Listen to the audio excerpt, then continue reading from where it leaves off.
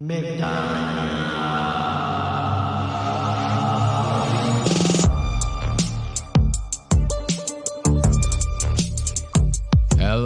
and welcome to another Lost Ox Media. I am so happy to be back here with you guys yet again on a lovely Sunday. Sunday happens to be the day that we live stream the show. We are live on YouTube, Kick, Twitch, and X for all of you who don't know. If you need to jump platforms for any particular reason, you know, that's where you can do it. Be sure to like, comment, subscribe to the show, you know, hit the notifications, tell us what you think about it, all that. We like to go live, but we don't like to announce that part, you know. Every one of these lives we do on a Sunday is always at a completely undisclosed time. So if you don't hit the notifications, you ain't going to stay up to date with all things Lost Ox Media.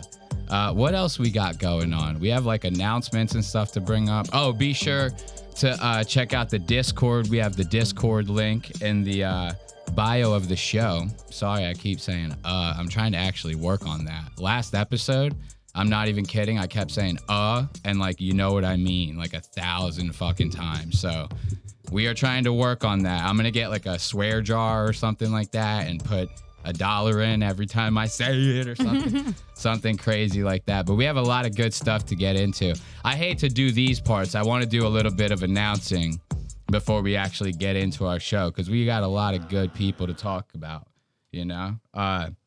We got a little bit of Lev Fer. We got Andrew Tate on the docket today. God damn that Andrew Tate, man. We're going to be talking about After Tonight. We got You Know What Dude, Bobby Kelly's on here. We're going to be checking back in with Jeff Dye. We're going to be checking back in with the Lemon Party Boys. And we got a little bit of Clavicular. A smidge of Clavicular, probably to top it all off. Clavicular's a nice cherry to put on top of a Sunday like that, you know what I mean? So, but before we get into all the greats, I wanted to do some announcements. So we have changed some stuff with the show. We were we were live streaming on Sunday.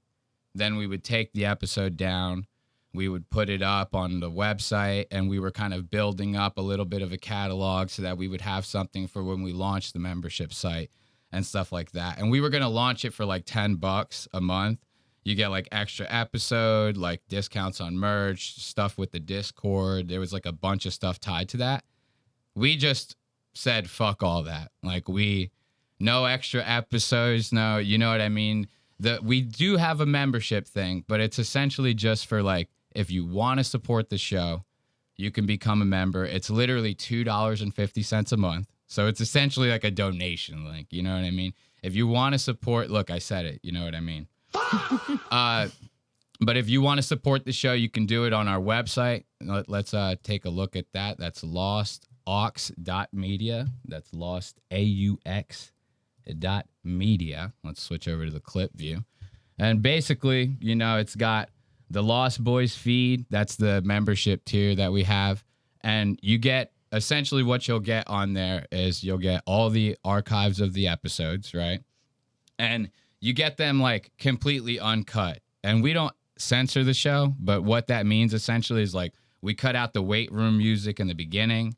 And then like if we take a break in between the show, we play some music and we'll like cut that out for YouTube, you know, because YouTube will take down a full fucking episode, or Spotify even sometimes will take down a full episode just because of the song, like a song, you know? And so we don't care about necessarily if we're getting paid on YouTube or not.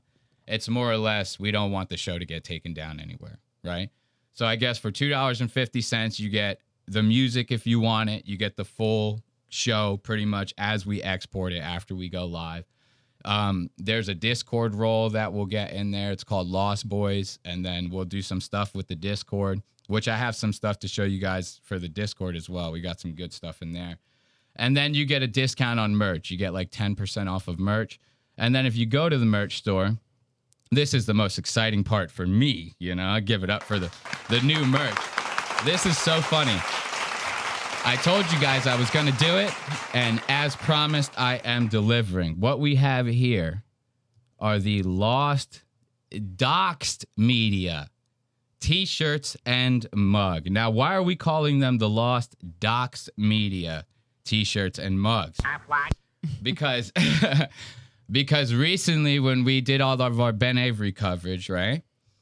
We had a run-in with some of the Lemonheads, and they started putting my DUI fucking photo up on here, right? And I said it before, I'm very proud of who I am. I have nothing to hide, okay?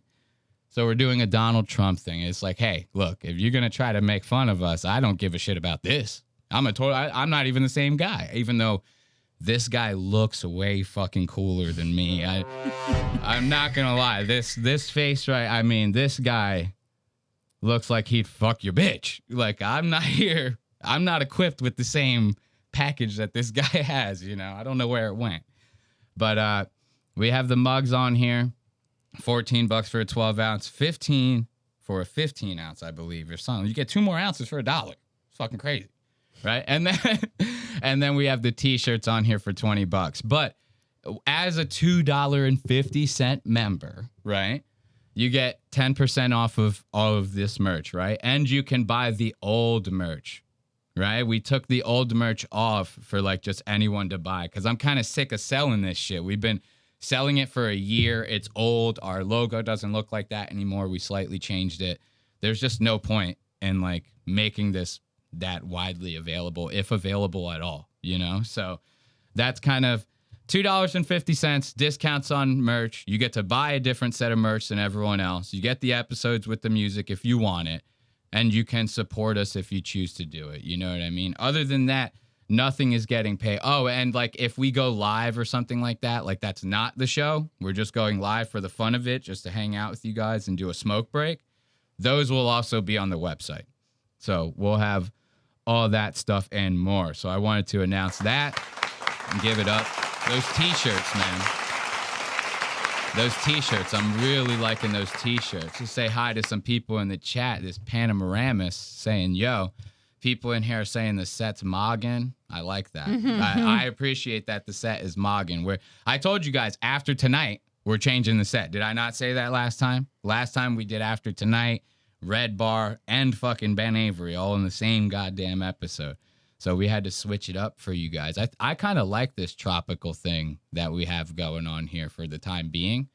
So I think we'll probably leave it at this, unless somebody who's listening wants to make us a really awesome background, but it has to be clean because then we'll put Lost Ox Media over it, you know? So I only fund comedians leaving liberal wastelands to complete the sacred Hajj to Austin, Texas. We're moving to Austin. After tonight, we're moving to Austin. I don't know if you guys knew that. So after tonight, we're going to have to break the set down again, do all this shit after we end up moving to Austin. And then I just wanted to make one last announcement for the Discord. I thought this was pretty cool. So I was like, oh, let me like show you guys, you know, because you guys want to I want the Discord to be a place where like people can hang out even if I'm not there, right? So I'm trying to set up some shit to where like it's a place that you want to go.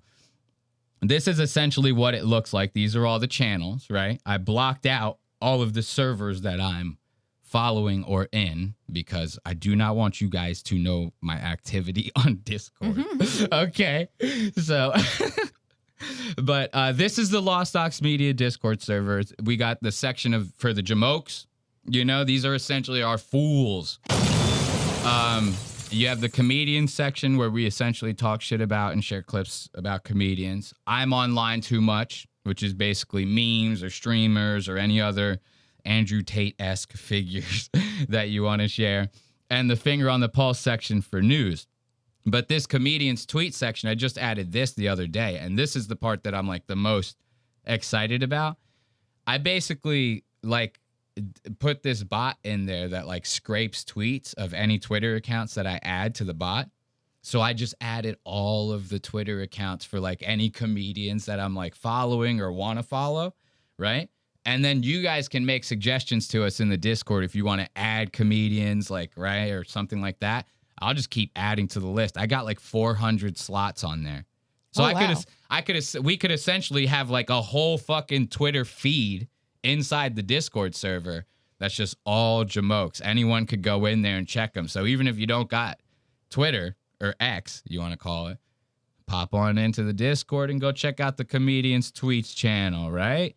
And then another thing I added was the playlist from the show. And that's going to end our announcement, so we're going to jump right into it. But I just wanted to get that out of the way. So if you like what we listen to during the weight room or during the breaks, you can listen to it in the music from the show. And then I have a locked channel called Podcast Episodes. I'm trying to figure out a way to like put them on shuffle and just have them play 24/7. So like you could just go in there like it's a TV station or something and just essentially listen to the show if you wanted. So I wanted to get those announcements out of the way. Let's get into our first fucking link that we have here. We're going to be starting off the show with our finger on the pulse segment. Now, if you're unfamiliar with the show, this is just kind of where we keep our finger on the pulse. I mean, it's pretty self-explanatory. Looks very prehistoric. It actually does. The set does kind of look prehistoric, doesn't it? It's like I'm hanging out with some fucking dinosaurs. It's like I'm doing Jurassic World right now or something. But back to the finger on the pulse segment. This is essentially where we just kind of keep an eye on what's happening here, keep an eye on what's happening there. I saw this clip of Andrew Tate going around that I thought was fucking crazy, man. I was like, there's no way that this guy actually did this. Look at this. Andrew Tate. As always, we all know Andrew Tate is a guy who likes to fucking flex his wealth. That's kind of like his whole brand, essentially, right? It's him just saying, look what I got. You don't got it. I'm better than you. Bugattis, this, that, and the other.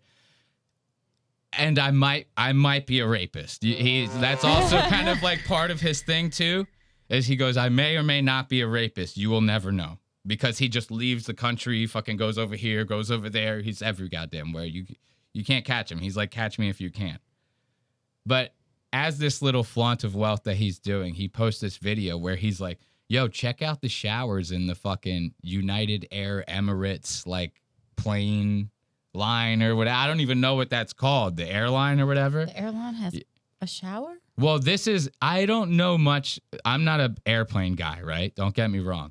But I guess like the United Air Emirates or something, it's something to do with that. Some like Middle Eastern airline that their whole thing is luxury. So if you're flying on that bitch, even if you got like a regular ass seat, it's fancy. You got some money, right? So I'm pretty sure he's inside of like a suite version of like an airplane ticket that you would buy. So he goes, look at all the shit that I can do on the airplane while I'm riding it around, right?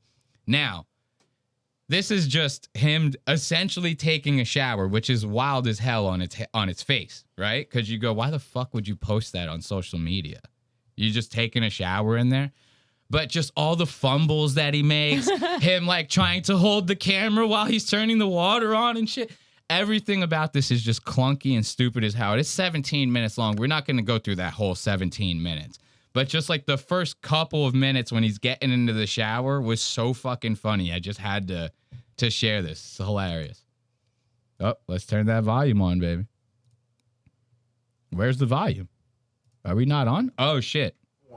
You will never, until the day you fucking die, ever experience a floor this warm. Kill yourself. So look, right out the rip, I had the audio fucking down. I forgot, but I can't do a stream without a technical difficulty. So, you know, that's going to be an ongoing bit, I guess. So right out the rip, he's going, you ain't never going to experience a floor this warm. Fucking kill yourself. Staying on brand, which we like. I like the fact that he goes, you're poor. I'm not. Fuck you. You know, like I respect that. Ugh. Shower. There you go. Got a little chair. Got it all. 5 minutes of hot water. Got a timer. Temperature, shower on and off. Pretty fucking simple. Pretty fucking simple. I wonder if I can flip the camera. I don't think I can flip the camera. I need a towel in case my phone gets wet. The whole fucking shit, man. That's what got me. I love that. Was so fucking funny. So when I first started this, if you guys are just listening, he just swipes past the mirror with the phone, and thank God he had an editor for this video. It blurred out his fucking already exposed cock and balls in the goddamn video, right? And it's just for a second. It's just a quick, you know, swipe of the cock and balls. Nothing to see here, you know. But the blur made it so funny to me. And that's where I stopped because I was just scrolling past this. I go, I'll give it 2 minutes tops and I'm out, right? This is typically one of those kinds of things, right? As soon as I saw that blur, I go, there might be something here, right? And I just kept watching. By less than 5 minutes into this, he's like dropping the phone in the shower. He goes, "Oh shit, my bad." You see like water droplets on the camera. It's so fucking funny, dude. Keep watching this. I wonder if I can flip the camera. I don't think I can flip the camera. Look at the cock and balls swipe. Look at cock and balls. Got him. Got him. I'm gonna put the towel here. I hope the water doesn't squirt out too much. Okie dokie then. He's gonna leave the towel in there. Stuff I was gonna use. I guess, yeah. It's supposed to be like a seat in there. I don't know if the water hits it or not. I think it's tiny. I mean, look at the thing. The shower head is just literally gonna go like on top of him, and that's gonna be the end of it. He can't figure out how to turn it on. You see what I'm saying here? This is what I'm talking about. He goes, "Look at how much better I am than you guys. Kill yourself." And then he goes, "How do I turn this on?" He goes, "Wait, hold on." He's fumbling. He's dropping everything. Not turning on. Turns out. Go ahead. You can do it. Top G. Top G. Come on. Wait. Wait. Maybe I have to shut the shower door before it turns on. You have to shut. Maybe it's not some safety protocol. Safety. Ugh. Safety. You have to shut the shower door. So like, which is, I can give him that one, right? I wouldn't. I'd be like, oh, maybe you can do, and then hop in there because it's going to be cold at first or something. So I can get with him on this. I mean, most people turn the shower on before they get in, right? But the reason why I give him no slack is because he's fucking Top G and he just told me to kill myself. I'm trying to just see how awesome the fucking airline shower is, right? And the first thing he does, as soon as I scroll on the video, he goes, "Kill yourself if you're watching this." How are you going to get repeat customers? Every single fucking customer that comes through kills themselves. It's fucked up. You see? I had to shut the shower door first. And by shutting the shower door, the shower turned on. Oh, wow. No. Seeing his tiny little... look, you can see the reflection of his cock and balls on the shower head, so they had to blur it out. You know what I mean? This is why I was like, this is actually kind of fucking funny, even though he's sitting here essentially telling me to, unalive me self. Unalive me self. Just became friends with an Irishman, and I've been saying things like me. You know what I mean? Me self. I worked that out, or we would have had a real shit video. Let's do it over here. Make it a bit colder, because it's actually really hot. Okay. Isn't it crazy that planes fly through the sky with enough water on board to give me a shower? Along with me, my suitcase, all those poor people, all the poor people are on the plane. Look at the angle now. The plane. There's water on the plane. There's food on the plane. There's an air hostess who's kind of hot. And his fucking huge puffy nipples, bro. That's one thing I will never be able to get past with Andrew Tate. He has the nipples of like a 16-year-old kid. When I was 16, my nipples were puffy as fuck. Every time I see him, his nipples, I'm like, you still ain't hit puberty yet, man. Holy shit. Imagine what they looked like when he was actually a kid. When he actually was 16, everyone thought he actually had tits. They go, you guys see Andrew after summer break? He came back? You see the tits on Andrew at table 4? There's enough water to have a shower. There's toiletries. Sanitary pads, a heated floor. He looks so angry. Crazy. Isn't that amazing? That all of that flies through the air because we burned some kerosene. And Sorry, Greta. That's cool as fuck. You're gonna have to get over it. I'm gonna land in New York, refreshed. Dude, he is an absolute psychopath, bro. There's no way you can tell me this guy did not do something to some women at some point in his life, or when the water's dripping down off of his beard, when it was on that, like, look at this angle over here. He looks like a terrorist. Like, he literally looks like someone who was involved in 9/11. And he's flying on, like, this crazy luxurious airplane with gold everywhere and heated floors. I have to off myself. And this is, I mean, I don't know if you can't find the humor in this. Tate does, look, they're saying that in the chat. Tate bounces from a British accent to an American accent all the time. Listening to this guy say water is like the fucking craziest thing in the world. Every time he goes water or something. He says, I can't even do it. It's so insane. He is a nut job, dude. Who would film something like this and be like, in the camera, like, this is the last thing you see before you die. This is legitimately the last thing that you will see. Your last breaths on this earth. You looking up at Andrew Tate like this. Fucking choking the ever-loving shit out of you. And then afterwards, he takes a shower and flies to New York. Fucking A. Oh, my God. I don't like that. I don't like that. Well, loads of time. The baldest head. Right. I'm going to put the phone down for a second. Now, he puts the phone down. Okay, now the water droplets. Thank you, Andrew. Thank you, Andrew. My ears are fine. I'm listening to this while I'm commuting to work on the subway, Andrew, so my fucking headphones are in. And you just got done raping me with all this. I have to listen to this. Cut this part out, man. This is why for some reason, this had me dying at like 1:30 in the morning. I go, there's no way he's doing this right now. This is just his whole shower. Or the just whole listen thing. To the whole shower. He's like, it's so funny. You skip ahead. Look, he's picking it up. Sorry, I had to open up my body wash. And now we're going to wash. You know, I'm starting to think I might. So now if you listen closely, if you listen very carefully, this is why I thought this was so fucking hilarious. I'm sorry, I have to keep. Listen very closely. Some water has gotten into the microphone of the phone, right? Yeah. And you can hear it if you listen. I'll turn it up a little bit for those of you listening at home, right? It's going to be a little rough on your ears, but I want you to pay attention to this. You can hear now that he picks the phone back up and starts talking into it. Water has gotten into the mic and is slightly covering the mic, which is muffling what Andrew Tate is saying right now. And you can just hear him just barely, you know, but it sounds like he's like behind a wall or something.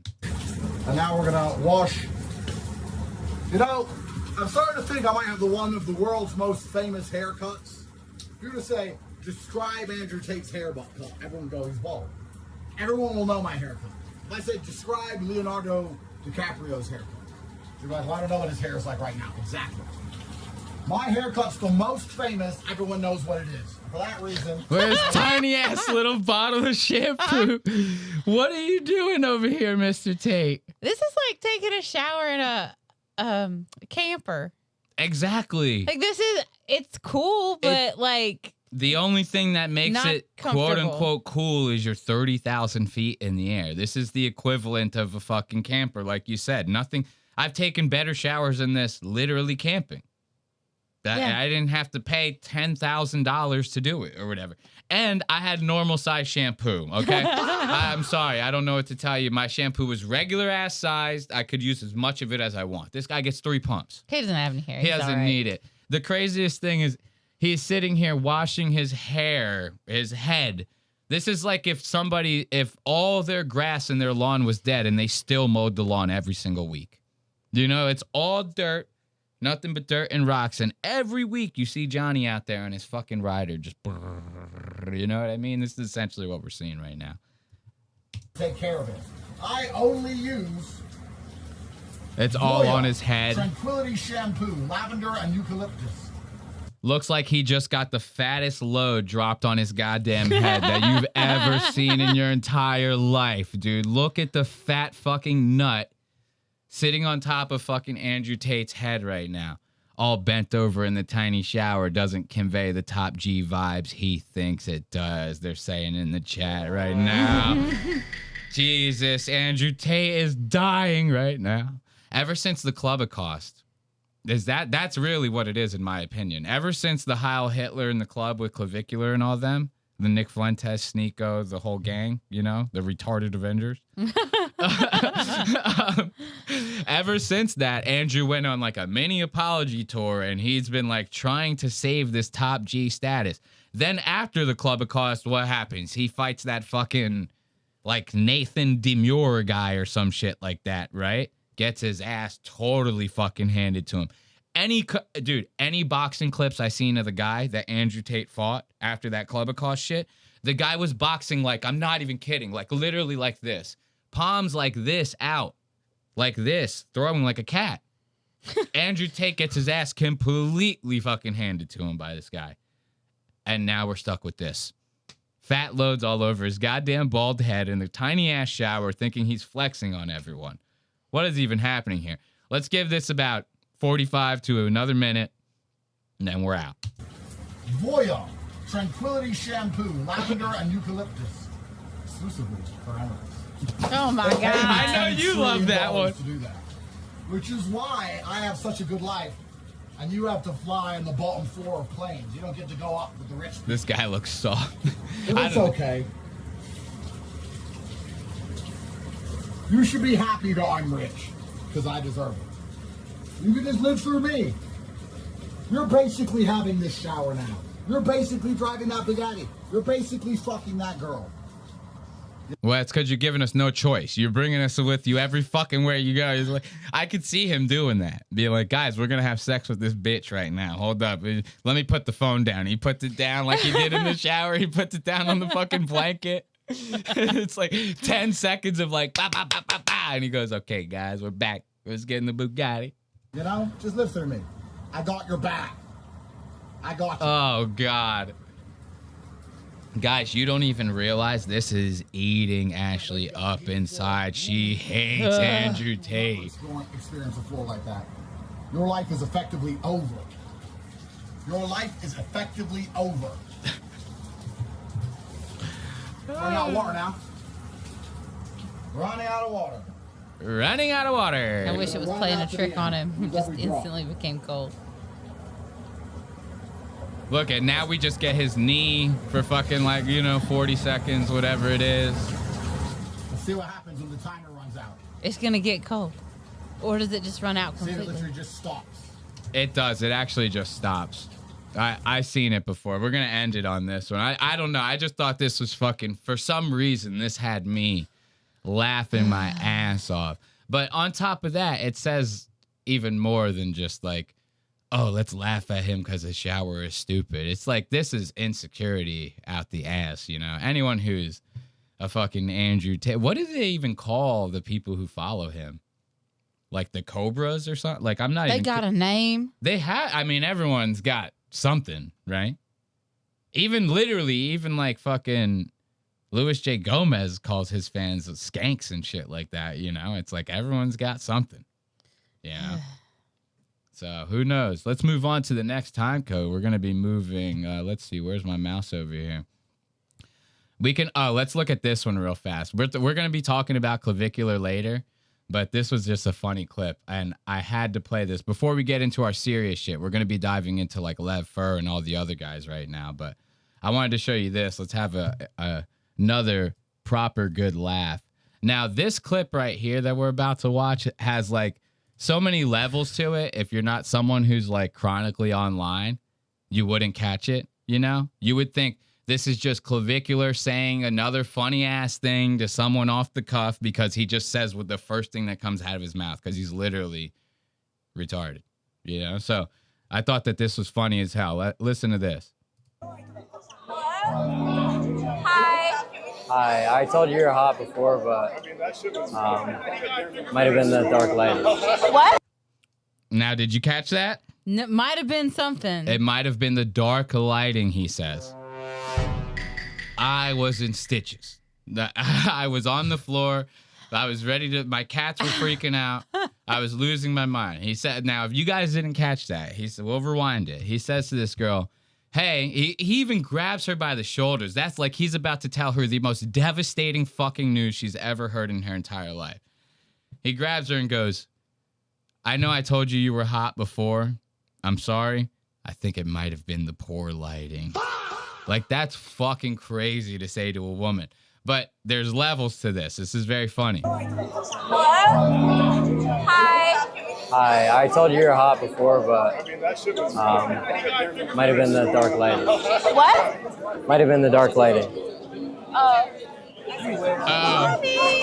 Girl just fucking gets turned down. Clavicular moves on his way. He says, I got a nightclub to fucking run. Get the fuck out of here, right? Now, you wouldn't catch this. Any fucking normal person wouldn't catch this. The girl who came up to him is this girl named Letty. And she was like one of the contestants from the first season of Sam Hyde's Fish Tank. You've never seen me watch clips of Fish Tank? Ooh, that show is absolutely nuts, man. Sam Hyde, you know Sam Hyde. Sam Hyde. Friend of the show. Friend of the show, Sam Hyde. So Sam Hyde, he has this essentially, it's almost like a Big Brother thing. You know the show Big Brother, right? It's kind of like that, where it's called Fish Tank Live. And he does it for, I think the first one might have been for like a month straight or something like that, where it's live streamed 24/7. You go on the website, become a member, and you can watch the show essentially all day, every day while it's happening, right? He takes like 20 or 10 or 15 something of the craziest internet freaks he could possibly fucking find and sticks them all in the house like Big Brother style. So she's on it. As she was on it. She was on the first season. She was the, I think she was the runner-up. She was the runner-up. Some other girl named like Josie or something like that won it. And she was the runner-up. People say now, essentially, that Letty was the one who actually got the better end of the deal instead of the winner of Fish Tank, because right after, Sam Hyde took her, brought her into the crew. Now she's got like a whole online career with Sam Hyde and his boys. And I feel like that's a thing that happens a lot of times with stuff like that. yeah, the runner-up gets the better end of the deal, especially if they got a good story. And Letty was kind of like that. Everybody really resonated with that character. She's like a little ugly duckling girl from some whatever town, and she gets on Fish Tank. Everyone loves her. It's like, now, granted, Fish Tank is not, American Idol or something. It's not like she's a household goddamn name, which is why I say if you're not chronically online, right. I don't know who you wouldn't is. have caught this. But it was very, very funny to me. I feel like this was some sort of Sam Hyde planting something or trying to get something off, or you know what I mean? So many people shared this, just going, look at Clavicular turning down this bitch. I'll tell you right now, nothing about Letty, this girl, she's trying to be hot or anything like that, which is why I say there has to be something behind this. And I thought it was very interesting. Not on top of just being funny. You grab, literally, look at him, his hands on her goddamn shoulders like this. He goes, baby, I'm sorry to tell you. It's about like he's going to say your parents are dead. He's about to break the fucking craziest news story. He goes, you were hot in the dark. As soon as you hit the light, I'm sorry, girl. I have to skirt. Gotta go. I got to skirt. I got to hit you with a skirt. And everyone just thought that was funny on its own. I go, no. And I go, there's something here. Nobody even caught that it was Letty. Nobody even caught. What do they say? Look, someone even in our chat goes, oh shit, Letty. They didn't even notice. You get what I'm saying? So I'm going to be keeping an eye. I want to see if Clavicular ends up on Sam Hyde's show or some shit like that. So let's give it up for Clavicular. That'll do it for our Finger on the Pulse segment. What's going on? Well, coffee.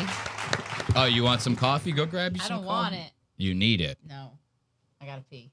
Oh, okay. Go ahead. Go to the bathroom. I'm going to set up the next segment. So the next segment we're going to be doing on this week's Lost Ox Media is a segment that I like to call Say My Name, okay? Say my name. Say My Name. This is a segment basically where I'm just trying to get people to say our fucking name. Lost Ox Media. That's it. All you got to do is say Lost Ox Media, okay? That's all we ask for. That's all we've ever asked for. If you're going to talk about us, whether it be good, bad, ugly, whatever, at least just say our fucking name, bro. And last week, we had some coverage of Ben Avery, and I guess that had gotten some traction, and people had seen it and shared it. And the craziest thing is every single time that I talk about something like this, I go, oh, everyone's seen it. It's not even everyone. The episode's been viewed like less than 500 times, but somehow within that 500 times, it's been shared with actual celebrity comedians who are sitting there talking shit to us, you know? Celebrity comedians like the one and only Lev Fer, you know? Lev Fer sitting here giving us a fucking what for online, won't even say our goddamn name, which is why this segment is called Say My Name. I want them to say our names. That's all we're asking for. You could say anything about me. Spick, short. I'm 4'12". I'm not even kidding. I'm 4'12". Puerto Rican, small dick, tiny. I'm skinny as hell. You could say whatever. Just make sure you follow it up with Lost Ox Media. That's all we're asking. Just say that shit, you know? And apparently these guys won't say nothing. But we got mentioned on like fucking 2 different shows, and then fucking people are tweeting about us and talking shit to us, and I'm getting DMs, all sorts of fucking crazy shit, right? So let's start with the first one. Since this episode is titled off of Lev Fer, and since we'll be talking about Lev Fer a little bit later, I wanted to start with Lev Fer. So Lev was one of the people that had mentioned us this week, and I don't know if this is a good sign or a bad sign. What do you think? Is this like a good sign or a bad sign that anyone's even mentioning us at all? I say good. Right? I always thought any publicity is good publicity, right? Yeah. Like, that's what I was always told. So I'm sitting here, I'm minding my own goddamn business. Well, not really, right? I'm not really minding my own business. No. We just got done showing you the Discord. I have everyone's fucking tweets in there. I got notifications on these motherfuckers. Look, damn, nigga, you shorter than Rogan, bruh. They said, damn, bro, you shorter than Rogan. I'm not actually 4'12", guys. Come on, I'm joking around. You gotta think, there's a disclaimer on the show. No, anyway, moving on. So, I'm minding my own business. I got every single person that I could possibly think of's notifications set on my Twitter. So I see them the second that they tweet them.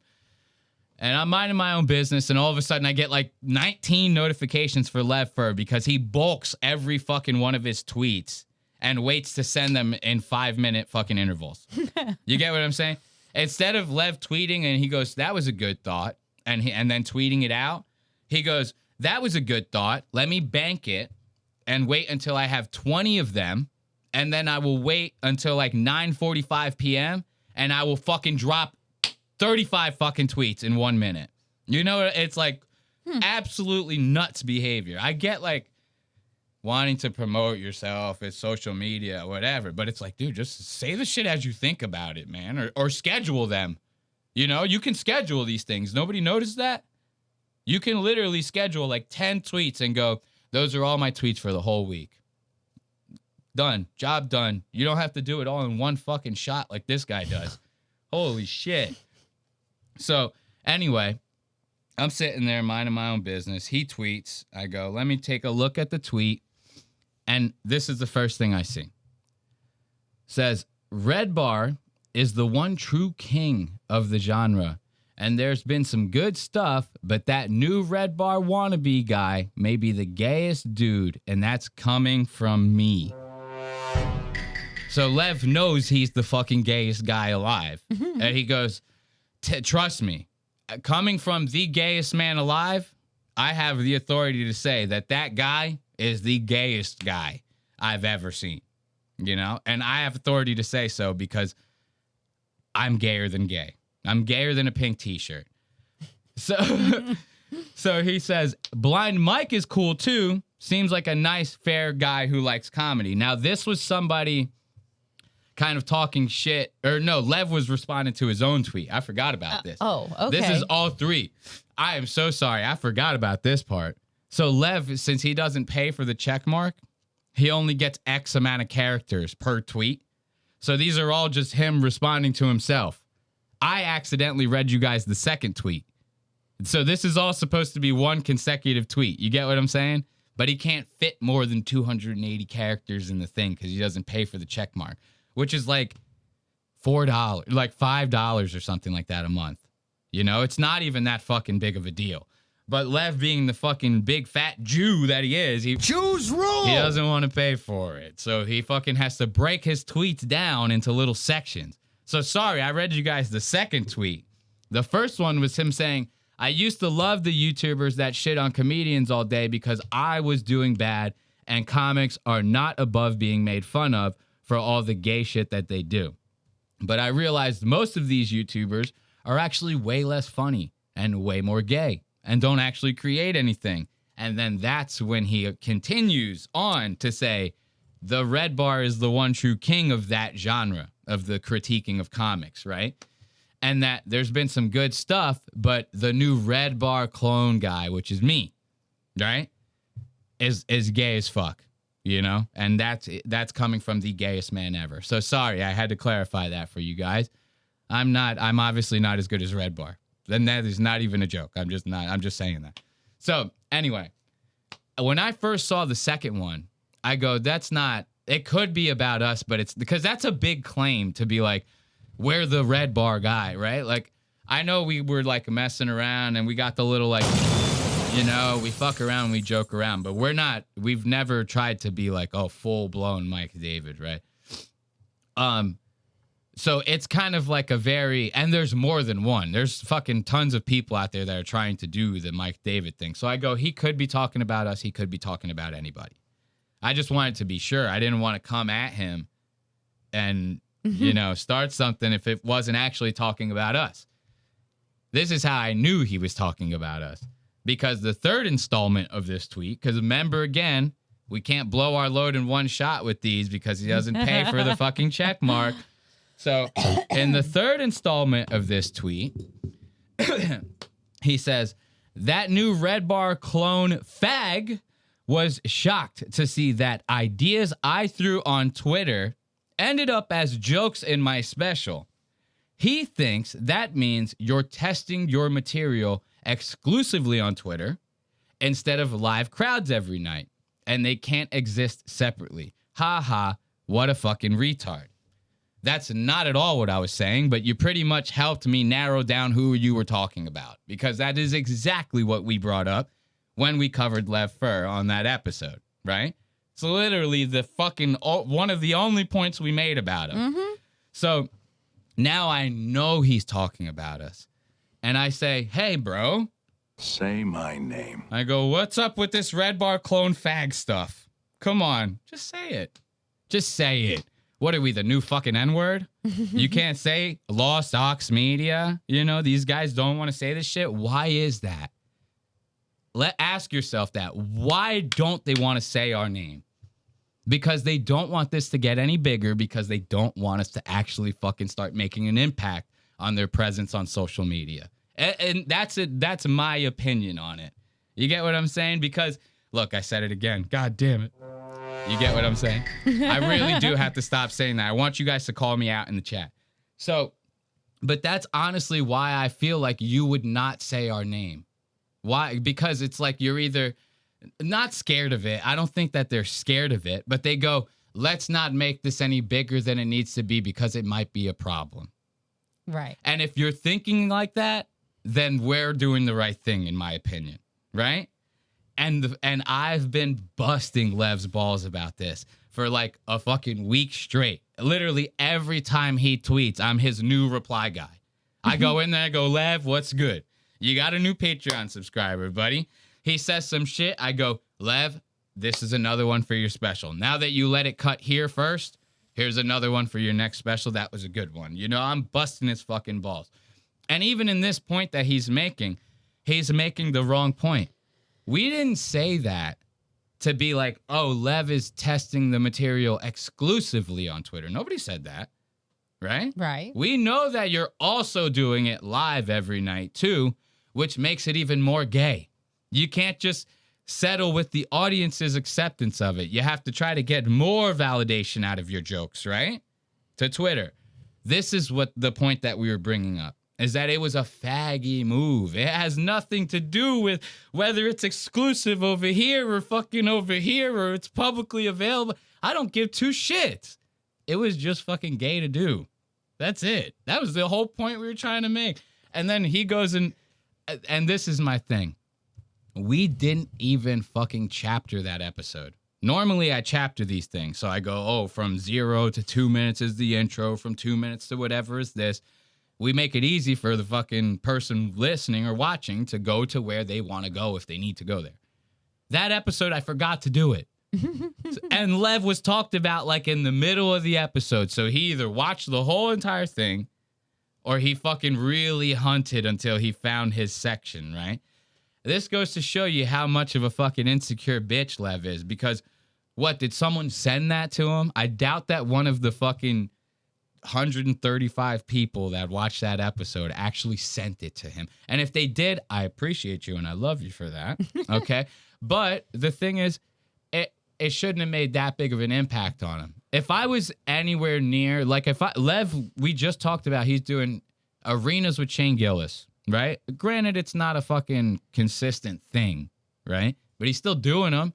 Said he paid his fucking rent for a whole year off of the shit. So now, if I'm at that level, right, which might not even be that high of a level, but it is a level. If I'm at that level, I don't give a shit. I probably wouldn't even watch it. I go, okay, yeah. Not me, though, personally. I see anything with my name on it, I'm watching it 1,000.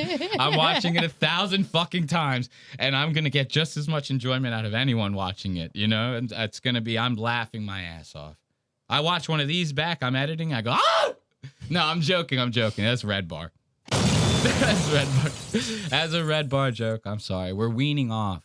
I'm still withdrawals, you know what I mean, from the set and stuff like that. But let's give it up for Lev Fer. Refuses to say our name. That fucking pissed me off, Lev. That actually got me upset. I go, that got me so upset I have to do a whole nother episode about just Lev Fer. So, but there was someone else that ended up mentioning our name this past week as well. This is the segment. Say my name. This is how we're going to do this. And I'm hoping that I can continue this segment. I want this show could get the popularity of household name, right? I still want no one to ever say our name. I want this segment to live on forever. I want every single person that ever mentions us to go, those who will not be named. You know, that's the goal right there of this show. We don't want to be Lost Ox Media. We want to be those who will not be named over here. That's the goal. It's like Harry Potter. Yeah, dude, we're like Voldemort. Jesus Christ, man. All right, so who else is refusing to say our name? This is so fucking funny. We can't get away from the allegations. We cannot get away from the allegation. The further we try to stray away from Red Bar, the more stuff happens to us like Red Bar. This is literally like a Red Bar episode. He goes, Red Bar in the wild. We're doing Red Bar in the wild, you know? Red Bar! So now we got another one who's mentioning us on their show this time. This time we're getting mentioned on air. And they almost said it. They almost said it. They almost said it, and they just couldn't help themselves but to fucking quit. Of course, Louis J. Gomez has to start every episode with the shittiest fucking metal music you've ever heard in your entire life. 1 second. Let's actually I'm going to have something to smoke while, because I like the Gas Digital Real Ass Podcast song because it's Crackamico. Yeah, Crackamico is the one who wrote it. So we're going to let the Gas Digital play, you know, and I'm going to take a couple hits. If you guys are smoking yourselves at home, I suggest you take a couple of hits with us. It's really the best way to do it. But yeah, let's listen to Gas Digital. This is Crackamico. It's that R to the A to the P. Blast off in the spaceship. We might pull up with the stainless and leave you brainless. Shannon bouncing in the booth and she got some great tits. Allegations like Matrix, go call the rape dicks. Play with this next, you gon' die tonight. Bottom like. Dude, that line that he just said about that girl producer, and he's like, oh, she got the great tits. And dude, did we not just watch it? We watched this Gas Digital vlog, guys. I'm not even kidding. It was like Louis J. Gomez and the freak of producers that hang around him at Gas Digital are like 1 degree below Insane Clown Posse juggalos. Like, you are essentially juggalos without the makeup, is essentially what you are. Nothing against that. I'm sure they're fucking like the coolest fans in the world. Don't get me wrong. But like, they're talking every line of the song is the girl with the gray tits. We saw her in that vlog. She looked like she just crawled out from underneath a trailer in a trailer park. I go, what the fuck is happening here? She like actually had twigs in her hair. I was like, what the fuck is going on? Then who's the other one they talk about all the time? Serafina, yeah. Serafina, Jesus fucking Christ with this Serafina. Every episode of anything that she's producing, Lewis is on the brink of fucking sexual harassment with this woman. And she's just a regular, I mean, she's good looking, don't get me wrong. But they're treating this girl like she is the fucking America's Next Top Model. I'm telling you, she had those tits were hiding under that t-shirt. Because she was wearing a big t-shirt in the vlog is what you're saying. And she, don't get me wrong, she was very pretty. Yeah, she's pretty. Very pretty girl. But they were making it seem like I was going to see, like you remember, I'm 36. So anyone who's listening, if you're not 36, turn it off. Anyway, like when I was in middle school, Carmen Electra, you think I said this to you. Yeah. I go, Carmen Electra was the bee's knees. Everyone was like, yo, the tits, the face, the rocking body, like, right? They were making it seem like that. Like I was going to be a middle school kid staring at Carmen Electra again. I saw this woman. I go, what the fuck is this? I got pissed. But let's go back. I'm sorry to interrupt this song, guys. Take another hit. Like if you try to fight, yo, I'm a feeling. I say you ain't real enough. Still know whether she's That fat fuck. I'm a real ass dude with a bad attitude. You make any sudden moves, you gon' end up on the news. Like amigo sending shots, he the sniper. Cycle snake. Not to strike you like a viper. Jesus Follow Christ. at a snake, he a lover and a fighter. If he see your wife and open mic, he gon' pipe her. It's time to get real ass. It's time to get real ass. Zachy Bobby on the track, and he real fast. Rattlesnake hit the bank in the alley counting cash. It's time to get real ass. It's time to get real ass. Baby boys in the building, and they came to make you laugh. Real ass podcast, boy, it's time to hit the gas. We're in LA. It's a real ass podcast. We're not trashing people. It's great. We're doing good. We love everybody. We love them. Oh, slime balls. This is one of the slimiest towns there is. It is, yeah. Is that the new slur for Slime ball? certain groups? Slime ball? Yeah, some slime balls. The slime balls control the weather. It is a real ass podcast. I'm the Puerto Rican Rattlesnake, Louis J. Gomez, doing a very The Puerto Rican tattlesnake is more like it. Somebody said that in the Discord like last week, and I've been stuck on that ever since. Anytime I talk or think about Lewis now, I go, the Puerto Rican tattlesnake. That's the funniest fucking goddamn insult nickname. I love that. very special episode from my hotel room here in Los Angeles. Crack Amico is based and is the best thing to come out of Gas Digital. I talk a lot of shit to Crack Amico online, but this is kind of on brand, right? You know, I actually fuck with Crack Amico's raps. I like them. California. I'm out here for the Netflix is a Joke Festival for Story Wars. Look, they're saying Lev should marry Kim Congdon. Oh, no, Lewis should marry Kim Congdon. And then he writes, they're both Puerto Rican trash. A lot of Puerto Rican trash over here at Lost Ox Media. You're looking at the king of Puerto Rican trash, right? They wouldn't have Legion of Skanks, but that's okay. We did our own show last night, sold out. It was pretty incredible. With me, pretty great show. You hear all the fucking bleeping?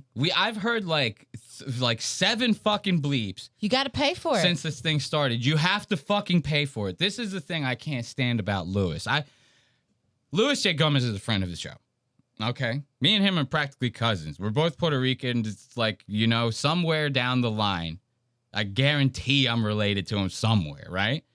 So we might as well be friendly with each other. But I can't stand the fucking rip-off con artist scam thing he has going on with Gas Digital. It fucking drives me nuts.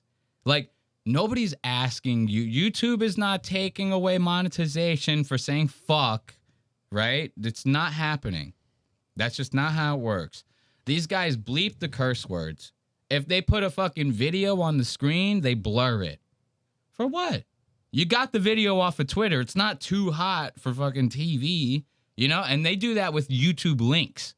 They will like be playing a YouTube link and they go, for the uncensored version, go to gasdigital.com, pay, you know, you get a discount code of this and that, and you get all the archives. And it's like, okay, we're doing a membership thing too, right? $2.50. You want to support us, whatever. We get it. But like Lewis wants the fucking YouTube money. He wants to fucking blur the fucking videos and bleep the curse words, all as a ploy to go, well, we want to hear the curse words. We just sign up for Gas Digital now. And their fans will actually pay for that shit. Like, I don't know. Like I said, Louis J. Gomez, friend of the show, right? But, hey, they're saying I got a Dave Smith look about me. How dare you say that I look like Dave Smith? I will call Dave Smith, and I'll tell him that you said that, and he'll be pissed or something. I don't know. I have no joke to say back to that. That's a fucked up one. I might have to end the fucking stream. Like, I'm not kidding. You say I look like Dave Smith. That's, like, really fucking me up now. Fucking A. Planned. The great Josh Potter. What up? What's up, kid? How you doing? Making us start a half an hour late. That's Dude, okay. I hate living here. I want to not live here anymore. Yeah, you need to get the fuck out of here, dude. You're not an LA guy. I'm not an You're LA. not in New York City. You're like a Buffalo, New York guy. I've lived here. I am. And I've lived here for almost a decade, and I feel like a Martian every day that I live here. Yeah. Yeah. And the great Ben Avery. Let's go. Everybody. One of the most requested guys in our world. The greasiest nigga in Austin, Texas, Ben Avery. Let's give it up for Ben Avery, everybody.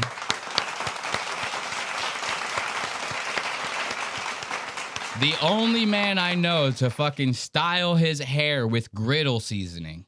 You know that tub of griddle lard? They call it griddle seasoning that you get when you have a flat iron at home. They go, make sure you season it real nice every time you clean it, right? Yeah. The only person I know that actually uses that as pomade. It's fucking nuts. What were you going to say? I'm sorry, I cut you off. I just, his greasy hair with some comment about that. Tell us what you think. Well, it's disgusting. I don't. Hey, Ashley. Ashley. He is really fucking greasy, though. It's fucking dry. Like, it's nuts to me. You gotta chill. And everything about this is fucking wrong. The greasy hair, the fucking pedo glasses, and the mustache. And it's like even hack to call a mustache like pedo now. You know what I mean? It's just a mustache now. Yeah. But the oversized sweatshirt. Like, he looks like a creep. Yes, exactly. He looks like a creep from like 1984. Yeah. You get what I'm saying? It's like, holy shit, dude, chill with that. And then you mix it with the oversized hoodie and the big pants, and the hoodie is very frayed, or not frayed, but dingy kind of, even at like the cuffs on the sleeve, they look stretched. Like he got it from a fatter person, a hand-me-down from a fatter person, you know? It just he looks unshowered, is what I'm getting at. And there's everything wrong. Everything is wrong with that. You cannot be unshowered, bro. That's the one thing you cannot be. Like, I cannot do with people. I shower multiple times a day. And this is not a joke. I'm not joking with you guys. I am like 2, sometimes 3 showers. Minimum 2. It's every day. I wake up, I take a shower. I get home from work, I take a shower. I'm a 2-shower guy. If you are not taking a shower at least every day, no, I'm joking. Okay, back to these guys. Sorry. People are like, why is Ben not a part of the Gas Digital universe? Because I live out here. Yeah, but like we gotta do more shit with you. You're blowing the up. I met Ben when you were just Tim Dillon's producer, which is crazy, and now you're like blowing up. People are saying you're the new big better thing. than Red Bar, dude. Better than Red. Hey! I do get the. Hey, what the fuck? What the fuck?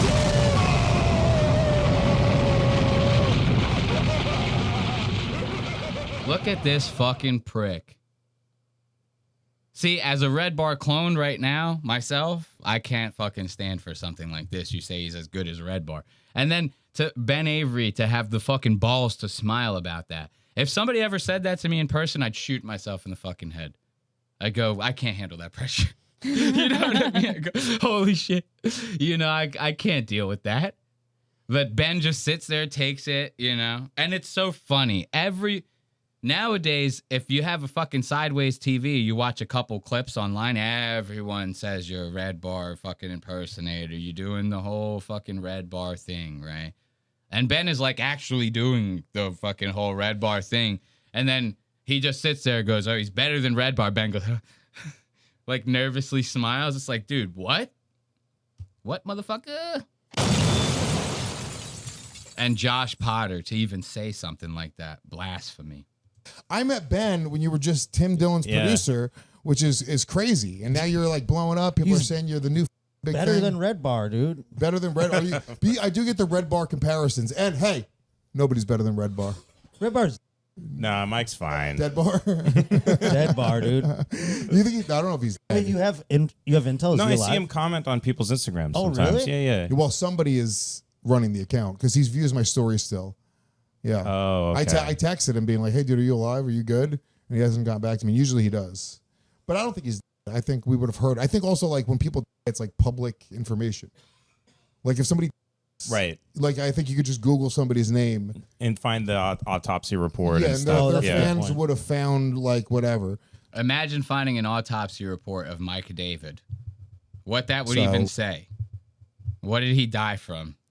Fucking too much fucking Jim Beam or something. He died from fucking liver poisoning from drinking too much Jim Beam. Dude, that's his drink of choice. Okay. That's the one thing, like, he explains why he likes the way it's spiced and shit compared to other whiskeys or whatever, but I can never understand that part of Red Bar. Everything else with him is like top tier, like everything, you know? But then he drinks like a $13 bottle of Jim Beam like every episode, you know? I never understood that. I always thought he would be like a fucking creme de la creme, some whiskey that like you've never fucking heard of that you can only buy from here or something that's like a fucking $1,000 a bottle. I have no idea, you know? But the Jim Beam, never actually understood that part.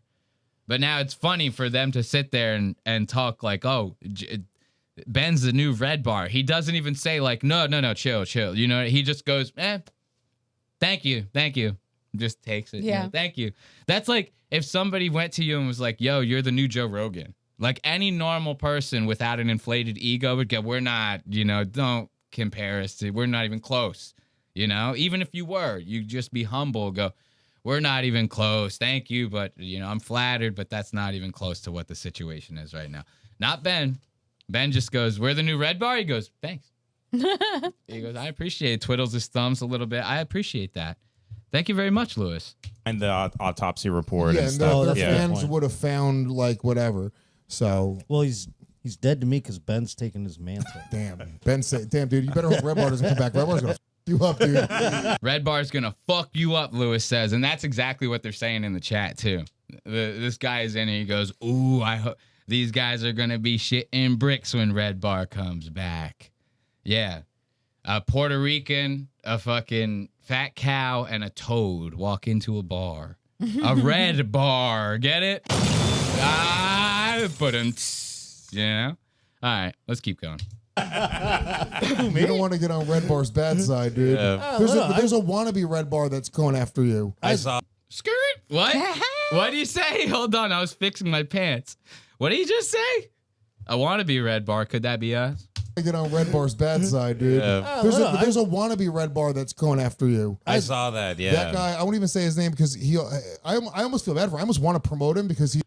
I won't even say his name. I almost want to promote him. I feel bad for him. Say my name. Don't even sit there and say that I don't like. I'm not fucking around. I feel bad for him. We know where we are. We know where we stand in the fucking grand scheme of things. We're a small channel. We're nobodies. We started as nobodies, and we will build this up to be somebodies, but we know. We get it, okay? I don't like the whole, like, I almost want to promote him. I feel bad for him. We get it. We know we're going to have shit views in the beginning, motherfucker. Chill, you know? Everybody wants to, like, act like we actually give a fuck about, like, the criticism and shit. It's like, fucking chill, man. I feel bad for him. Feel bad for yourself. Feel bad for Ben. And his greasy ass. That greasy. Ooh. Faggot! This guy does. You know he's going to be talking about this. I am going to be talking about this, Ben. What did you think? I was not going to be fucking talking about this, you motherfucker, dude? That I don't like either. I should have waited to pause it after Ben said that. That's the part that really fucking got me annoyed because now what Ben is trying to do in this moment is he's trying to make it like this, like, well, now he's a fucking fag if he talks about it, right? Mm-hmm. As if we're not going to talk about it. Like, we just got done covering you and how big of a piece of shit you are. and you brought us up. You guys are talking about us on the Real Ass Podcast with Luis J. Gomez, the Puerto Rican title snake. I'm going to talk about that. Why would I not? Like, you know what I mean? Well, you think I'm going to look at this and go, well, Red Bar would never. Look, who cares? I'm going to talk about it. And for him to try to do that, like, gaslighty little thing, like, oh, you know he's going to talk about it. Oh, look. And now he tries to put the pass the buck and go, now, look, if he talks about it, he's fucking gay, man. Like, they could say it on Lemon Party. Did you see? We said that, oh, look, he's probably going to talk about it, and then he talked about it. Isn't that fucking gay? What? Okay. Who cares? So I talk about it. End of story. You know? What does it matter? Well, he doesn't know how to end the story. No, he doesn't know how to end a story because he will continue to fucking talk about shit after claiming that he's letting it go day in and day out for the rest of his fucking life. And this is the thing. I'm willing to admit where I'm obsessed. And I'm obsessed. I'm going to be watching Ben. Okay? But I'm not afraid to admit that. You have to... That's another thing. We're fucking this whole time code up over just me trying to fucking sit there and explain how big of idiots these guys are. They say that as if it's like an insult. We're covering you on the show. We would have to have some level of obsession with. We would have to be able to talk on you, right? We would have to be able to speak on that. What's the best way to do that? To research someone or to research something, right? Right. So they say it as if like we're like a random person who doesn't have a YouTube channel and is obsessed with Ben, because that's fucking gay. Okay? That's fucking gay. Okay? If you actually have as a civilian, we'll call them civilians. That's Clavicular likes to call them civilians, dude. As a civilian, if you have an obsession with some sort of person like this, that's gay. Okay? But we're covering these people. We need to have some sort of level of some sort of obsession with you. We have to. Okay? How else would we know what to talk about with you? Sorry, but I really don't like that. How he goes, oh, he's going to talk about it. Oh, my God, he's going to talk about it. Red Bar that's going after you. I saw that, yeah. That guy, I won't even say his name because I almost feel bad for him. I almost want to promote him because this guy does. You know he's going to be talking about this. He's gonna, literally, what's it about? Lost Ox. Something? I don't know. Butterly sent it to me. I didn't even see it. No. Lost Ox Media. Say my name. This is it. You were right there. Why didn't you just say it? We know you know it. Just come on. I'm like poking him with the stick. I'm like, come on, say it. Lewis, I don't like this, especially because now me and Lewis are like very, very good friends. I've been talking to him almost daily since all of this took off. This Ben Avery coverage. We talked about the situation that they're mentioning when Ben is like, I didn't even watch it. Tim Butterly sent it. You watched it, bro. Let's not mess around here. You watched it. And if you didn't watch it, trust me, a lot of your fans did. They're pissed. I'm sorry. And I'm not saying that to be like, we're big bad, we got them mad. Like, I said this to you 1,000 times the other day. We're like a gnat. We're like a little gnat. One of those little like annoying mosquito-like bugs, and we just keep, right? That's how we are for now. When we get bigger, that's when we evolve into the wasp. The fucking the wasp. That's when we evolve into the wasp. So I don't like this. Lewis is right about to say our goddamn name, and he doesn't say it, and he wants to sit there. He goes, I almost want to promote. If you almost wanted to promote us, why didn't you just promote us? You could have right there. You could have just said our name. No, Lewis wants to try to play big shot. He wants to try to... But I know Lewis behind closed doors. I know Lewis behind... What's it about? Lost Ox something? I don't know. Butterly sent it to me. I didn't even see it. Yeah, no, he like tried to trash Butterly. He trashes me all the time. And the guy literally, I shit you not, it's him with a Red Bar setup talking to a bitch off camera. Hey, yo, he called you a bitch, girl? Damn, Louis J. Gomez called you a fucking bitch. You're a fucking bitch. Everybody make fun of Ashley. She's a fucking bitch. Hey, Ashley. I can't believe he called you a bitch, bro. That's fucked up, though. Yeah? No. Nobody gives a shit. No.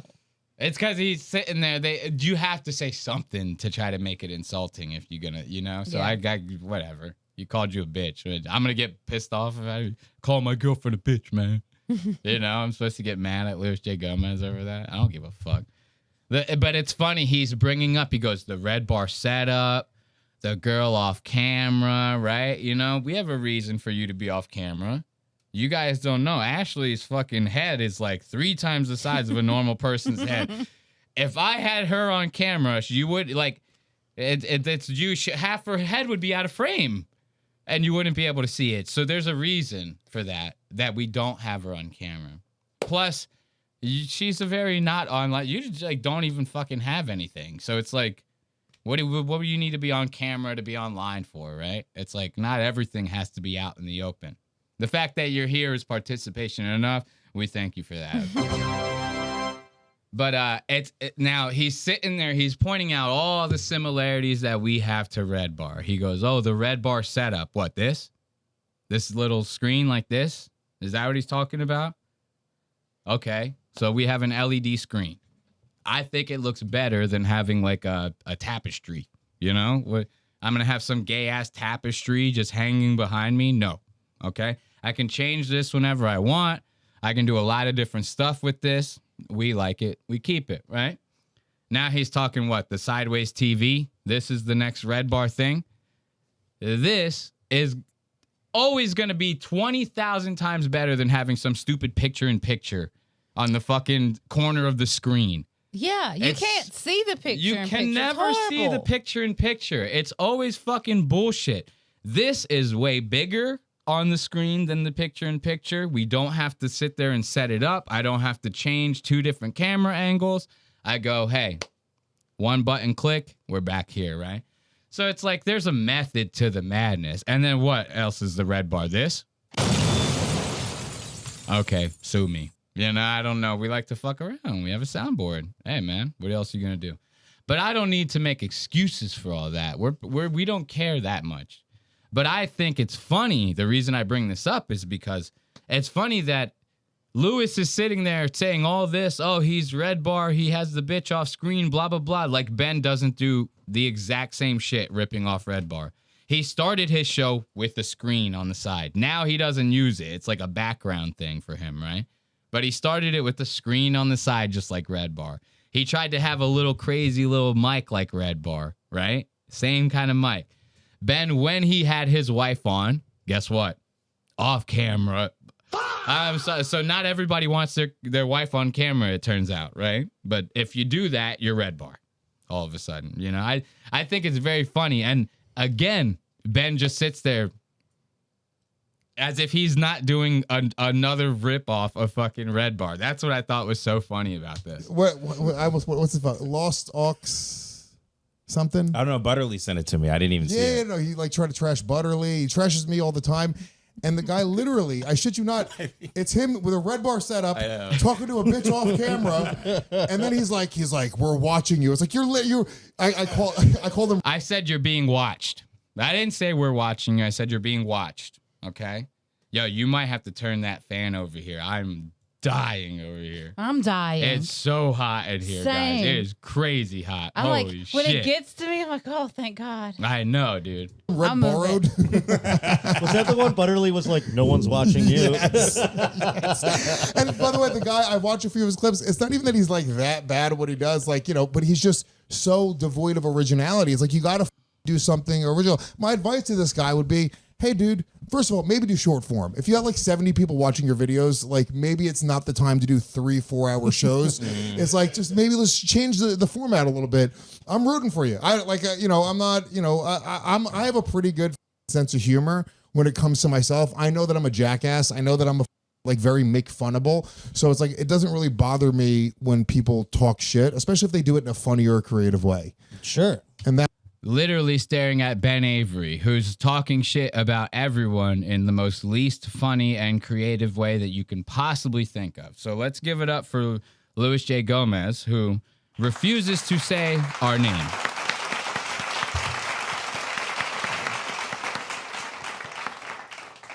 I'm going to turn on some music real fast, and we're going to take a small break while I try to cool off a little bit before we finish this Say My Name segment, because I'm going to be like fucking Matt and Shane's secret podcast drenched in a second, dude. I am so hot, dude.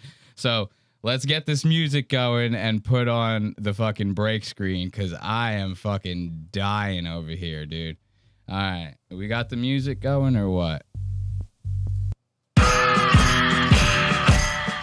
We'll be back. I love all your shit talking. Hello and welcome back to Lost Ox Media. Be sure to check out lostox.media. We're selling merch over there. We just got the new Lost Doxed Media mugs and t-shirts. This is where, you know, the Lemonheads tried to dox me, get me in trouble online with my DUI photo, and we did a Donald Trump and decided to turn them into t-shirts. So, you know, that's a little something that we got going for us. Sorry about that, guys. It started getting so hot in the studio. I had to fucking, like, change my shirt. I had to fucking put the shorts on. I changed my shoes, all of that. What are they saying in here? Where is LAM based out of?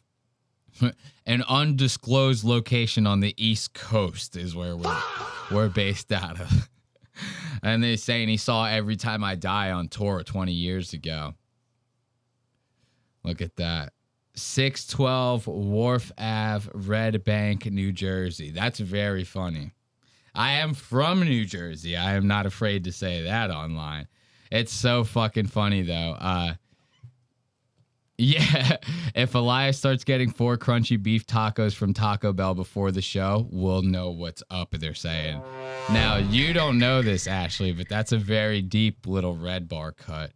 That's apparently... I kind of assumed yeah, that. that's a little red bar cut right there. So we're done on the Louis J. Gomez portion of Say My Name. Say my name. Bless you over there, Ashley. Thank you. All right, so we got one more show to talk about in the Say My Name segment that we have for tonight's show. This is going to be After Tonight. Okay, let's give it up for After Tonight, guys. You guys familiar with this After Tonight? I am familiar with this After Tonight. I like these guys. This After Tonight with Tommy Afters. Yeah, these guys are good. I mean, what's bad about them? We only caught them kind of completely double-crossing Jeff Dye, you know, setting up a whole comedy feud between Ben Avery and just stoking the fires the entire way, you know, through the whole thing from start to finish. And even apparently when it was, quote-unquote, finished, it was never really finished. Ben kept it going, you know. So I was saying last show, I said, you know, if you're an upcoming comedian, you have to be wary of these guys. Now, if you like to play it fast and loose, I say go up, you know, go on there. No problem. But if you worry about potentially getting sweethearted into saying some shit, letting some shit slip out, you don't want to talk some shit about your co-host, something like that, then keep your distance, okay? You're gonna wanna keep your distance away from a group of guys like that. So they actually ended up bringing us up too, and this one's very mild. This is a very mild one. Even Lev Fer fucking brought us up more than the After Tonight guys brought us up, you know. But I wanted to share with you guys some of the time codes that we got brought up.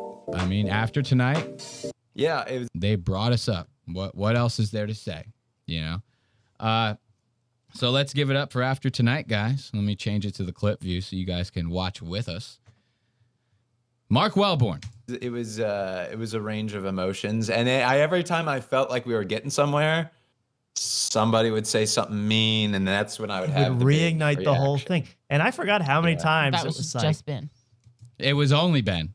Like that was very funny. We already got to pause it because they're already remembering it wrong. He goes, "Oh yeah, it was crazy. Every time we go to get somewhere, you know, we felt like we were coming down to like level ground here, man." Then somebody would say something. No, Ben would say something crazy. Jeff Dye would literally go, "Yeah, I mean, I'm ready to get it past us. You know, if I said anything to you that offended you, I'm sorry. I don't know if this is a trick.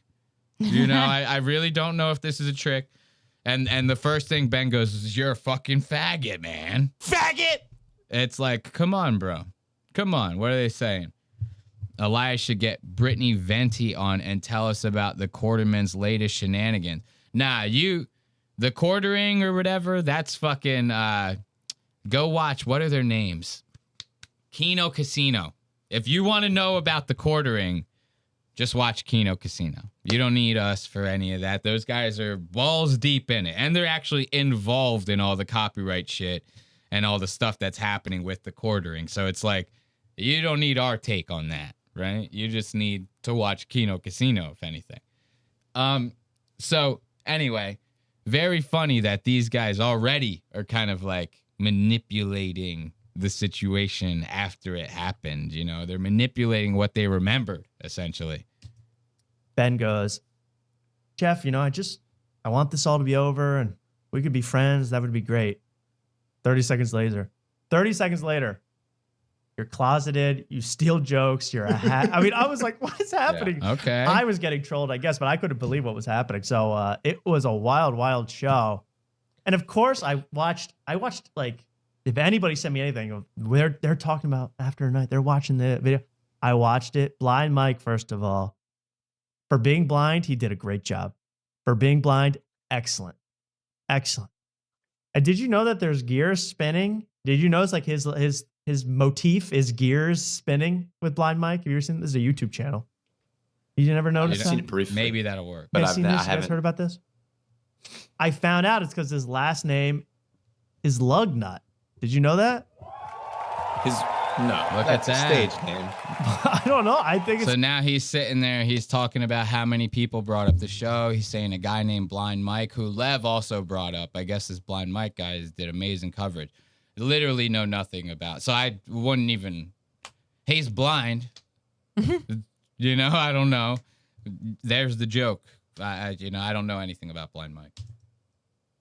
I do know that if he has a name like Blind Mike, I feel like it's like PG coverage, and it was very After Tonight glazy, and that's probably why they enjoyed it. It would be my guess, you know, because they don't say anything nefarious about any of the people covering them until they hint towards us, which is very, very suspicious if you ask me.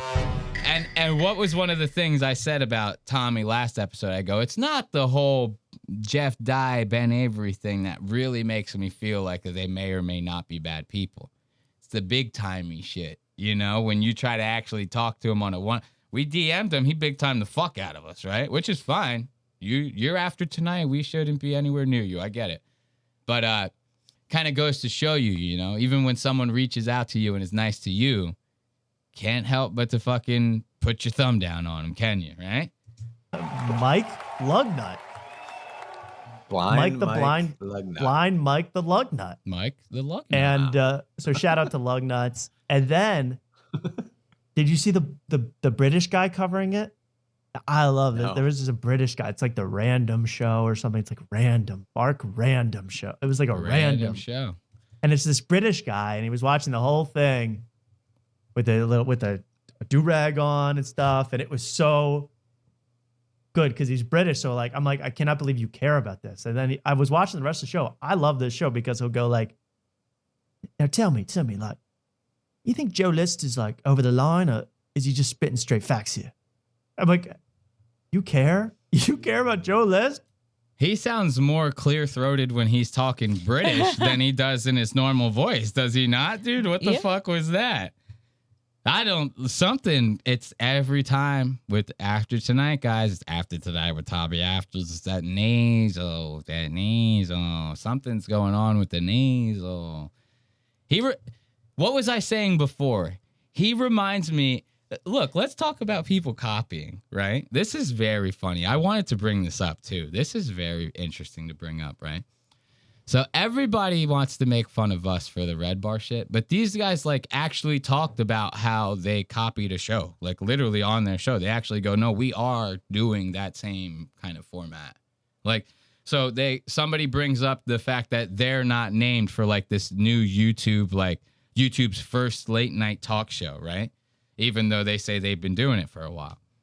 And somebody compared them to a different talk show, and they go, no, we're not trying to do that. We're trying to do After Midnight. I think it was After Midnight with Taylor Tomlinson was the show, right? Okay. So they go, no, we're doing like a spin on Taylor Tomlinson's After Midnight. So right there, you're telling me that you're fucking kind of biting the style, or you're getting inspiration. See, I like to call it getting inspiration. Everybody else just calls it stealing, but it's just fine. Different vernacular. You say potato, I say tomato, whatever. But then on top of that, his whole fucking persona is like a mix of like Jimmy Fallon and John Mulaney. Did you ever get that?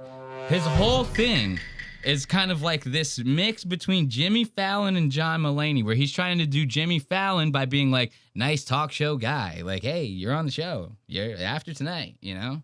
Can you hear us, Ben?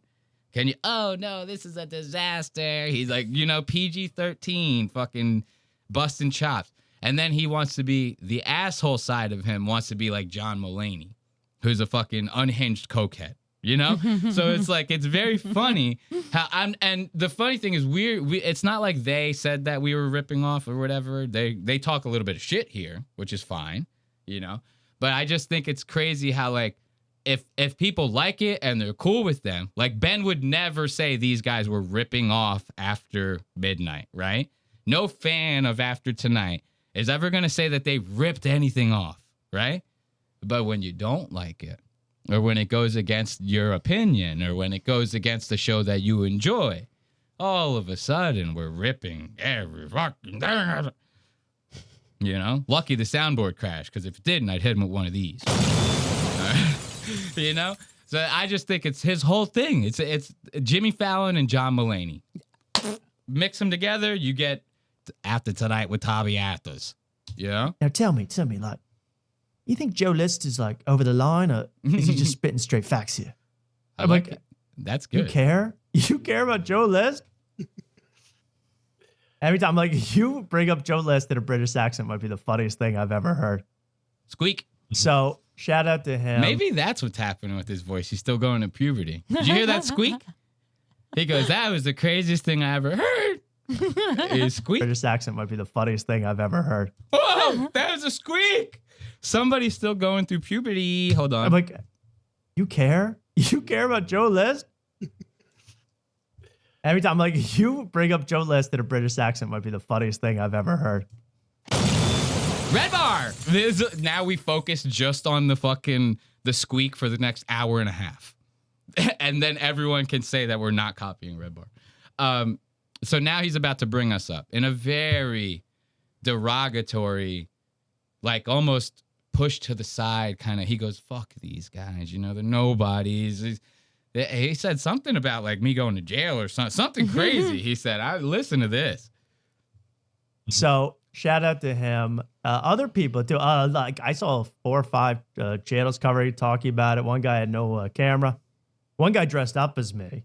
One guy dressed up as Tommy Afters.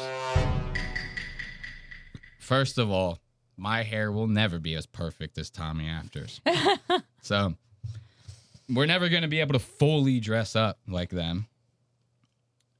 I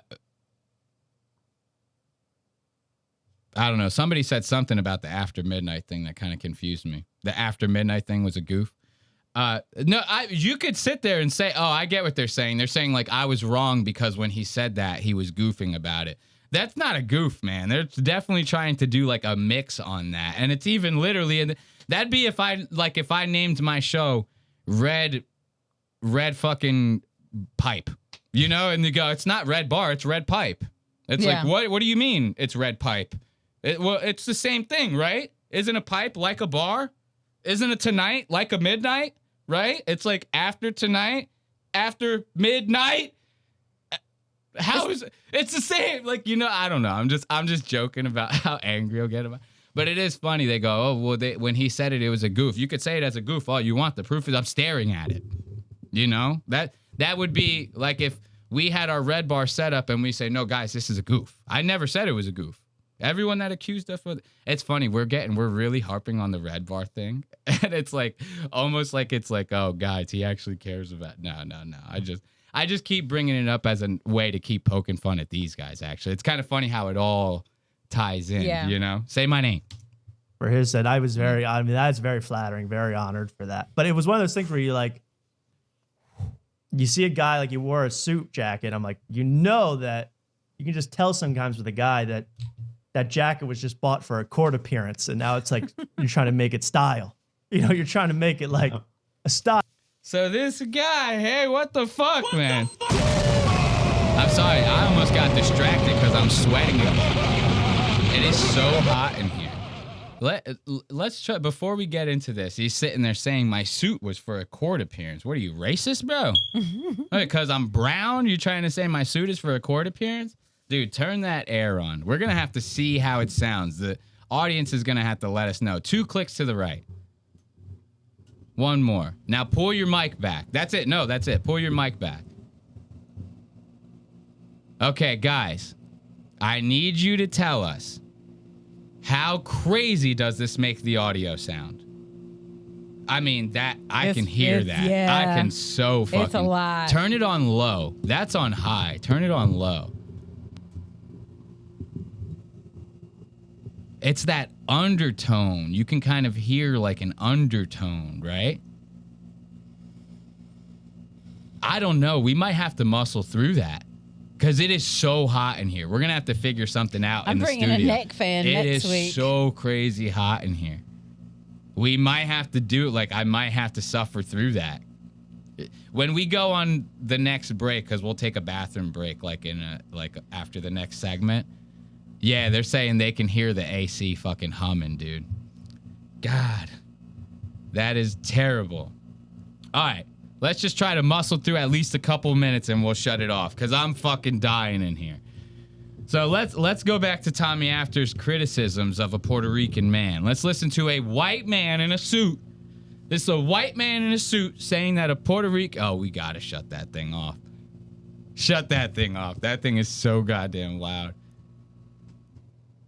Ooh, that one wasn't that bad. We'll try it again in a little bit. I got a little something out of it. That helped me out a lot, to be honest. Take the fan and only point it towards you. No, I don't need it. I'm serious. So, because this is starting to get in the way of the show now. So you can take the fan. It's totally fine. So now let's listen to this white man talk about how a Puerto Rican guy puts on a suit and all of a sudden it's for court. What kind of shit is that? Channels covering, talking about it. One guy had no camera. One guy dressed up as me for his said, I mean, that's very flattering, very honored for that. But it was one of those things where you see a guy like you wore a suit jacket. I'm like, you know that you can just tell sometimes with a guy that that jacket was just bought for a court appearance. And now it's like, you're trying to make it style. You know, see, now that's very sus to me. Right. And of course, I'm making the joke about the racist. It's probably because I have gauges. I'm talking a lot of shit. I'm cursing a lot. Right. We totally get it. But come on.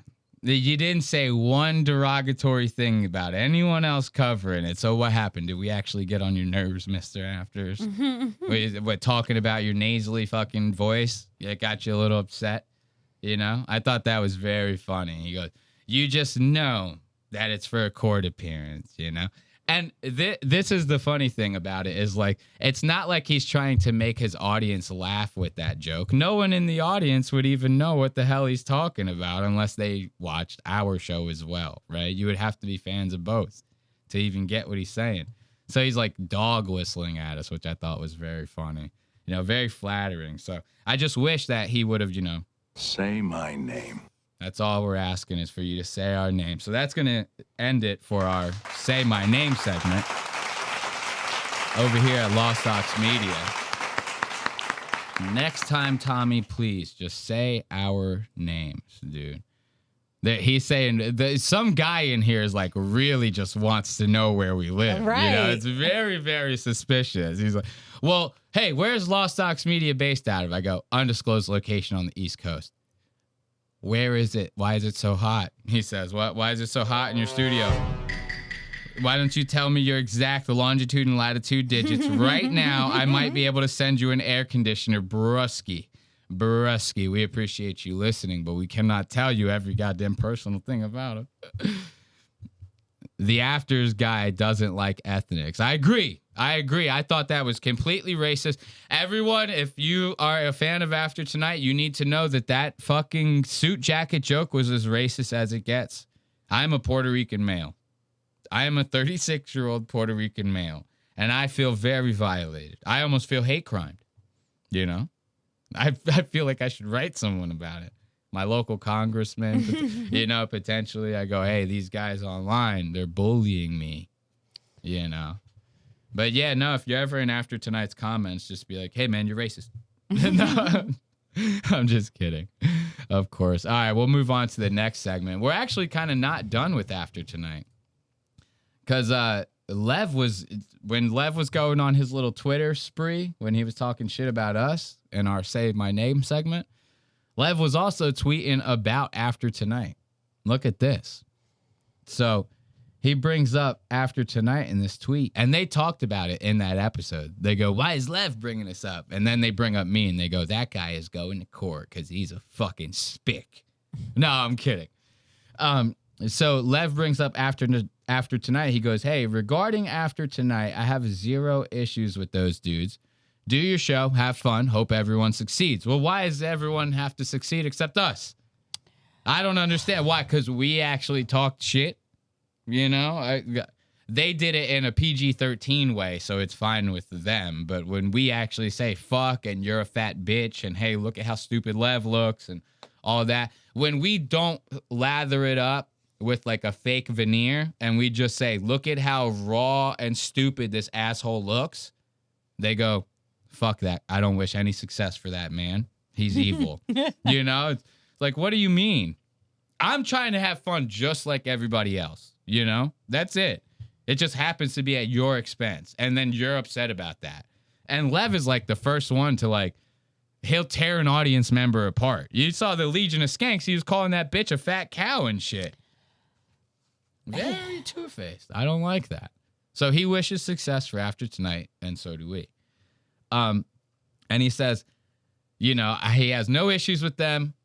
Do your show, you know, have fun. Hope everyone succeeds. But I heard one of them is trying to be a comedian while also asking gotcha questions to comics, like, quote unquote, did you see what blank said about you on air, right? You can't do both, bro. Now, I like this tweet from Lev. Despite all the bullshit and the other stuff that we were making fun of Lev for, this one I actually give to Lev because this is a very factual statement. You kind of can't do both. Imagine what a show like this would be if I was like friends with every single person that we fucking covered on the show. There would be no like truth to it almost, you know? Yeah. It'd be like so biased. That's why even listening to like just regular podcasts where like the guest is a friend of your friends who's friends and you're promoting this and it's like it's always like this very fluffed fake conversation that's happening on the show. I don't like that shit, you know? And this is why people gravitate towards the gotcha stuff, right? So in defense of After Tonight, this is why people like them, and I can understand that. Even with the really racist joke about the suit jacket, I still can respect it. But in all fairness and reality, you kind of can't do both. We say the same thing about Ben. It's are you anti-comedy or are you a comedian, right?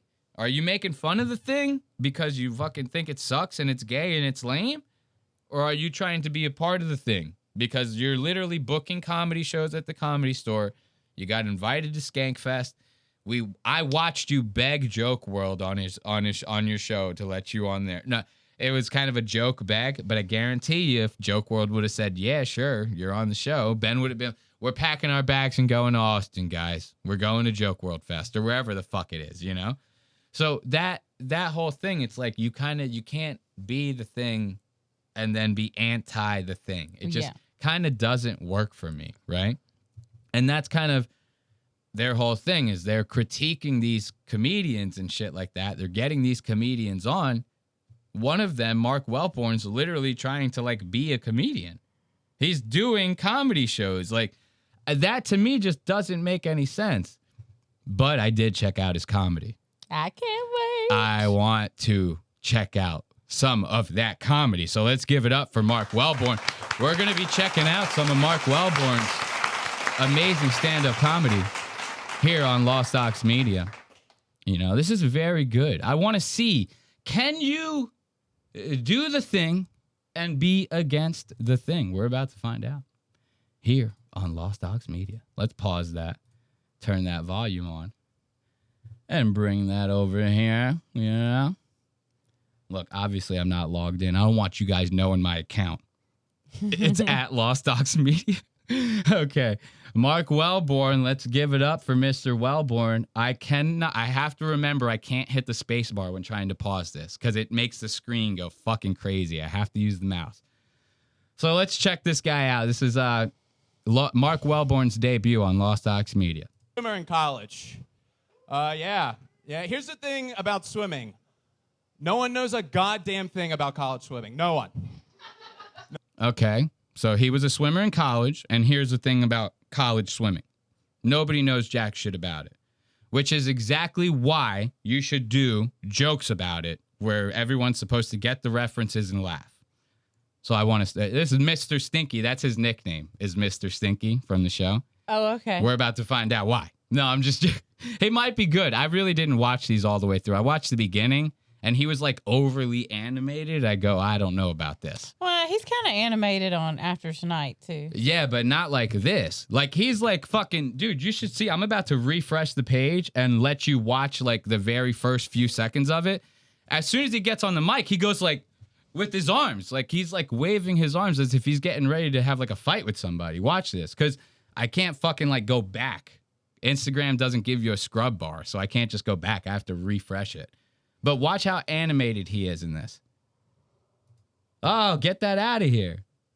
See, he's like opening his arms. He's walking back and forth. I'm like, bro, you're not about to get in a fight. Like, calm the shit down. So now we're back where we were before. No one knows anything about college swimming, okay? No one. If people know anything about college swimming, they know 2 college swimmers. And those 2 college swimmers are... Okay. Do you know any college swimmers? I know one. I don't know 2, but I know one. Can you guess who it is that I may know? What? Isn't the guy's name Michael Phelps? Yeah, that's right? what I was going to say. Everyone knows Michael Phelps. Give it up for Michael Phelps, right? Now, yes, he was an Olympic swimmer and blah, blah, blah. He was in college once, right? I'm sure he was swimming his ass off in college as well. How do you think he got to the Olympics, right? So I would know at least one of these 2 that he's potentially going to name. I would say, okay, Michael Phelps. I'm in the crowd. I go, Michael Phelps. I start smiling. I go, he's going to say it. I'm going to be vindicated. Are Leah Thomas, the trans swimmer, and Brock Turner. Leah Thomas and Brock Turner. What the fuck is even a Leah Thomas or a Brock Turner? I have no fucking idea. A trans swimmer, like that probably was in the news and yeah, okay. When he said that, I was like, oh yeah, okay. I vaguely remember hearing about that. So she made a little bit of a stink. Are we trying to make a trans joke right now? Or are you trying to make a college swim joke? I don't understand. I'm confused. And the fact that you leave out Michael Phelps, he's like literally, that'd be like, yo, there's only 2 basketball players that people know. And you're going, oh, he's going to say like Michael Jordan and LeBron, right? And you say like some guy named John Smith and Leroy Jenkins. You go, I don't know who the fuck those guys are. What is he talking about? The rapist. Oh, one's a rapist. Yeah, that's it. Those are the 2. The entire sport of college swimming is defined by 2 controversial penises. Cricket, cricket. And that's the sport I chose to play. Because that was very weird that he said it like that. You kind of he sounded like he was about to break down in tears. Yeah. He's like, and that was the sport I was, he's like dredging up like old childhood memories of him getting like raped in the locker room at the swim meets. He's like, that's just what I did, man. I got fucking raped and I was woozy, man. You all right over there? Yeah. Hot. Take the fan. No. So when you're white and have flat feet, your options are limited. That was it. That was it. So just make sure when you're white and you have flat feet, your options are limited. So you have to settle for either the trans swimmer or the rapist swimmer. You should never settle for Michael Phelps, who actually won an assload of fucking Olympic awards after and all of that. Yeah. You know, I'm sure he was killing it in college. But I get it. I am making fun, but I don't want it to, you know, because people are like, that's not the point he's making. And I get it. He's talking about current day college swimming. That's the only thing that people know about it is those two people. But we like to poke fun. I thought of that one. He goes, and that's the sport I chose to play. It sounded like he was like about to break down in tears. Yeah. There's like this video of this kid that's getting interviewed by this girl in the news. And she's like, what did you think about the Halloween party or some shit like that? And he's like, well, it's like when you up and up. And he just starts crying. And he just starts crying right there on the spot. She goes, You good, man? You want me to like let you go? And he just starts bawling his eyes out. And that's what it reminded me of, was Mark fucking bawling his eyes out. It's hard to have a talk shit show when I'm sweating my ass off in the middle of the studio. We were not expecting it to be like 100 degrees in North Carolina right now. It is over. Oh yeah, I gave up my position. It's Kakalaki. Northeastern Kakalaki. Anyway, moving on. All right, you want to check out another Wellborn clip? Let's check out Wellborn on Kill Tony. Yeah. Yeah, I bet you guys didn't know that. You know Mark Wellborn was on Kill Tony? Shit was crazy. Now, obviously, him being on Kill Tony is no, like, secret. You know, it's on public fucking YouTube, whatever you might as well call YouTube TV. It's on public television. Everyone treats this as television, you know? Yeah. So you might as well call it television. Look at this guy already in the fucking chat, triangulating your coordinates. He's like, bleep, bleep, burp. He's already, I said NC. He goes, I'm triangulating. Whoa. Calm down there. He goes, I'm going to find you. He's a lemon head. You can't trust him. Get him, guys. If you're in the chat, get him. All right. So this is Mark Wellborn on Kill Tony. There was a couple of takeaways I thought were very good from this. One, the first one, he bombs even harder than the clip that we just saw of him. It was like an epic goddamn bomb. And that comes with the territory. It is what it is, right? Why did we decide Tucker Carlson should be on Kill Tony? Because Rogan's sitting right next to him. Rogan's going to bring any fucking right-wing cuck. Who's the other bald-headed man? Hey, Ashley. That's Jim Norton. Okay, I don't know who that is. That is so funny. Jim Norton's like an OG comic. He comes from like the Opie and Anthony days. Okay. He was a very, very prominent comic on Opie and Anthony for a fucking long fucking time. But it was just so funny how you're like, who's the other bald-headed cancer fucking patient he does look over there? He looks like he's on his way out, you know? And this is coming from a man who had cancer. I'll leave it at that. Joe's move around this time period, this was like 2 years. Oh, soundboard just crashed. This was like 2 years ago, right?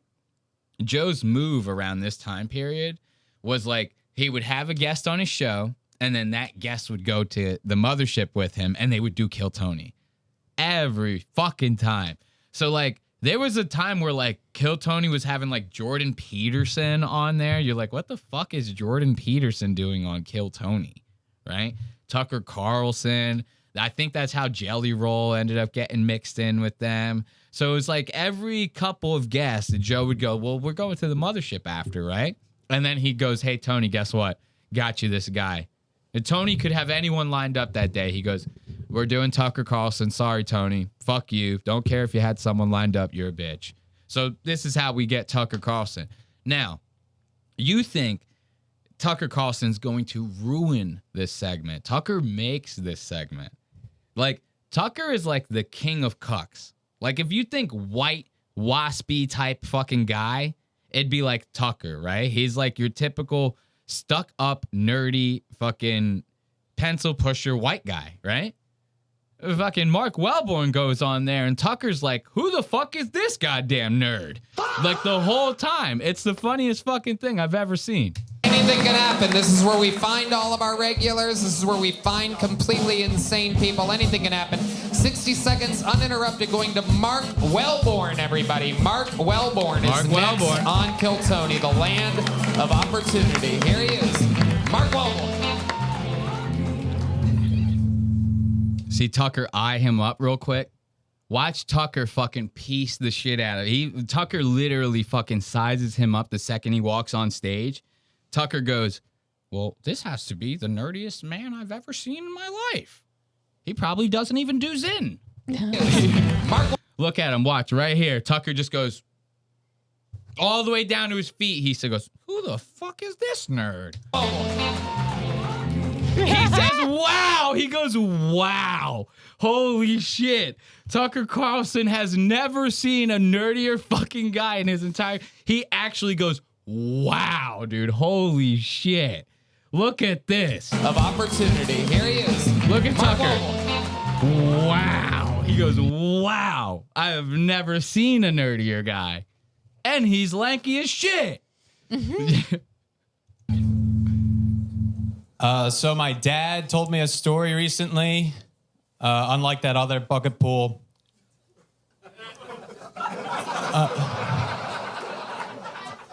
Yeah, so he told me that when I was a baby, he tried to mansplain breastfeeding to my mom.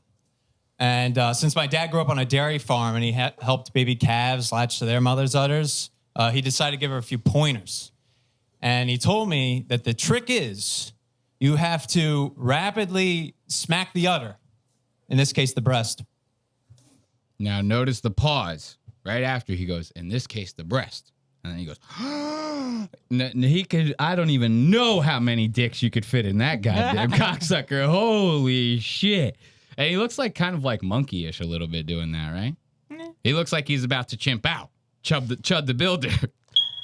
He's about to chimp out. Chud the Builder is in a lot of trouble, guys. If you could donate to his GoFundMe, because he needs a lot of money. They put Chud the Builder's bail at like $1.5 million. All he did was shoot a black guy. Like, what's the big deal? No. Oh, God. Okay. What were we saying? Oh, Mark Wellborn's chimping out. Okay. Yes. He's chimping out. To rapidly smack the udder. That's chimping out. In this case, the breast. Are you sitting on stage going like this? And that'll get the milk to start to flow. And then my dad goes, yeah, and she didn't care for it. Oh, what? She didn't care for getting her boobs smacked around while she's trying to breastfeed? Or the fact you compared her to a cow, which... You hear him breathing into the mic like that? Someone's getting nervous. Look at his face right here, too. Right here, he goes, that one didn't go well at all. Do you know when you go like, you kind of blow out your cheeks a little bit? He's kind of doing like that a little bit. He goes, that one did not go well. Listen to the one guy's laugh in the background. Sounds like he's coughing up like a fucking throat lodgings or some shit like that. He tells the joke. The guy in the background's like, like fucking laughing. Breastfeed, or the fact you compared her to a cow. Did you hear the guy like goes to laugh or die, whichever one came first. Like he's like, I would rather die than finish this set. Mark says one thing, the guy goes, he just fucking kills himself in the middle of the audience. Oh. Smacked around while she's trying to breastfeed, or the fact you compared her to a cow, which... Anyone else? Dude, look at fucking the drummer in the background. Very sus of Mr. Wellborn, right? He's like giving him that bombastic side eye right now. Holy shit. I don't even remember his name. It's like Mike Mendez. I don't know, something weird. I don't like Kill Tony. I don't know if anyone else is on the same page as me. I do not like Kill Tony. But the way he's staring this guy down is very funny. And then when they get to the interview part, Tucker just starts tearing this guy to pieces. Compared her to a cow, which... Anyone else here play slap the bag with their mother's tit? Hold up. Let's see if this works. Hold on. I want to see if this works. Around while she's trying to breastfeed? Hold on. Or the fact you compared her to a cow, which... Oh, brother, this guy stinks! Anyone else here play slap the bag with their mother's tit growing up? Because apparently we were. My dad would slap, I would drink, and my mom would file for divorce. Okay, Mark Wellborn. Dude, that is a rough fucking... Okay. Like, if Mr. Kill Tony himself is sitting there, okay... You know, that doesn't sound good. Of course. No. Okay, Mark Wellborn. Look at Joe's face. I've always wondered what 60 seconds would be. Hold up. You got to see. Look at Joe's face right here. He goes, God damn. He goes, hey, man, it's crazy. I just saw this guy eat a bag of dicks, man. That's like, you take some DMT for that burn, man. Fun stuff. I've always wondered what 60 seconds would be like, performed by Anthony Jeselnik's sperm. Got him. How old are you? I am 26 years old. Okay. How long you been doing stand-up? After tonight, it'll be...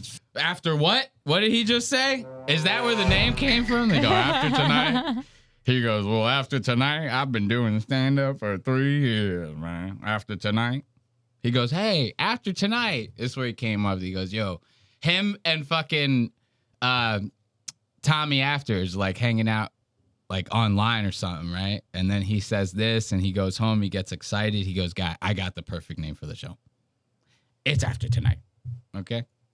I am 26 years old. Okay. How long you been doing stand-up? After tonight, it'll be 3 years and 9 months. Wow. 3 years and 9 months. You're keeping This was 2 years ago. So this dude's been doing stand-up for 5 years and 9 months. Close track on that. Yeah. Yes, I checked today. Okay. Yeah. You had a tough spot. The guy in front of you had a really funny interaction with Tucker. He killed, and you came right out and you went after the other kid's father, which I thought was great. It was very funny. It was a good instinct, and it was the best laugh you got. That was a great alive moment. Oh, it really was. Yeah, nice. It was. I noticed that too. You were a little bit more comfortable thinking off the top of your head than with what you planned to go with. You kind of stiffened up a little bit. Yeah. Does that happen a lot? Do you get like loose during your sets? What goes on here? Yeah, I sometimes, I guess. I guess it didn't happen tonight. I don't know. Did that feel really stiff? Do I still feel stiff? Yeah. No, very comfortable. Very relaxed. All right. He's like the stiffest man ever. Or does he still feel? You're built stiff. He's like the stiffest, lankiest guy. And he has very angular movements. I feel like every time he's like, yo, my mom was slapping the bag. He goes, like a robot on the stage. He goes, I was slapping her. Do I look fucking stiff to you? See? How about now, I've Tony? seen more relaxed people talking to Chris Hansen. That's a good joke. Actually, I know who love somebody is. You not telling me that you actually like this asshole, do you, Jim Norton? No. You thought that was pretty funny. Just because I knew who it was. I Okay. never know who anybody is. You're off the show. Oh. But Mark, 26. What do you do for work? I'm an engineer. What are you engineering? Why'd you laugh? Chuckled. What the hell? Oh, because I already knew that. Oh. Because I already knew that. Okay? Now Tucker coming in with the quickness. That was a very quick-witted remark on Tucker. Tucker goes, well, I already knew that.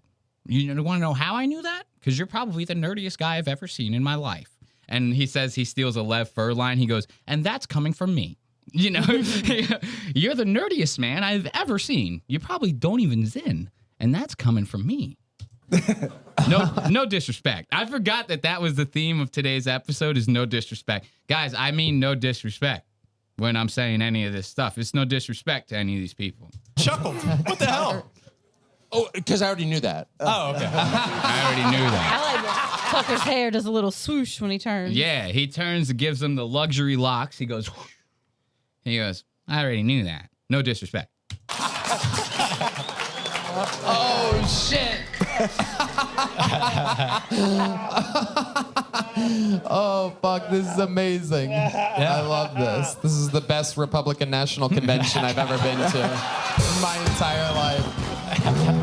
I love Love it. Okay, so what kind of engineer are you? Civil. I'm trying to build back better. Of course. Absolutely. Yeah. Absolutely. Throws a dog whistle at Joe and Jim Norton. He goes, hey, you like that? The nerdiest, whitest thing you could do. When you go like that, that's a nerd white. That's a nerd white thing to do. Somebody goes like that. That's like, you don't do that. You know? I'm sorry. You just don't do that. Absolutely. Hopefully your structures are as stiff as you are. What do you like to do for fun? How does a guy like Mark Wellborn get loose? This may actually shock everyone here, but I golf. Another squeaker, this fucking asshole. What the fuck? We got another squeaker, huh? Okay. So that's what we're working with over at After Tonight? A couple of boys barely fucking made it through puberty, and all of a sudden now they got the gall to make a racist joke about a Puerto Rican in a suit jacket. I don't like this. I don't like a guy who squeaks like this. Mark Wellborn get loose. This may actually shock everyone here, but I golf. Tucker with another I knew that. Tucker really Tucker's like, I can really probably make fun of like his shoes too. You know, like he looks like he's wearing like New Balances or something. Yeah. Tucker's like staring down at his shoes. He goes, I might have some more ammo here. Look at Tucker staring. Tucker's over here in La La Land. He goes, I know I can come up with a couple more jokes at least. This guy's way nerdier than I am. Another I knew that. Yeah. I got a guy whose feet you can use. Look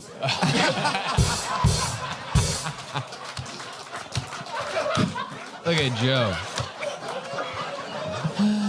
Oh my God. You can't do this to me. me. And I know another guy that can point exactly where to hit it. Except you'll have to yell 3.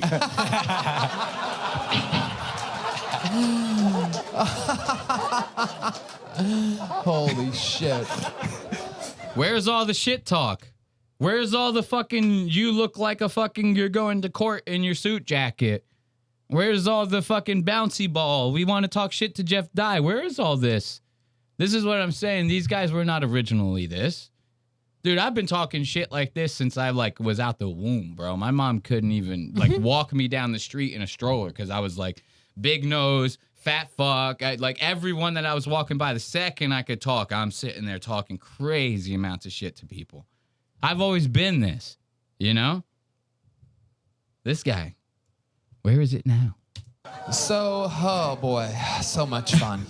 Tony, so, Mark, other than golf, like what's a wild thing about Mark Wellborn? Because you have this image, we all have only known you for 4 minutes and 15 seconds, and we think you're kind of like a, you know what I mean? What's a wild side? What's the wild side of Mark Wellborn? I don't know what you mean. Yeah. Yeah, he's kind of, you know, he's stiff, he's kind of proper, he's prim. I mean, even Tucker here busts out a Zin every once in a while. You know what I'm saying? Like, what's the wild side of Mark Wellborn? Yeah. God, I don't know if I could say it here with the civil engineer. I like to get really drunk. Yeah.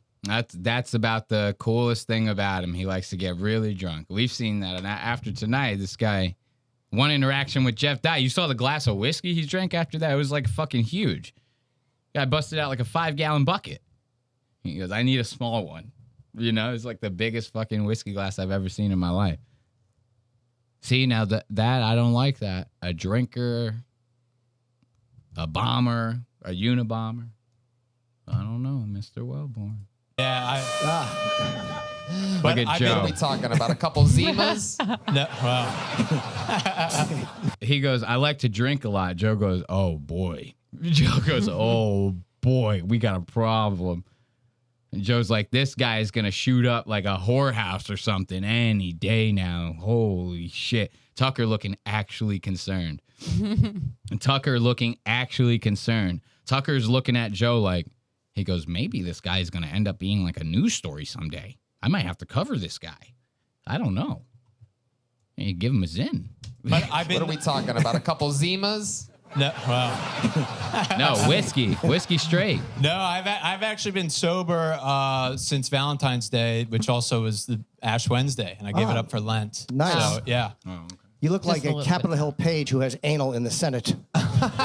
He does look like that. Nobody got You that look like joke. that. You Nobody could have got been the that top or joke. the bottom in this analogy as well. So what happened on Valentine's Day to make you quit drinking, or was it a planned thing? It was.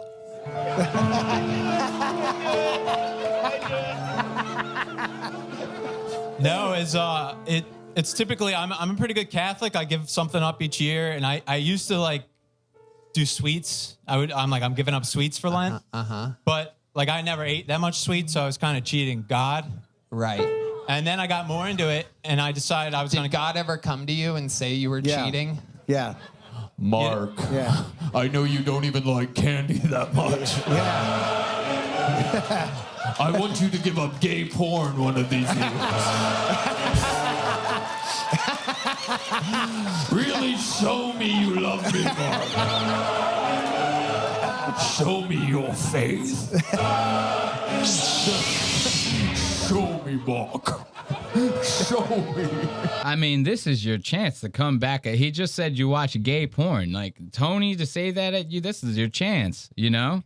Say nothing compared to your spank bank. I know you got that gay porn fucking terabytes of deep on that goddamn hard drive. Tony got mad gay porn, I bet. It's funny. I forget what podcast I was watching recently, but they brought this up. They go, isn't it crazy how people who get caught with porn, they always get caught with like the craziest amount of porn?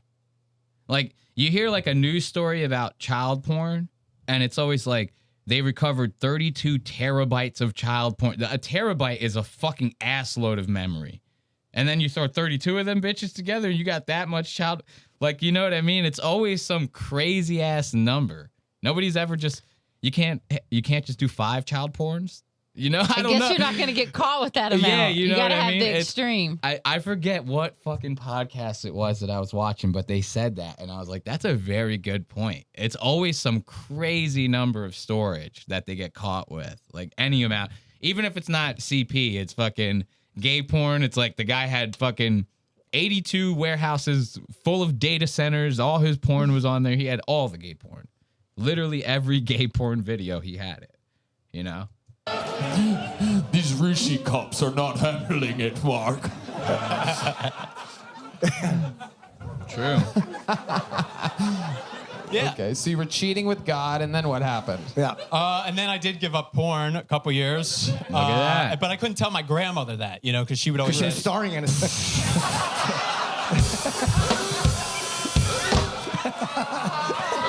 They did the porn hub in the background. That's a dog whistle right there. That'll get you going. Yo, you be in the middle of like a library, somebody hits that boom, boom, boom, boom. You go, oh shit! Somebody's about to get caught, dude. The drummer doing that in the background is so fucking funny. Boom, boom, boom, boom. You go, oh shit! Somebody's getting down on the hub right now. Shit's about to get real in the public library. Why couldn't you tell your grandma? I'm not going to tell my grandma I gave up porn. So what would you tell your grandma? I'd tell her sweets again. Right. Meanwhile, God's like, you're lying. You're lying to your grandmother. I don't know how God works. God's just Darth Vader to me, if you can't tell. That's how I picture him. I went to a Catholic school, so like I'm like, you know, not with it. His father, Emperor Palpatine, I think started the universe or something like that. All right. So, Mark, before I let you go, you're a good Catholic, you say. You hook up with a lot of chicks. What's your story with women? No, I haven't dated since 2016, but I actually just started dating a girl like within the past month. Okay. Yeah. Why do I feel like that's a lie? I don't know. Because if that wasn't a lie, then you would go like, well, I'm dating a girl right now, right? So like, you wouldn't say, why would you say that? Yeah. I don't know. To me, I know we're picking it apart and blah, blah, blah, but I'm being real here. Why would you say that? There would be no reason to be like, well, I haven't dated a girl in almost 10 years. This was what? Maybe because he's so excited that he's dating someone. So he's like, I haven't dated in a long time. So you now. start with that. you go, I have a girlfriend now. She's amazing. Before her, I hadn't dated a girl for fucking 10 years. Yeah. You know, but that's why I kind of go like, oh, is he saying like, no, I haven't dated a girl for 10 years. And in his head, he goes, skirt. He goes, wait, I got to save that. And he goes, but I'm dating a girl now and she's amazing and 100% real. You know, like, I don't know. That's why he might have a wife for all I fucking know. I don't know. It just seems like he's lying for some reason. I thought that was weird. Like, why would you start that way? Yeah. You know? I like, if somebody goes, do you drive? I wouldn't start by going, well, my license was, you know, I didn't have a license for 15 years, you know? And then they go, wait, 15 years? That's a long time. And I go, but I have a car now. And they go, so you say yes. The answer is yes, right? Right. You know, it's kind of weird to put it that way. All right. Very nice. Is she also a sex robot? I fucked that one up. Seem a little... No. It could.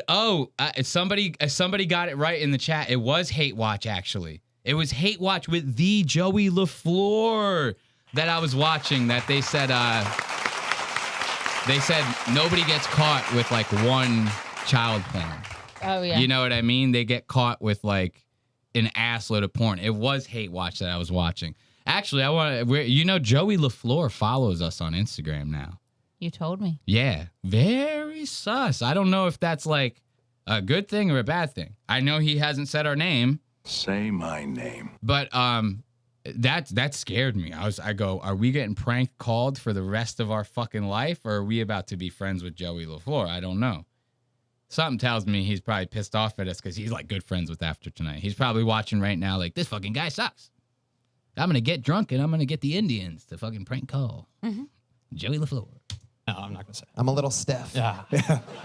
Where'd you meet her? Where'd you meet this gal? Yeah. Dating app. Oh, okay. Dating app. Christian dating app? No.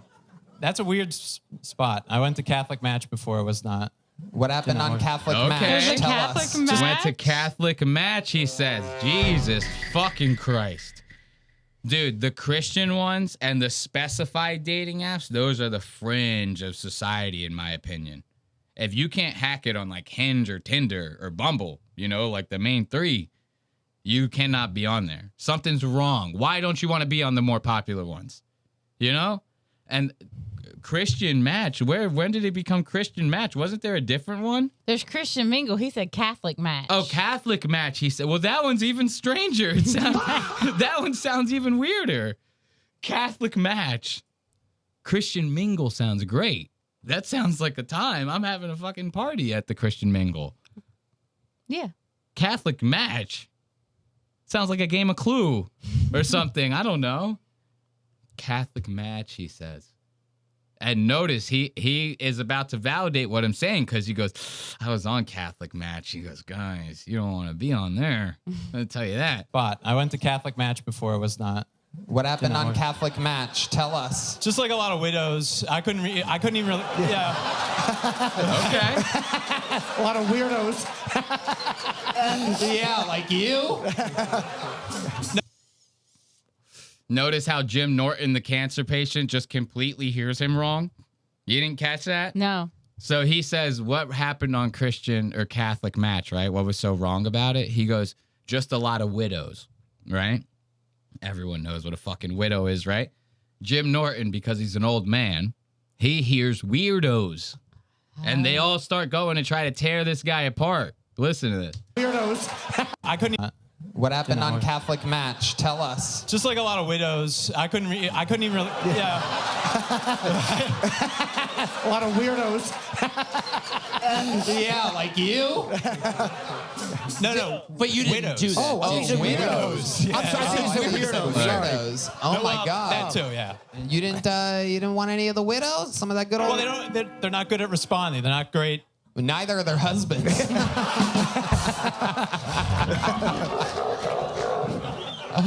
Unbelievable. My goodness. All right. Well, Mark, very, very fun. Congratulations. Yep. Here's a little Kill Tony joke book.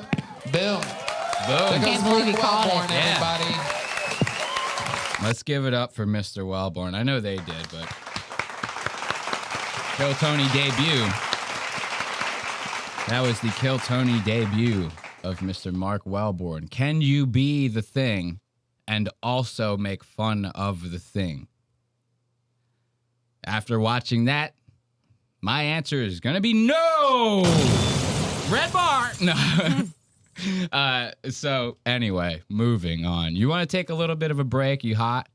Yeah, I'm kind of cooling off a little bit, but we can take a little bit of a break. We got another segment coming up that's going to be very good. We're going to be checking in with Jeff Dye. We're going to be watching Lev Fer almost get beat up on the fucking set of fucking You Know What Dude with Robert Kelly, which is going to be very nice. And then we have a little bit of Clavicular. We might have a long one ahead of us right now. So you want to take a little bit of a break? We can blast through these, cool off a little bit. All right, cool. So we're going to take a small little break. Let's get the music queued up for you guys so that we could get you guys right. You smell me? All right. Got the music going right now. And we'll be right back here on Lost Ox Media. Do not go anywhere. Runs inside of me. Hello and welcome back to the show. Thank you all for hanging out with us. We had to make some adjustments. It's crazy hot in here. What's going on? Do I need to sit all the way back? No, you whatever, as long as you're comfortable with that, you're totally fine. We had to move Ashley's microphone because think whether we like it or not, we got to keep the fucking AC rocking, man. It is so hot in the studio. Like now that sounds a little better, right?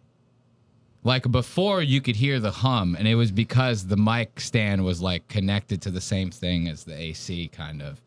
So I think now you just hear a little wind or whatever. We're going to have to get past it because it's hot as a motherfucker in here. So moving on to our next segment, though, we're going to keep the show going because we have a little bit of time and a lot of bit to talk about. So let's move on to our next set of time codes. We're going to be talking about Lev Fer over here. I know we talked about him already. I know. But this set of time codes is going to be some very funny and juicy stuff. How's that feeling now? A lot better? Point it towards you. Put the AC towards you. Both of those things are not facing towards you. Oh, I didn't know they moved. Yeah, you just slide that little thing over there like that, and it'll point towards you. See that? So now you should get a little bit better, which is perfect for us to keep the show going. So this is going to be Lev on You Know What Dude with Bobby Kelly. And this is going to be pretty funny. At some point, Bobby almost like gets in a fucking full-blown fight with Lev during this whole thing. And I was telling you about it, and you were like, I don't even want to see it. Let's save it for the show. Let's save it for the show. Ashley couldn't even watch it. She couldn't even bring herself to watch it. So we got a couple time codes before that we want to touch on just to kind of, get our foot in the door. So let's start with the beginning. Right out the rip. Yeah, baby.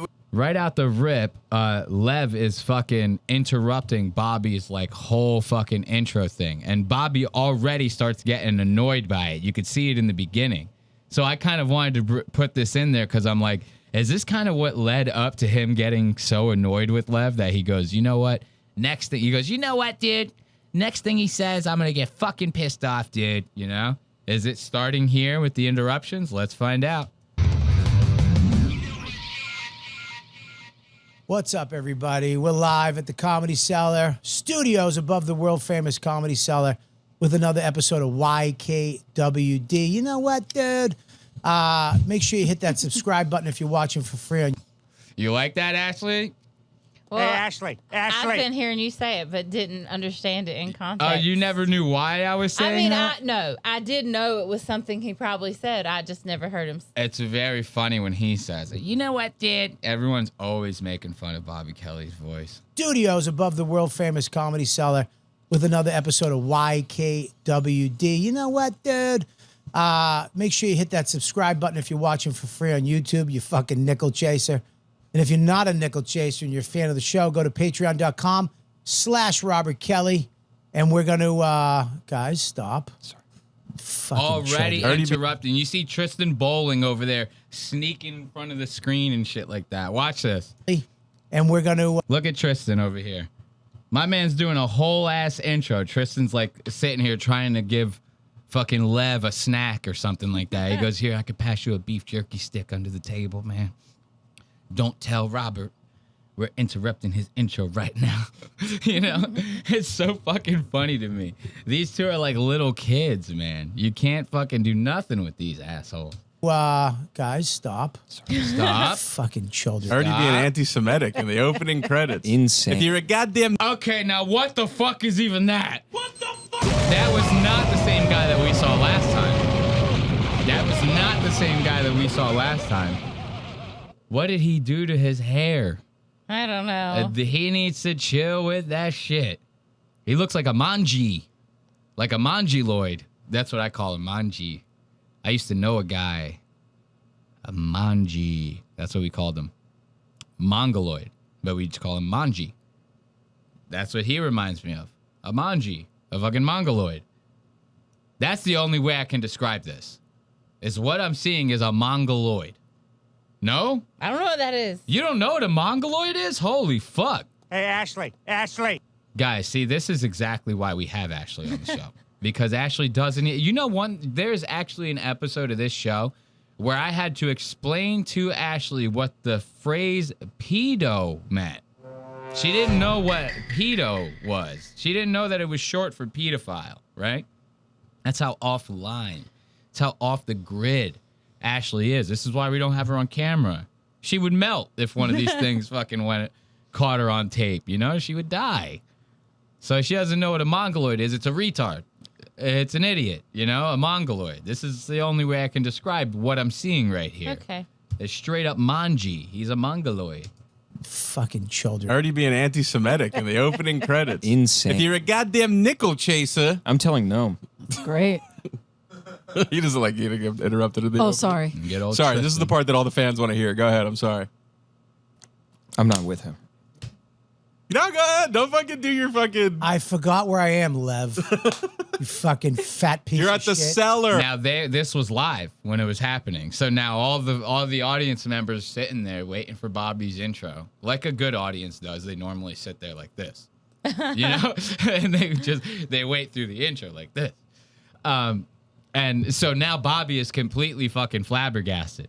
Manji means swastika in Japanese. Holy shit. We've been anti-Semitic this whole time. Mm-hmm. Oh, he's sitting there. All right, the interruption. Let's give it up. No, not that part. You know what? Your name is Bobby. I did that New part. York. I did that. I did that. Subscribe. Okay. I did that. Okay. He thinks he's on O&A again. No, I did that. You don't even know about O&A, you fucking... And Tristan Bowling with this goddamn Willie Nelson mustache shit that he's got going on here. That thing sticks out way too fucking far, bro. It's covering his whole lip. You have to trim that shit up. You cannot do that. Imagine you doing a comedy show. You got like some nice biddies in the crowd. They want to fucking, you know, toss you some puss. How you gonna do all the kissing and the muff diving and all the shit? You got caterpillars all over your shit. Imagine, guys, we were watching Jake Flores today. We watched a Jake Flores special. If you guys don't know about this comedian, we will be talking about Jake very, very fucking soon. This guy sucks ass. The first thing Ashley noticed about this guy was that he had like a 2-inch gap between the two sides of his mustache. Shaved off the Hitler mustache. It was like he did a reverse Hitler. Yeah. A reverse Hitler where you shave only the middle and you leave the fucking other two ends. It was the craziest thing. Look up on YouTube, Jake Flores. He had a special that came out about 4 months ago we just watched. Guy literally looks like he took the razor and just shaved the whole middle of his lip. Not fucking Tristan, though. Not Tristan. Tristan looks like he's never shaved his lip ever in his entire life. Grow it down exactly. And you know that he's never shaved it ever because he's the type of guy that he's literally been growing that same mustache for 27 years. You know? Not a day in his life he's shaved that thing out of fear that it will not grow back. Because he goes, I'm not good with facial hair. It's in patches. It goes over here and over there. I'm lucky I have the full stash. Because look, nothing else is connecting. I'm sorry. I don't see anything else connecting. Are you shaving like that on purpose? He might be. If he is, then you need to fucking just chop the whole shit off. Because this is not the way that you're supposed to be doing this. This is not so. It's a Texas thing. What's a Texas thing? They're saying in the chat. Oh, to shave the middle. I think so. But Jake Flores is from like New York. Oh yeah, mustache cap.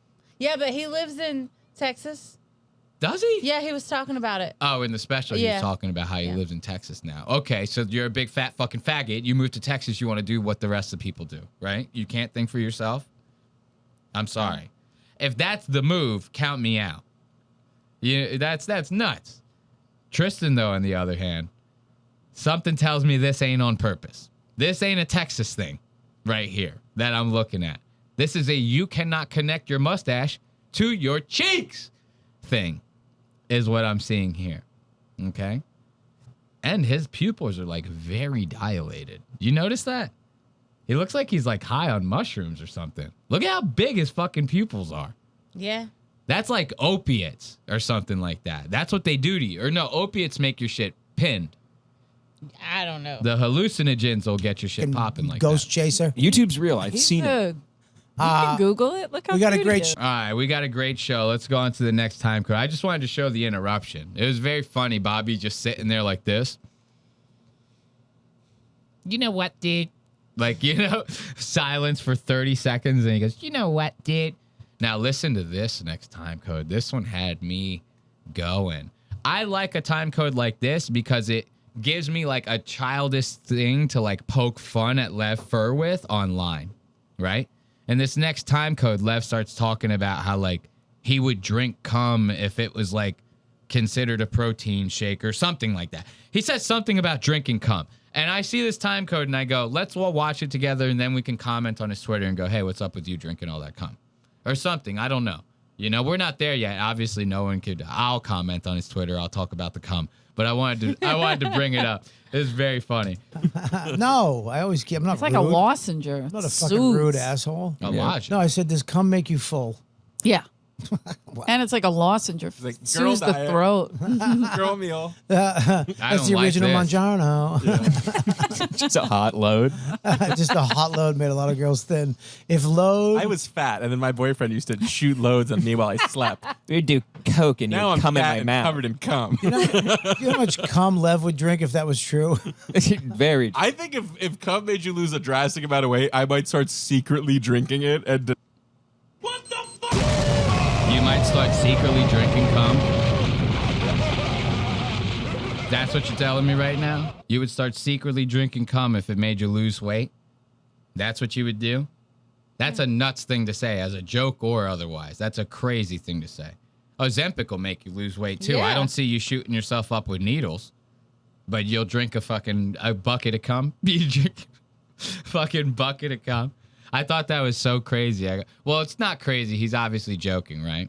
But again, I'm looking at this from the perspective of a middle school kid who is making fun of another middle school kid on the playground, right? You said it, I believe it. From now on, I go, Lev drinks cum, everybody. Everyone point and laugh at him. He drinks fucking buckets of cum. Why? Because he thinks it'll make him lose weight. Isn't that cute? That's very funny. I think if cum made you lose a drastic amount of weight, I might start secretly drinking it and denying it. Secretly? You'd show up at the club. You'd have it on stage. What's up, guys? I'm Lev. Have it in like a protein shaker with a ball in it. Yeah. With one of those. You have to shake it because it separates after a while. Oh. This is the grossest conversation. And then for like Eleanor, whatever the fuck her name is, Kerrigan to be in that bitch too with her saggy droopy dog fucking cheeks. The second droopy dog woman that we've seen this week. Remember the Legion of Skanks girl that Lev was making fun of? That bitch looked like droopy dog too. So to see this whole thing and hear this whole thing pan out, I go, no, me no likey, right? But then Lev drops a fucking bomb. Let me see if it's in this time code or the next one. Okay, it's in the next one. With one of those bubble tree. Let's listen to this one. So now Lev is just joking around, right? He goes, I drink a little cum, you know. Riveting conversation for Bobby's Patreon members, they're saying. Of course, this is the cum talk. Instead of cum town, it's cum talk. It's Robert Kelly cum talk, you know. But you thought, okay, Lev joking about drinking it, right, to lose weight. You go, yeah, it's a joke, right? We still make fun of him on the playground. We all circle around him and throw shit at him, whatever, right? Just normal shit. Then he says this. I start laughing my ass off. Listen to this.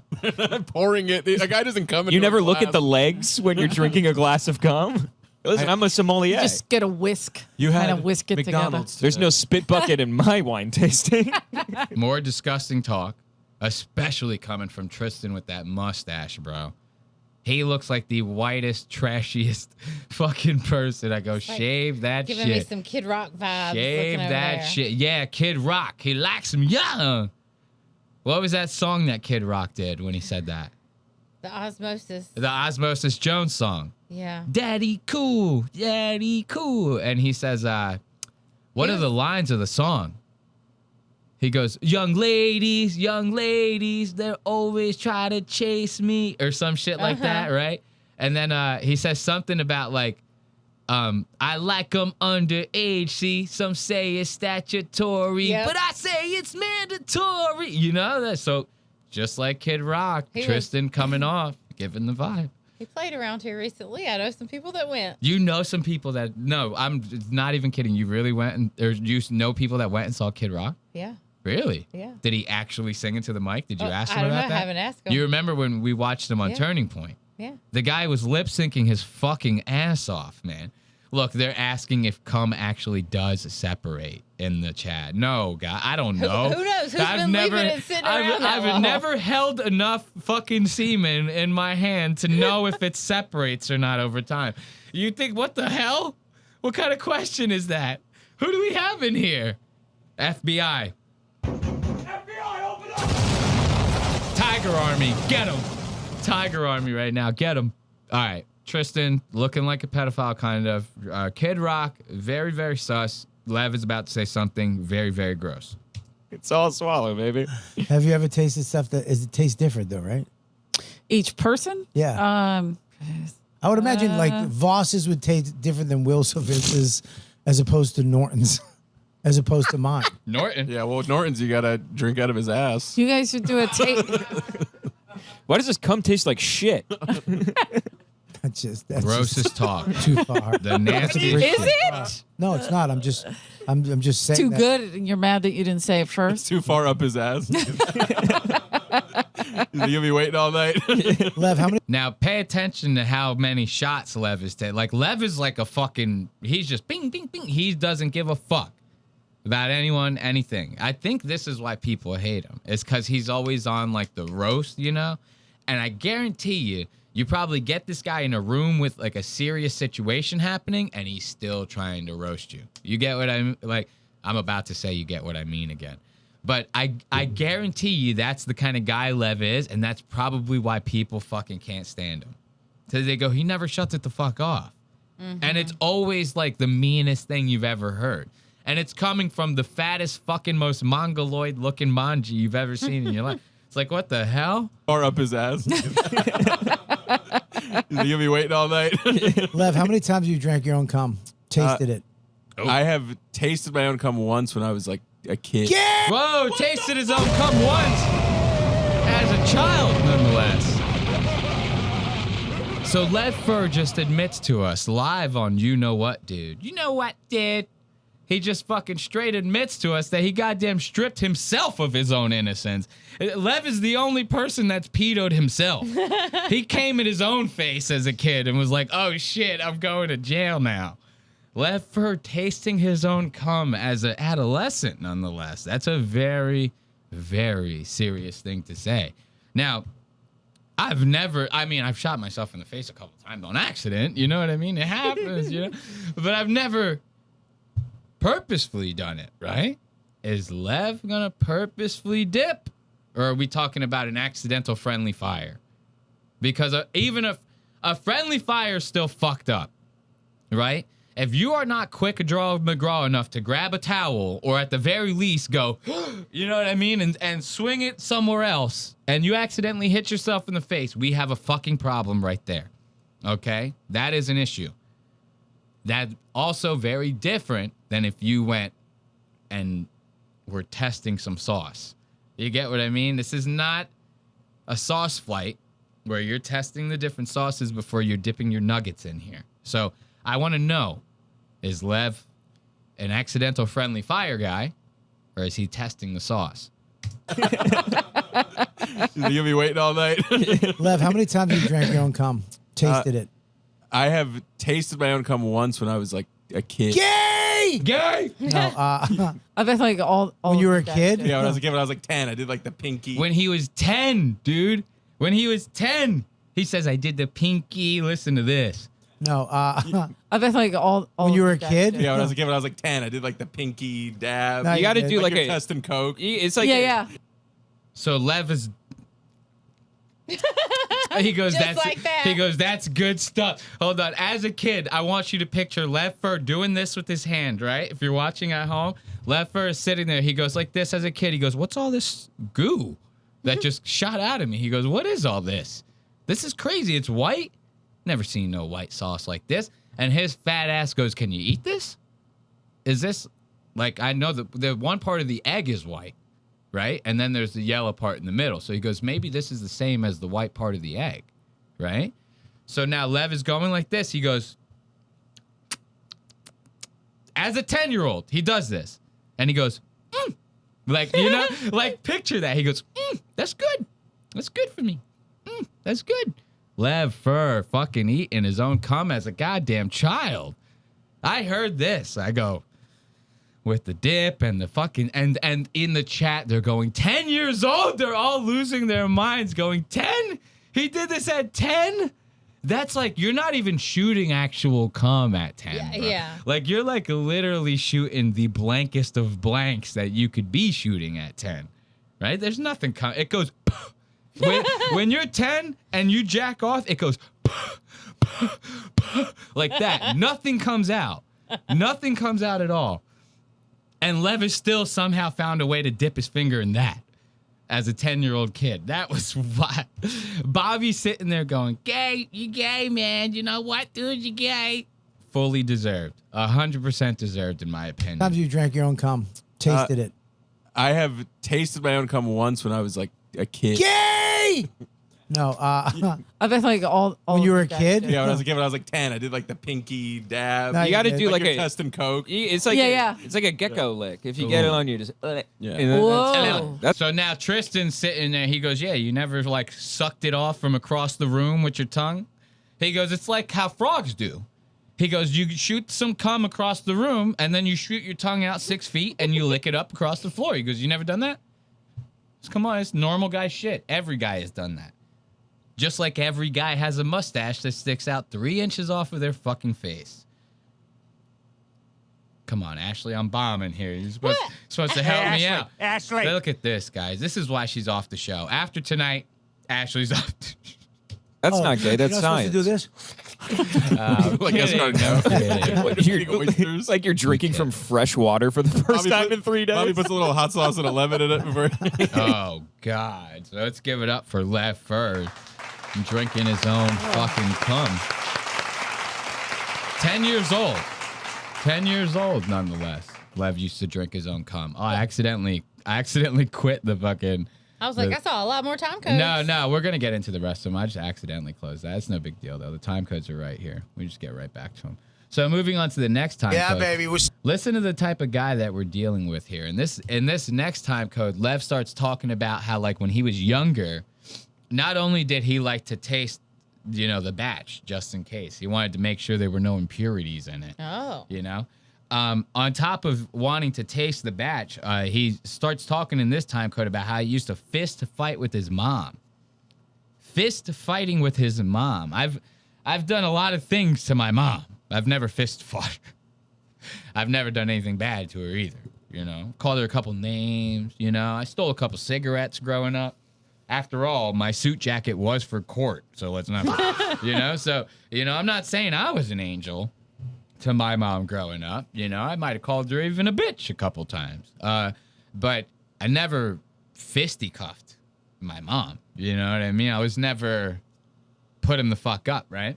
And in this time code, you're going to hear they start talking about some stuff. And Lev is like, yeah, I used to fist fight with my mom when I was younger. He says it as if every person in the room is going to go, us too, man. We totally get that, right? And everybody goes, fist fight your mom? They go, what are you talking about? You fist fight your mom. And he immediately, Lev Fer, king of the walkback, right? Immediately he goes, well, no, this is not fist fighting my mom. He's like, I just fight. I was just joking around when I said that. Just like you were joking around about the cum. You were taste testing the cum. I hope that was a joke. If anything in here's a fucking joke, I hope that one was the fucking joke. Let's listen to Lev talk about him fist fighting his mom. Imagine what Lev's mom looks like. Are your parents not nice to you? Now my dad is nice to me. I guess, but like we feared him in the house. Why? What do you mean? Sure. How do you feel? That's how you're supposed to have a dad. And was he a big guy? Big guy, and my mom, he would just work just to avoid my mom. And my mom was like, wait till your dad gets home. He's going to fuck you up. Sure. Like me and my mom used to like fist fight every day when I was a kid. You and your What? mom. Such a different childhood. Hold on a second. You put your hands on your mom? I was a kid. She would just start fucking fist fighting me. It was crazy. Yeah, you don't raise your hand. It's not crazy. I put my hands all over his mother all the time. I've never struck my mom. Listen. Now see the walk back. Well, hold on, guys. Eleanor's like, whoa, what the fuck is this, bro? Like, yeah, your mom could beat the fuck out of you. You can't hit her. Lev goes, whoa, hold up. Let me walk that back real fast. Expecting to get a good laugh out of that, right? He almost said it like he's like literally like it was nothing. Mm-hmm. Like as if it was literally nothing. I don't know, but I'm not I don't know. Not everybody has a perfect mom. I get that, right? But there's like that's like kind of crazy to be like, yo, I'm gonna straight fist fight with my mom. It's like nuts. Especially being a boy. Yeah, like your mom is you are like bigger than your mom when you're drinking cum at 10. Yeah. You know what I mean? All that cum that Lev was drinking at 10, he was probably huge with all that fucking protein. He's probably beating the shit out of his fucking mom. And then every fucking day, this guy has another walk back. It's this one. Hold on, let me walk that back real fast. Yeah, when I was a kid. You and your What? mom. Yeah, I mean, Sure. how do you feel? That's how you're supposed to have a dad. And Was he a big guy? Big guy, and my mom, he would just work just to avoid my mom. And my mom was like, wait till your dad gets home. He's going to fuck you up. Sure. Like me and my mom used to like fist fight every day when I was a kid. You and your mom. So Lev's mom goes, wait until your dad gets home. I'm going to fuck you up. Lev goes, let me do you one better. Starts beating the shit out of his mom right there on the spot. Also, whatever this is, I bet it happened like one time. With this actual situation Like, that he's yeah, talking this about. situation, it probably happened one time. Hey, look, one time is all it takes for you to win the shittiest son award. You know what I mean? That's all it takes. One good time. That's some Dr. Phil shit they're saying in the chat. This is some Dr. Phil shit. This is like you fighting with your fucking mom, fist fighting with your goddamn mom, drunk on cum hitting his mom, they're saying. God damn. Okay. All right. Let's listen up. Such a different childhood. Hold on a second. You put your hands on your mom? I was a kid. She would just start fucking fist fighting me. Well, walk it back. Yeah, you don't raise your hand. It's not crazy. I put my hands all over his mother all the time. I've never struck my mom. Listen. But like, Ellen went to school with a chalkboard. It was a different time. So you never hit a woman back then, and you held the door for them. No, I never. I don't know. You're not supposed to hit a woman now. I'll shake the shit out of a bitch. Don't get me wrong. I'll shake the shit out of a bitch. A girl starts trifling. I might grab her by the shoulders like Clavicular and be like, let me tell you something, bitch. You know what I mean? I don't know. But you can't be punching, girl. You can't be hitting them. You know? You got to leave. You know? You got to just leave the situation. You would have to be like a very outpowered. Like, we're talking midget guy, Amazon woman. Right? That's when you're going, okay, he can hit her back. You know? Like, but every other situation, you're gonna lay this bitch out. What the fuck? Yeah. You know? It's just very funny to see him walk it back there. That was the only point of this. But even my father, he beat the shit out of my brothers. They never put their hands up to him. Yeah. You don't hit your parents. Well, you guys have that Philly shell going on. No, but how do you defend yourself? What was that? Give him that fucking See, thing. so even he walks it back and then even goes, well, if I don't hit her back, like, how else do I defend myself? You don't. You You're don't. a kid. You're in fucking, trouble. you just get your ass beat like everyone else and you fucking deal with it. And I'm sorry. You know? It's the way it was. Now what happens? You don't hit your kid nowadays. What happens? They start acting like cats in school. And, you know, shit's crazy. Yeah, you What? get to toss it. Billy Shell. Feels good to throw it, right? It does feel good. You don't hate your parents. You'll get it back. I didn't hate my parents. What I'm saying Is that a white thing? Just said you hit your No, parents. Fucking Ellen just talk. Stop calling me Ellen. fuck Eleanor nut. just talks over everybody. She Sorry. doesn't know how to do podcasts. We were in the middle of something. You yap. You yap, he says. That Bobby ending it strong with that. Chill the fuck out, bro. So now look, Lev is real quick to fight his mom. Let's see if Lev's real quick to fight with Bobby Kelly over here. This is it. This is the time code that we've all been waiting for over here. I'm not even kidding, guys. When I was watching this at first, like I think I was like doing something around the house. I was like preoccupied while I was listening to this in my headphones. And at the time when I was listening to it, I was time coding the shit, but I was like, yeah, okay, the cum, and he drinks it, you know, it's all kind of jokey and fun.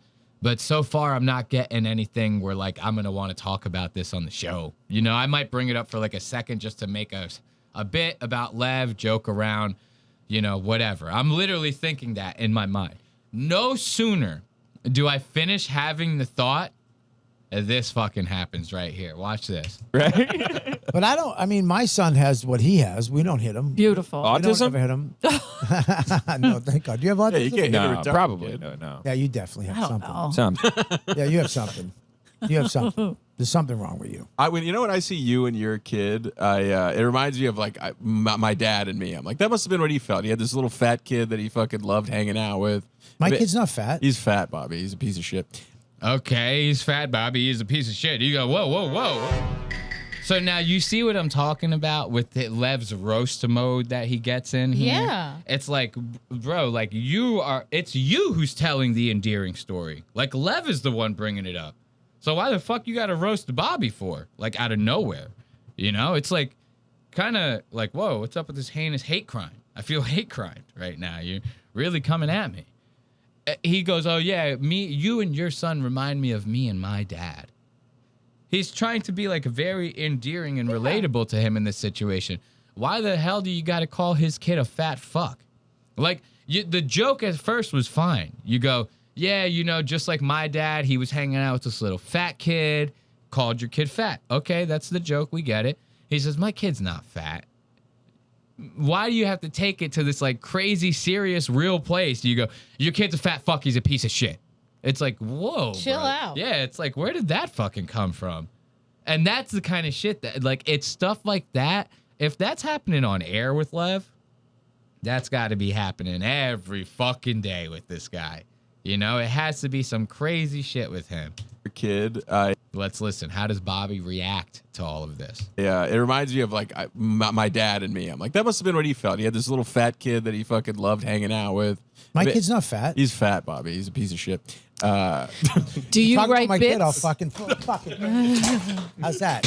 You like that? I'm joking. Are you bad? Don't joke about my kid. No shit, Bobby Kelly goes and throws something at him. I mean, that was a little out of line. It was crazy what he said to him. It was nuts. Now Bobby's sitting here already throwing shit at him. Let's see that again. Bobby's face gets so fucking wild here. Look at that. Look at that one right there. Oh, Nelly. My man is angry. And I like how he tries to have these like modern hipster glasses on. He's like, it's Robert Kelly. You know what, dude? Prescription glasses with a slight tint. No. We do not like that. Even the ones that like, you ever seen the ones that are transitional, they call them? Yeah. When you go in the sun and they get dark. Those suck ass too. I don't like those either. But a prescription glass with a slight tint and a gradient tint on top of that, dark at the top and low at the, what are you doing, reading? It doesn't have to be dark, like it can be clear at the bottom because you need to read because you're an old fuck. And then it can be shades up top, it's totally fine. Well, I don't have to read anything up here.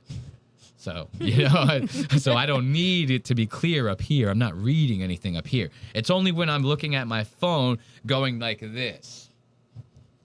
So the bottom can be clear because I'm going like this, right? But up here, it's fine. I'm never ever reading anything at eye level up here, so doesn't matter. How's that? You like that? I'm joking. Are you bad? Don't joke about my kid. I was joke about my kid again. I'll fuck you up right now. I didn't know that was a thing. I thought we were fucking around. We're joking about moms and stuff. I apologize. Now going off of the mic. Now this is where you know it's serious. Because when I first watched this, I go, he could be. Is he joking with him? Like, is he just fucking around? Because people do that from time to time. They pretend like they're being serious and shit. 9 times out of 10, when people do that, they were serious, though, in the beginning. It's like only 1 out of 10 that is like, it was actually a joke all along, you know? Every other person always tries to play off being serious because they took something a little too to heart, or whatever you want to call it, and it got them extremely angry in that situation. And it has to do with his child. It's like, we don't believe you, my friend. We don't. And watch, he keeps going. Look at this right here. He's about to beat Lev up and suck some cocks. He's got his mouth wide open. Anyone whose mouth I freeze frame on like that, they're sucking dick. They called my mother horrible things. I will jump. Tonight in the ultra heavyweight bout, we have Bobby jump Kelly. across this table and fucking bury you. You got me? We can't tell if he's fucking all with me. the I think fucked up things. genuinely angry. Now he's trying to play it off. You see that? Look at Bobby over here. Because everyone at the table was like, Bobby, you gotta fucking chill. Like Eleanor was like, yo, my dude, you're gonna make my cheeks wiggle. Or you're gonna make my droopy dogs wiggle a little bit. You gotta calm down with that. Angry, and now I feel bad. You motherfucker. All the things they said about my mom, I could throw something. A fuck factory. And like, I was kidding. You were serious. Shit. You got mad. You motherfucker. You just felt all of the boss anger he's bottled up today. I was kidding. Goes into a post office, kills everyone. I was kidding. It was a joke, guys. The AR-15's real, but if you look on the side, it has a sticker. It says, joke. You know? I'm kidding. So these people are dead, yes, but it was all a joke. You know, it's like you already threw the thing at them.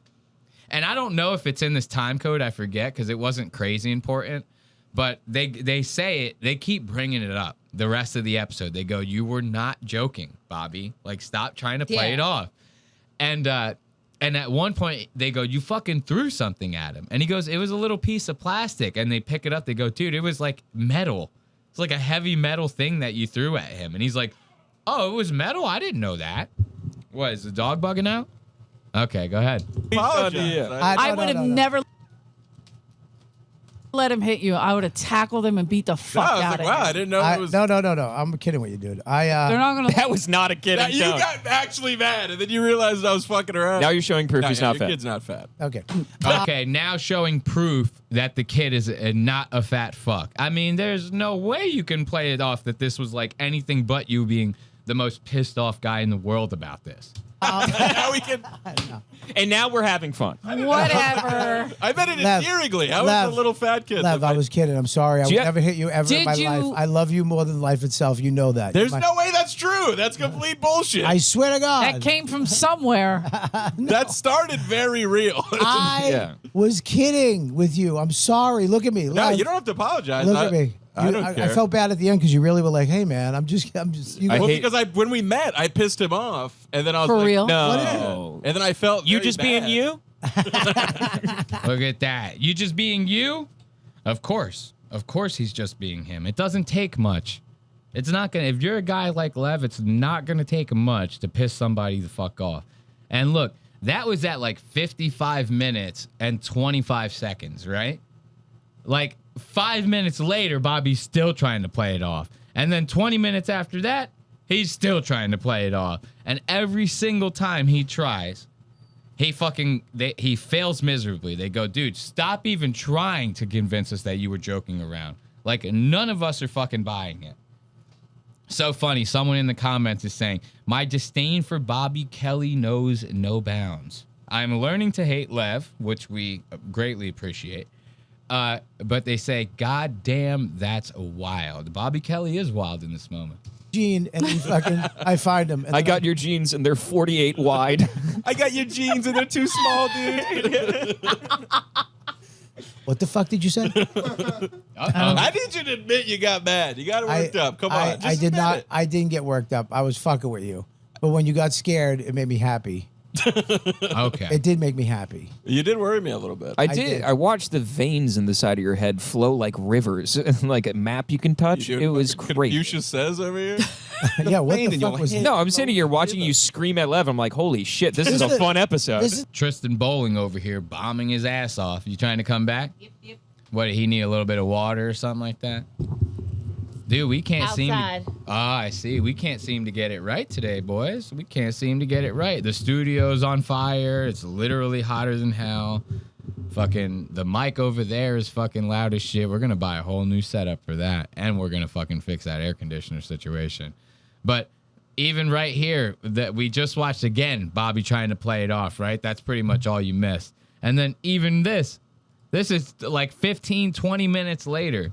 Still trying to play it off. Like, that's how you know it really got you. It really got to you, you know? It's like anything with anyone like this. If they keep hounding on it, it's like the red bar thing I brought up earlier when I was like, oh, the fact that I keep bringing it up, it kind of is like making it seem like we actually care about it. Exactly why I'm going to kill myself. It's exactly why I kind of was just like, let's just move on, you know, get the rest of the time codes. If like anyone, they would say that you could say the same thing about us in this very episode. You go, oh, he's harping on the red bar.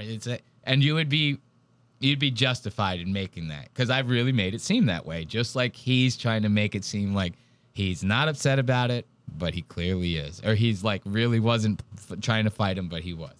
It's walk because you walk the crowds. Who's the funny? Eleanor's How would funny? you know? Lev's my favorite again. So good. That was a good one. Am I pining? I know that I actually pissed you off earlier, and I am sorry. I won't do it You again. didn't piss me off. I did, and I am You sorry. did it. I want you to know I really respect you. I don't want you to be sorry. Can you stop being a fag and you? I'll Quit talk being an over you ag. every time. I don't like that one. Like what one?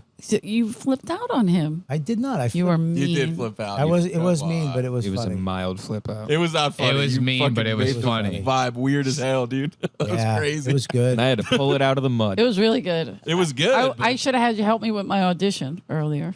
It was good. I thought it was great. Still can't let it go. At that point on the third attempt, I just go, okay, I was being serious. Like, you know, just give up at that point. You make yourself look like a total asshole. So let's give it up for the one and only Bobby Kelly.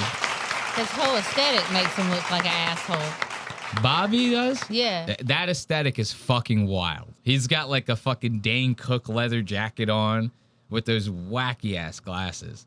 And like his beard is obviously done at the barbershop. Like he got it lined up and is all like perfect. It's like Kevin Hart. You know, it's like calm the fuck down, dude. But I'm glad to see that people in the chat hate Bobby just as much as we do. So let's keep it going. Where are we going after this? You guys want to check in on Jeff Dye a little bit? You want to check in on Jeff Dye after last week? Jeff Dye, a very good friend of the show. You know, me and Jeff are like, I have his phone number now. I'm hanging out with him now. You know, it's funny. He, what's it called? He sent me a DM. He's like, hey, I watched the episode. Good job. Right? Which is awesome. I totally appreciate that. Ain't no way he's watching all 4 hours of this one. I tell you that. It's a long, 4 hours is a long trip. We totally get it. You're going to have to watch this thing in stretches, you know? But let's move on to Jeff Dye. I had a very, very nice time watching Die Hard this week. I don't know if it hit different for anyone else. Anyone? Maybe? No? I mean, Die Hard I'm watching it in a whole new light now. Like, it's literally my new favorite show. No, I'm kidding. I mean, it's still the same Die Hard, but he's kind of changing things up a little bit. Same Jeff Dye, I should say, not the same Die Hard. What I mean by he's kind of changing things up a little bit, it seems like Jeff is like vicariously taking our advice through like our videos or something like that. You know what I mean? Okay. Does it seem like that to you a little bit? It kind of seems like that to me. I don't even need confirmation. Jeff, you can stay quiet on your end. No need to thank us. We got it.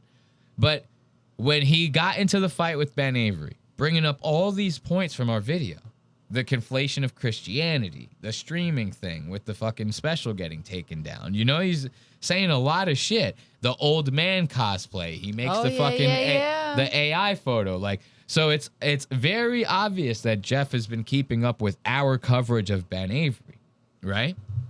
And then what was the one thing I said last episode about him? I go, if Jeff kind of like did the shit talk the way he does it here, like with Ben Avery, and he kind of just like doesn't do it behind this nice guy veneer, right, it would come off as a lot more relatable. It's like the way he talks shit on his show, it comes off as unlikable because he then tries to be a nice guy after. It'd be like if we did all this same shit talking we did now, and at the end of every segment we go, no, but these guys are great. You should watch these guys. Like, let's promote. Like, you know, it's like, fuck these guys. I'm talking shit. I'm going to stay on that talking shit, right?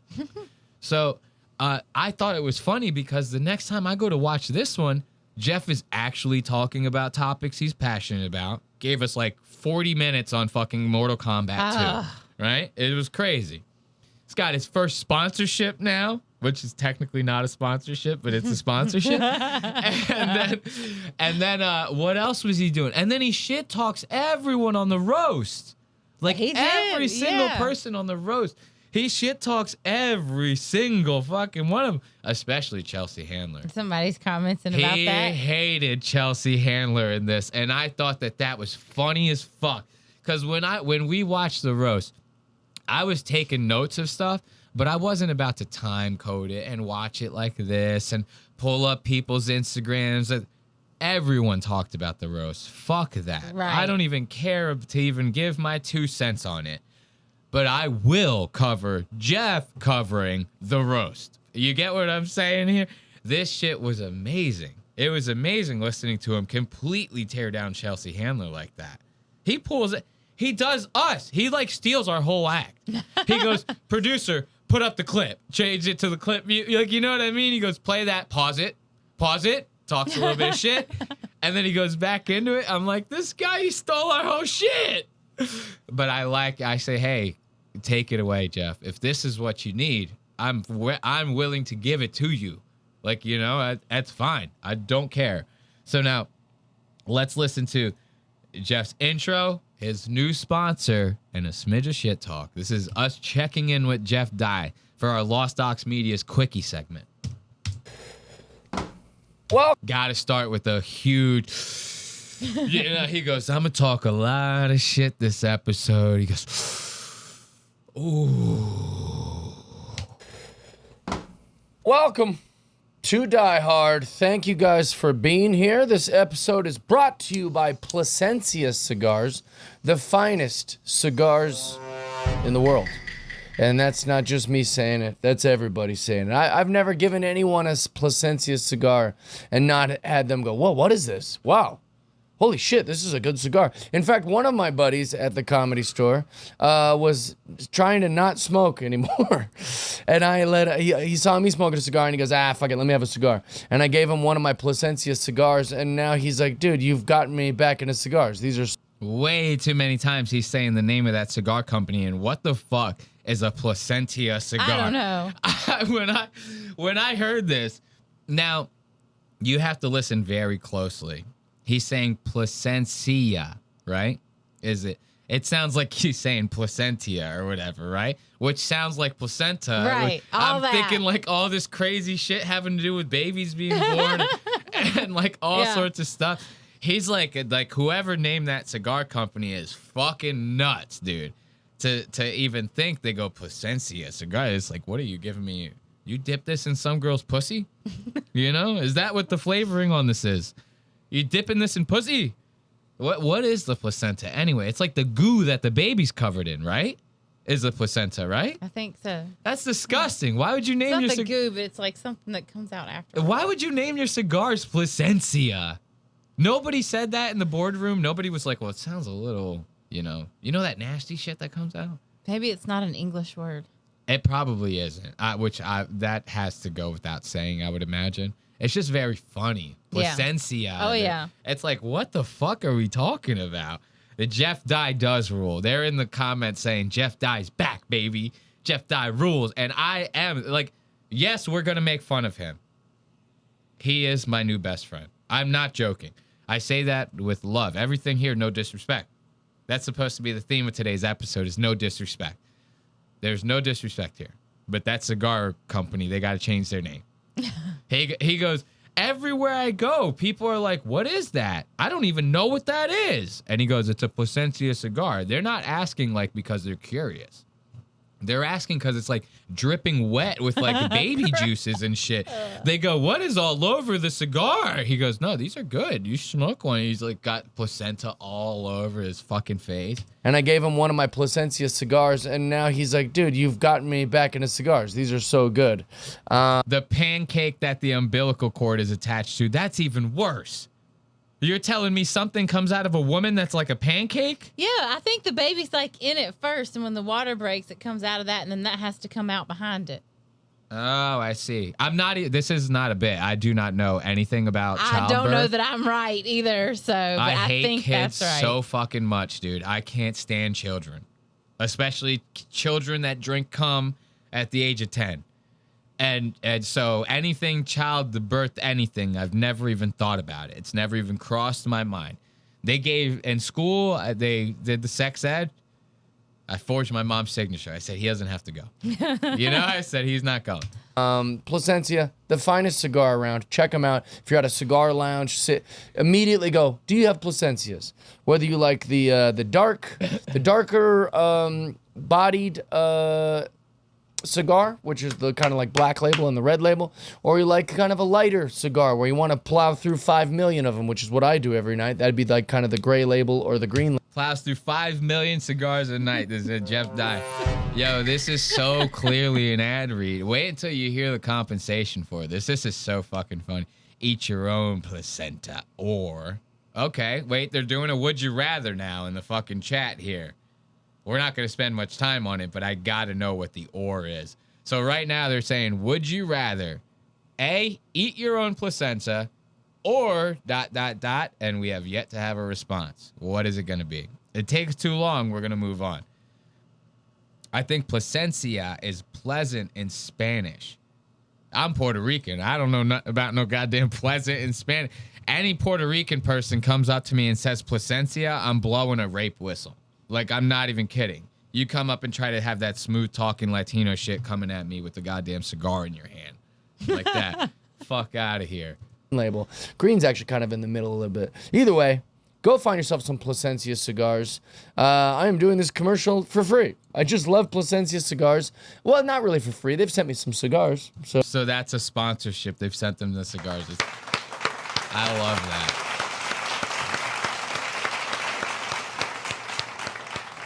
All jokes aside, it is very funny to say that if that's really they just sent you the cigars, it's not like they want you to do this. They want you to talk about it. Mm-hmm. That's like the whole goal. So, oh shit, my bad. Maybe he really does like them that much. He probably does. This is authentic Jeff Dye. We've moved past the fake nice guy shit. We're past that now. This is shit talking gunslinger Jeff fucking Dye here. I believe every fucking thing that he's saying right now. I just think it's funny the way he's going about doing it. I'm not saying this to be like, look, he's stupid or whatever. No. I just feel like, I'm like, oh yeah, I feel like he means it. It's very funny to be like, well, this is our first sponsor of the show. But I love them so much. But I love them so much. They only just sent us that's it. People send me shit all the time. I get sent bills in the mail, right? When I get a bill, I don't go, well, the new sponsor of the show is my electric company. They sent me this bill in the mail. I'm reading the ad for free, but they sent me this bill in the mail. I just kind of think it's funny the whole thing, but we're moving on. So, I guess in a way that's an exchange. That's a sponsorship.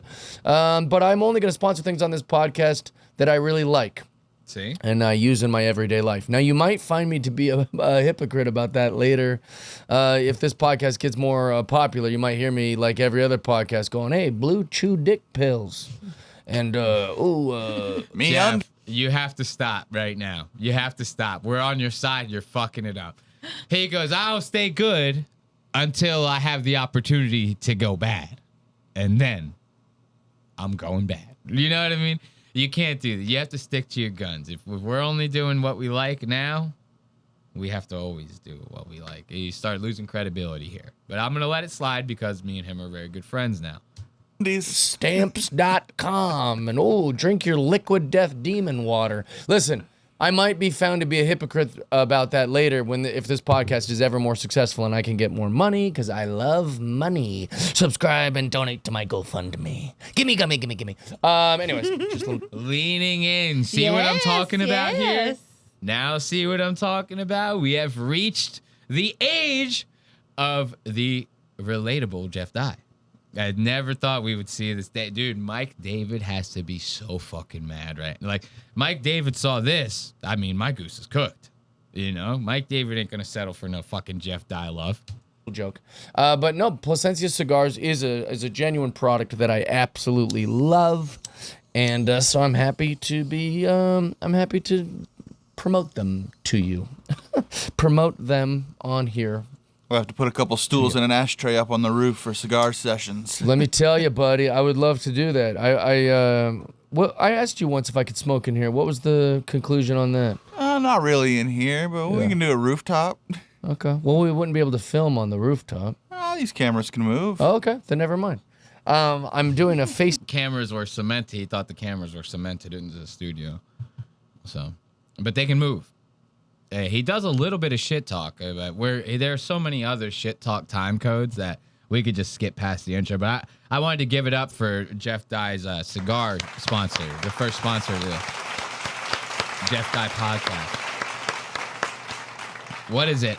Pussy Pancake Cigars or something like that? Placenta? Mm-hmm. Pussy Pancake Cigar? Something like that. I call, hey, yo, you want one of these cigars? What's the name brand? Pussy Pancake Cigars. That's the name of my cigar company, Pussy Pancake. That's a good punk rock band. Picture an all-girl punk rock band named Pussy Pancake. I do not, and their whole thing is feminism. Their whole fucking thing is feminism. And they call themselves Pussy Pancake, which stands for placenta.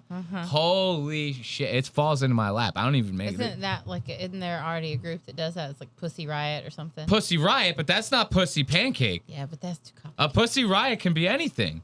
You know how many things could be a riot in the pussy? Yeah. You bust a nut in a girl, that could be a Pussy Riot. For all that. You punch a girl in the Pussy Riot. Anything could be a Pussy Riot, but a Pussy Pancake is a very specific thing. That we're talking about here, you know? And the ties to feminism, you know, it's the placenta, which is the Pussy Pancake, the feminist. Guys, it falls into my lap. I don't even write it. I don't even write these things. You guys want to hear about Jeff Dye's Mortal Kombat experience? This was nice. We're not going to go through the whole thing. See, Ashley goes, because Jeff literally did like fucking 20 minutes on Mortal Kombat. And Ashley's like, I can't sit through this whole fucking thing of Mortal. Ashley is like the furthest thing from a Mortal Kombat. She wants to watch like My Little Pony. Ashley wants to watch. She doesn't want to watch Mortal Kombat 2, right? So when Jeff starts talking about Mortal Kombat 2, she's ready to fall asleep. I was listening to it on my drive home from work. Oh, you were ready to pass out in the car, I bet. Ashley was almost about to have a car accident. That doesn't mean it was bad. That doesn't mean that his coverage on Mortal Kombat 2 was bad. Look, they're saying in the chat, plus Pussy Riot are Russians, so they're not actually real people. Which I agree with. Russians, I don't even know where Russia is. You could show me a map right now. I wouldn't even be able to tell you where Russia is. Imagine if someone really didn't know where Russia was it's the biggest fucking country you could possibly think of. So Jeff doesn't mean that his Mortal Kombat coverage was bad. It just means Ashley didn't like it, which is fine. It's not for everyone. It's just long. I thought it was very funny though at the end of the coverage. He goes, oh, the movie, I dressed up, I got the popcorn. I did all the special shit. He goes, you guys should have seen me. I was in there cosplaying. He sounds so excited about it, right? Yeah. And then he goes, it sucked. Like, as soon as he finishes getting super excited about it, he goes, the movie was terrible. It changes his whole shit. I'm spitting so much. I'm laughing so hard from this. But all in all, good movie. Not great, but good. That's the first one he's saying. The first Mortal Kombat. He goes, it wasn't great. It was good, though. All in all, good experience, right? Now he's going to talk about the second one. So Mortal Kombat 2 is coming out, right? I get all fucking giddy. And then they push it back. And now it's this week. And I got to tell you, I looked like the biggest dork. I put on a Mortal Kombat mask. Woo! And No, I'm joking. I'm joking. This is Mike David. Sorry, guys. I got taken over by Mike David a little bit. No, but this is very funny. This is what I would wear if I was not trying to get seen by people. Like, if Justin Bieber wore something like this everywhere he went, everyone would think you were just a crazy person. No one would suspect, like, that's Justin Bieber under that, right? Mm-hmm. They would just think this guy's a fucking nut job. But I thought it was very funny to see him. Whose mask even is that? Not that I would expect you to know. I don't know. But I have no idea whose mask that is in Mortal Kombat. I'm not like a big Mortal Kombat buff. We appreciate Ashley for doing her homework, they're saying in there. God, Ashley don't know nothing. Hey, Ashley. wore it to the movie theater. I bought all the shit. I spent like $100. I bought the popcorn bucket. Look at the popcorn bucket. Jeff Dye bought the Mortal Kombat popcorn bucket. He's getting the souvenirs. Everything. That's why I liked this episode. From the rip, I go, this guy is from the Pussy Pancake cigars to the fucking Mortal Kombat popcorn shit. This is legitimately what he cares about. Like, this is what he likes. There's nothing wrong with, like, I get it. It's not going to be the most appealing thing to us comedy fans, right? But if he's being authentic in this very moment, and I wholeheartedly feel like he is. Oh, yeah. That's a good thing. Like, that's not anything. Yeah, we can make fun of it because it's kind of childish, but he likes that. Fuck it. Let him like it. You know what I mean? It's nothing wrong just because we make fun of it a little bit. There's nothing wrong with that. I was literally like when you would bring your son or daughter to Disneyland. Oh, can I get this? Can I get this? I'm fucking couldn't be marking out harder. I was very, very into it. I also saw my buddy Clayton and his lady at the movie theater, so that was exciting. I was telling them how pumped I was. So anyways, movie starts, and it is crap from the beginning. And it is crap from the beginning. What the fuck? You see what I'm talking about? I feel like he saw his friends and he's got his bucket and he's like skipping towards them. Oh yeah. They're like 40 feet away. They go, Jeff, is that you? He's got like his popcorn bucket. He's like, wait, let me see. You can't see it in the camera. He's like holding his popcorn bucket off. He goes, Yeah, like that, right? He goes, oh, guys, what's up? Holy shit. I wasn't expecting to see you guys here. You diehards? Oh, no. I love that. He got us so, like, when I was watching this, I almost spit out my fucking drink, bro. He had me in the first half. I ain't gonna lie. I'm not gonna lie to you. I was like smiling when I was like, oh, he's making, you know, when someone's being genuine about something, they're showing genuine excitement, and you can't help but laugh or smile at it. Because you go, it's just now it's putting me in a good spot. Because I'm like happy that you're happy. Like, you know, it's kind of one of them. I'm like literally like doing like yard work or something, you know, planting swastikas or some shit. And I'm like smiling, and he goes, and it was crap from the beginning. I was like I just almost started dying. I go, holy shit. That was so fucking funny. Oh, can I get this? Can I get this? I'm fucking couldn't be marking out harder. I was very, very into it. I also saw my buddy Clayton and his lady at the movie theater, so that was exciting. I was telling them how pumped I was. So anyways, movie starts, and it is crap from the beginning. Oh, no.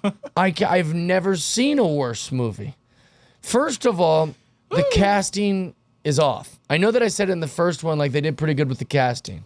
But, like, only, like, a few of them were well casted, if that makes sense. Like, Kano's a home run. Jax is a home run. Liu Kang's a home run. But the rest of them are neither here nor there. But some of them are so far off. Raiden looks terrible. Watch He this. looks like this strange Cambodian guy that speaks terrible English. Like, he just looks weird. It doesn't look like he's a god. He should be white. He goes, it's obviously he's not a god because he's fucking brown. This is bullshit. No, I'm joking. Jeff is not racist. After Tonight is racist. They said a Puerto Rican man in a suit jacket looks like he's going to court. Let's not forget this. I'm kidding, of course. After Tonight, we're changing the set. So anyway, so you see the kind of level of shit talking. We're not gonna keep going into the Mortal Kombat. Ashley's ready to claw her fucking eyes out. Mortal Kombat. It was like every single character he went through. He did go through every single. He broke like the whole shit down, which is again goes to hey, if he loved it. If you're if you're a Jeff Dye guy and you like movies, you just got a 2 for 1. Know, he does talk about the movies a lot. He loves going to the movies. Now that it's actually funny that you mentioned that. It's like 5 different fucking Jeff Dye episodes where he's like, I go to this movie theater. It's a shithole. Nobody's ever there. Yeah, he likes the movies. I go by myself. He's constantly at the movies. I mean, to be fair, the movies is kind of a by yourself activity. No. Yeah. No. You can very easily go to the movies by yourself, no problems. You're not talking. But nowadays it's different, in my opinion. Ugh. Now I'll tell you why. This is going to be. I know it sounds weird to say that the movies now in 2026 actually is a group activity, and I'll tell you why. Because now the movies are so unpopular that when you go to the movies, like 7 out of 10 times you go, you're the only people in the fucking theater anyway.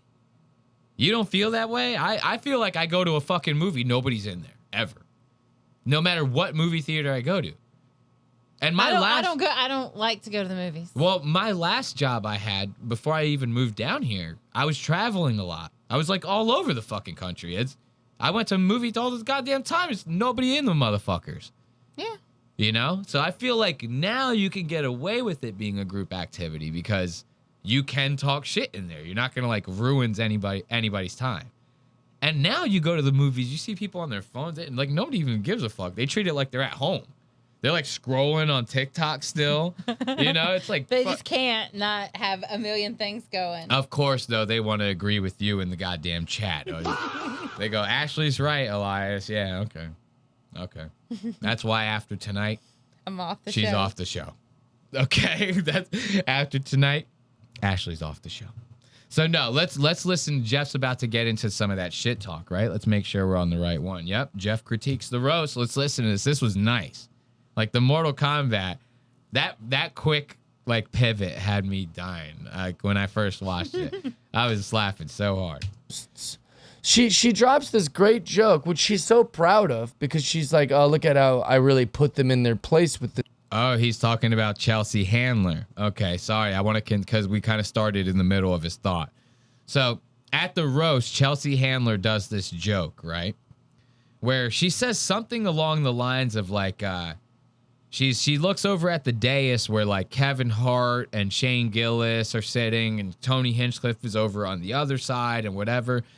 And she makes the joke like, congrats on you guys swaying the election this past year. Did you catch that part, right? And so she says that, congrats on swaying the election. Essentially making fun of how much Tony sucks dick to Trump. Shane's a like quote unquote right-wing guy to some people. They're all connected with Joe, this and that. And she also makes jokes about them going to Saudi Arabia and shit too, right?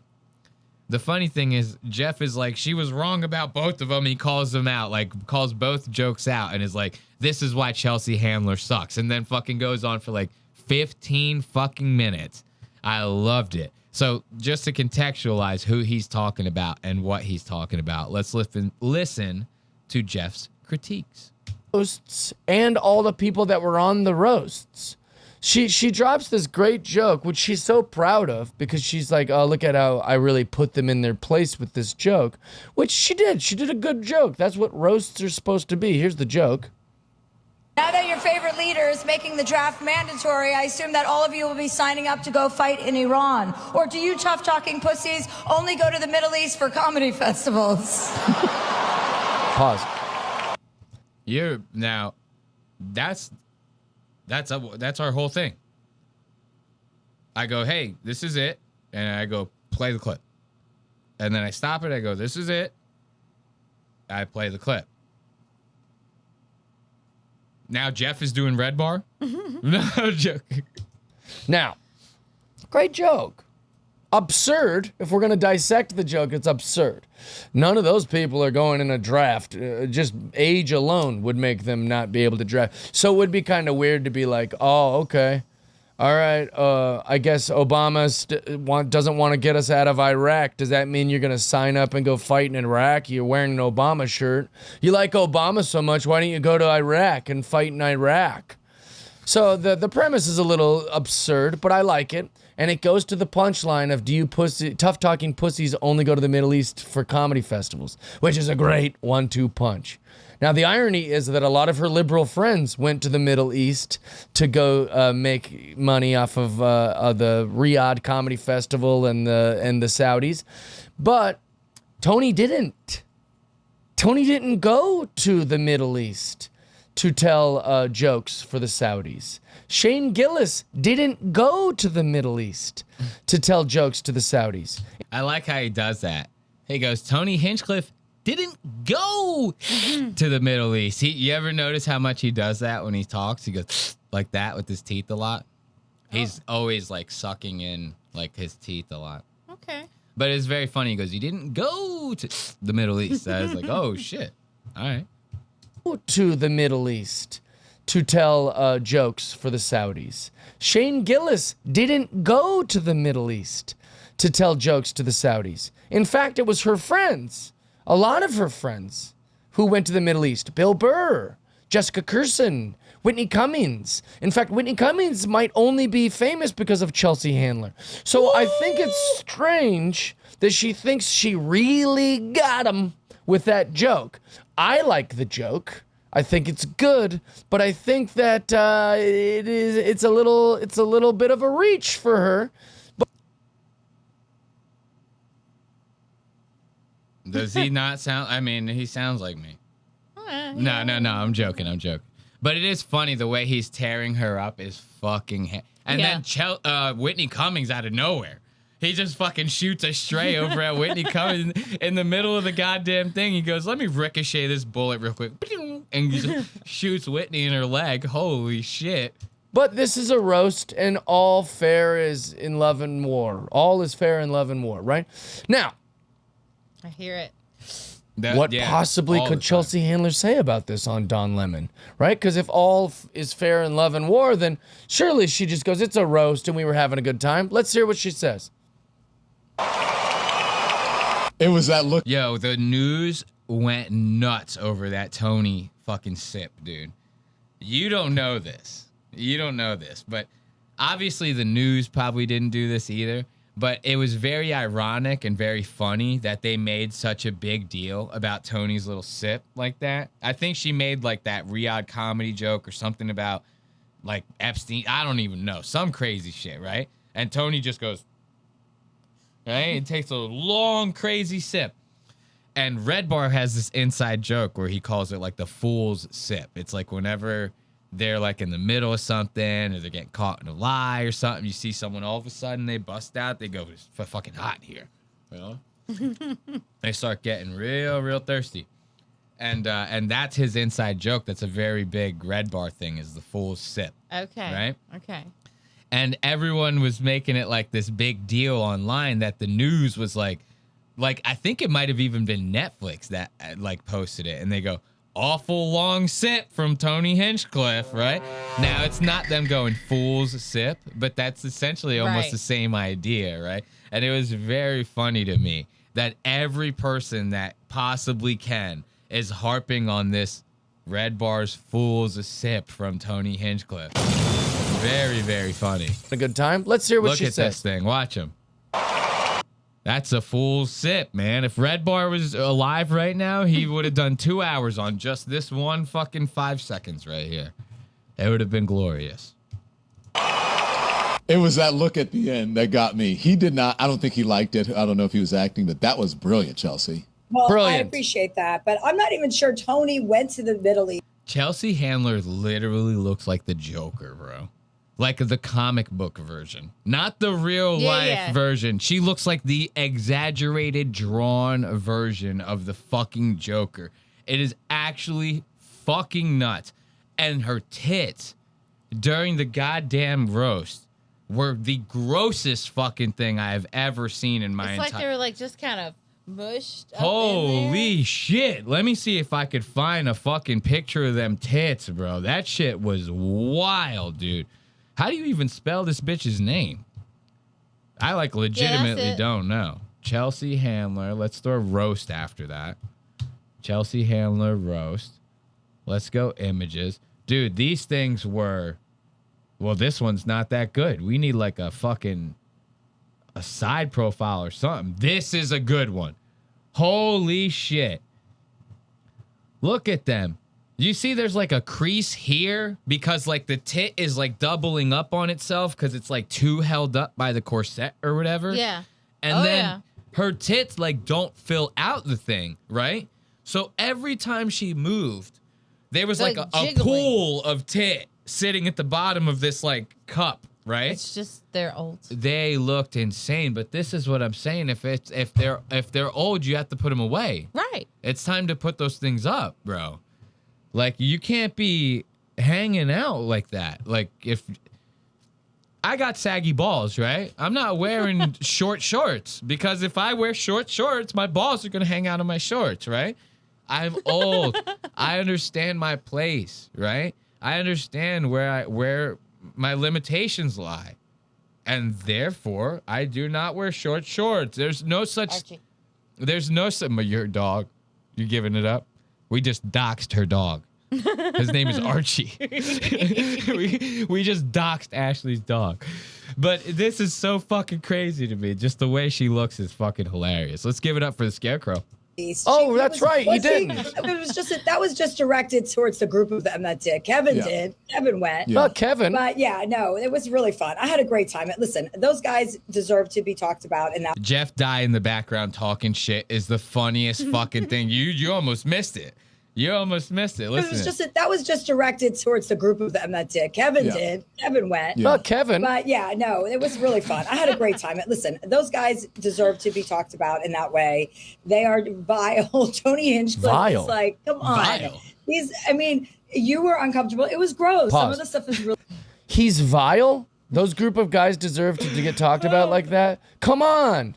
These are the kind of arguments when people talk about like Donald Trump or they talk about anything. Come on, he's gross. There's no argument. There's no logic. It's all feelings. Come on. Come on, they're gross. Did you hear Shane torch her? Oh, yeah, I loved it. But I don't want to talk about that yet. We're not there yet. We're not there yet. He goes, we had a lot more shit talking to do before we even get close to that guy. Don't you even worry. Well, let's see. Does he bring up a little more about the Scarecrow, Chelsea? So go ahead. Keep going. Okay. Really gross. And I get it. I guess that's the spirit of a roast, but even pause. I don't know. Pause. Yeah, it's the spirit of a roast to say the most horrific, mean things. Kind of like what you just did. Calling them tough talking pussies, alleging that they went to the Saudi festival when they didn't. A lot of them didn't. Or saying that like their fearless leader, like everything Trump does is a representation of them. This idea that all of those comics, like you see, we're really about to toss the snowball down the hill here. Like you get where I'm coming. Jeff is about to turn into a monster if he keeps doing this, and I am here for it. I have a feeling that Jeff can swing very hard with the best of them, right? He hasn't crossed that threshold yet, in my opinion. Maybe this Ben situation's gonna do it. Oh man, I fucking hope. I'm being 100% sincere right now. Like I hope that he kind of leans into this. Like if he just covers shit every week and is like, look how fucking stupid this is, right? And does the whole thing like this, I'm dying hard every goddamn week. And look at the comments. Everyone's loving this. Look, I'm the #1 comment. I write, well, not the #1 comment. It's just showing me first because I'm on my account. Let's be real, right? But I go, ooh, Jeff, if you're going to stay on the critique train, it might be time to come on and take a crack at it with us. I think that would be so funny. After Tonight has him on and they try to embarrass him, we have him on and just we talk shit about Chelsea Handler and Whitney Cummings and fucking anyone else that he wants to blast in his DMs. I go, yeah, share those DMs with me. You know, let's do that together. Like, why not? Look at these other comments. Jeff Die 2, Lemon Party 0. Flawless die victory, dude. This guy is one. This guy is one. Looking good. Looking good. People writing looking good in the comments. You blasted Ben in his ass. That's another comment. Very good. Like the t-shirt.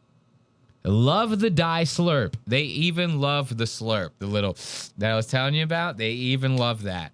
Everything about this guy fucking rocks now. And this is what I'm saying. And we ain't, look, this guy is really leaning into the shit talk act. Listen to this, and we'll move on to our next set of time codes. A roast. In a roast, you don't get to be like the sweetheart. Like this whole, I'm above this whole kind of joking. Just don't sign up to be a part of the roast if you find a roast to be icky. And that's what she says right here. She finds the roast. Go ahead, play it. She finds it. I find it all to be pretty ick. So I just wanted to play it a little bit of a higher key and while also eviscerating them and letting them know on behalf. I mean, I seriously cannot get over the way she looks, bro. It's like crazy to me. Like Chelsea Handler has hit like uncanny valley status. Like she looks like an AI robot, like a humanoid robot at this point. Like her mouth is like overly large for the rest of her face. She reminds me of like Bubble Bass. Her mouth. You remember Bubble Bass from SpongeBob? Yeah. That big fat motherfucker that'd be like, you forgot the pickles. And he had a crazy big mouth. He was a bass. You know? That's what her mouth is like kind of reminding me of right now. They're saying Jeff is on a fucking generational low-cal speed run, dude. I love that. Half of women, really. Yeah. Since this seems to be an epidemic, you know what I mean? I really wanted to focus on the most kind of gross behavior that's rewarded. Yeah. What? You were taking the high route? Is that what you're suggesting? She said I went high key while simultaneously eviscerating them for women. What do you mean for women? Are you talking about the Saudi thing again? Because Whitney Cummings went, Jessica Kirsten went. Those are your friends. What do you mean? You're taking the high route on a roast? It gave you the ick? The epidemic? Epidemic of what? Of guys doing jokes, which is like a roast environment. You're the badass, Chelsea. You're the I tell it like it is. I'm a gross girl. Yo, what the fuck am I even watching right now? This is why, see, at first you were like, oh, he's doing your whole act. What are you talking about? You know, like you thought I was just messing around, right? Now he's doing all the shit I do. I go like, oh, I mean, you know what I mean? I do all the Charles Manson shit like that. Come on. You know? Jeff, you need to call me, all right? It's the same problem that I've had in the past with female comics. I love Jeff. Hating me, but then behaving like me on stage. I've said it a million times. It's always this type of chick who acts like a gross, toxic man, but hates gross, toxic men. It's like you are the beneficiary of that type of behavior. You don't get to be on stage and be like, I'm about to say whatever, and then get mad that a guy does that. That's what you do. That's your whole shtick. Now, I love how he's just leaning into this whole thing. You see what I'm talking about? You have to give it up for Jeff Dye.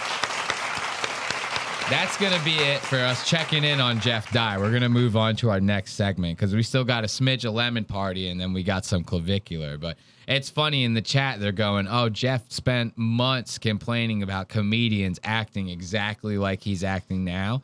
and he's essentially become his own villain. I don't know if he's become his own villain. I think Jeff has just become the villain. You know, I think he just is like, hey, we got to lean in. This is it. Like, this is going to be it for us. We're going to lean in. This is the year of the lean Jeff die. The lean in Jeff die. No, I'm just joking. All right, so let's move on to our next segment, and then we're going to get out of here. So soon. You know, we're going to, I know Ashley's dying over here. I'm kidding. Ashley's in it for the long haul. We're all in it for the long haul. So you want to do some Clavicular or a little bit of Lemon Party? Let's do the Lemon Party Joke World thing real quick. I wanted to show everyone this. This had me not really dying. It was more or less like me just kind of being like, damn, I never knew it was gonna come to this with the Lemon Party boys, man. They end up having Joke World on, right? And I don't know if you're familiar, but there's a very big reason for this whole Joke World situation. Joke World, apparently, last year, I think, was the first time he did it. This year will be the second consecutive year, obviously. They did a, like, March Madness for, like, comedy podcasts. Are you familiar with March Madness, at least, right? So they did this. He does this March Madness thing. Oh, this is still just the intro, by the way. That's another red bar joke. We're only on the intro. We're 4 hours in, but this is just the intro. So that's funny as hell. So what's it called? I'm sorry. That made me lose track of you giving us a red bar praise. That really throws us off. So Joke World, he does this March Madness thing for comedy podcasts every year. And last year, Lemon Party got shafted on it. And because they got shafted on it, their good friend Joey LaFleur from Hate Watch Podcast, which we all love around here, our little hairy Frenchman, Joey LaFleur. Joey ended up fucking hiring like these Indian guys to completely bot the fucking voting system of Joke World's like thing. And he fucking like, it crashed the site and all this, that, and the other. And they essentially fucking, they threatened to do it again this year, right? And when they did it again this year, when the March Madness kicked off this year, they did the same thing. They botted the voting system. The website kept crashing. But this year, Joke World like mentioned it on his YouTube channel. He brought it up. Ends up calling the Indians that Joey hired third world nerds, he calls them. Very strange. But this is why essentially Lemon Party is having Joke World on. Because of all these allegations and different things like that. Joey rules, GoofCon rules. We actually do agree with you on that. It's not a lot, not a lot that I agree with the chat, you know, but I got banned from Joke World Discord for saying Rogan isn't funny. I can 100% see that because Joke World is a fucking faggot. I mean, I respect what he's doing and everything like that. He's just a very faggy kid. He gives off faggy vibes. You know, I don't fuck with that. So anyway, this is but they do it every week. This is Joke World on Lemon Party, right? Now they bring him on to talk about the whole fraud and stuff like that because Lemon Party wasn't. I will give it to them. They weren't just botting it for no reason. They started seeing other shows that looked like they were botting the vote system, right? So then that's when they started stepping in and go, oh, well, this will be funny. And that actually is pretty funny. Mm-hmm. Like to DDoS a fucking stupid bracket of comedy, the best comedy podcast. Are you serious? Right? That's the gayest thing to rank. But I understand it goes along with the theme of Joke World. It's supposed to be ESPN, but for comedy, right? So we get it. I get it. If anyone gets it, I get it. I know the shit. You should know the shit. I know the shit. So the funny thing about this is that's such a gay contest, right? You think a podcast like Lemon Party would be like, this is stupid. It's whatever, right? Instead of just hiring Indian guys and going nuts. And I get it. It costs them like $35 to hire the Indians, right? It is what it is. But I was listening to this, and in this time code, Ben starts trying to joke about it. He goes, no, we actually did want to win. And I go, you did, though. Like, you know, you're joking about it right here, but you did want to win.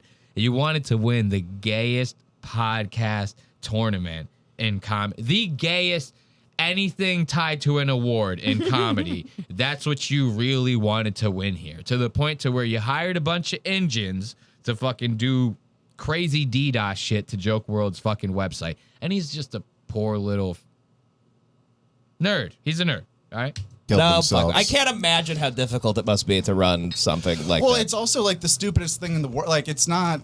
I'm just doing like a fucking podcast March Madness. Well, that's part of it's funnier the more angry you get about the results. So it's almost I feel like we're conflicted because we have to keep getting so angry about it.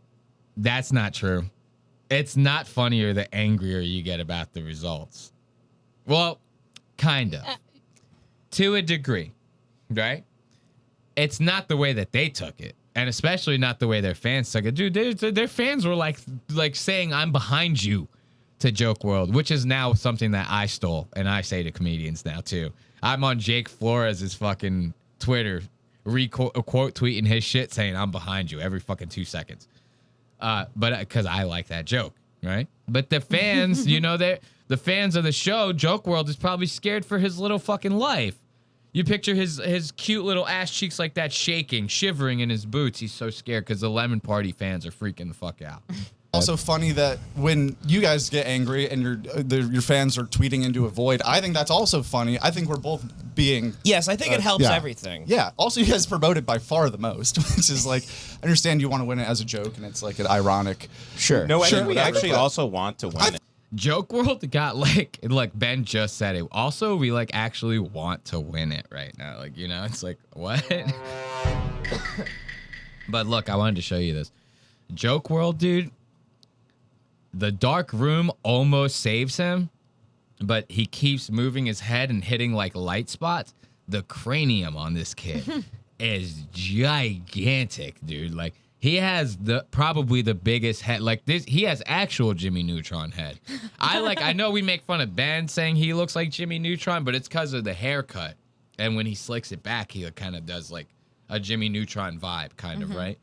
This guy's like head is like actually the same size as Jimmy Neutron's. Like, this is nuts. I understand you want to win it as a joke and it's like an ironic... Sure. No, I think we actually also want to win it. I think it would be funny to the first one... No, I think our feelings are hurt. I did it. No, truly, yeah. That's a big head.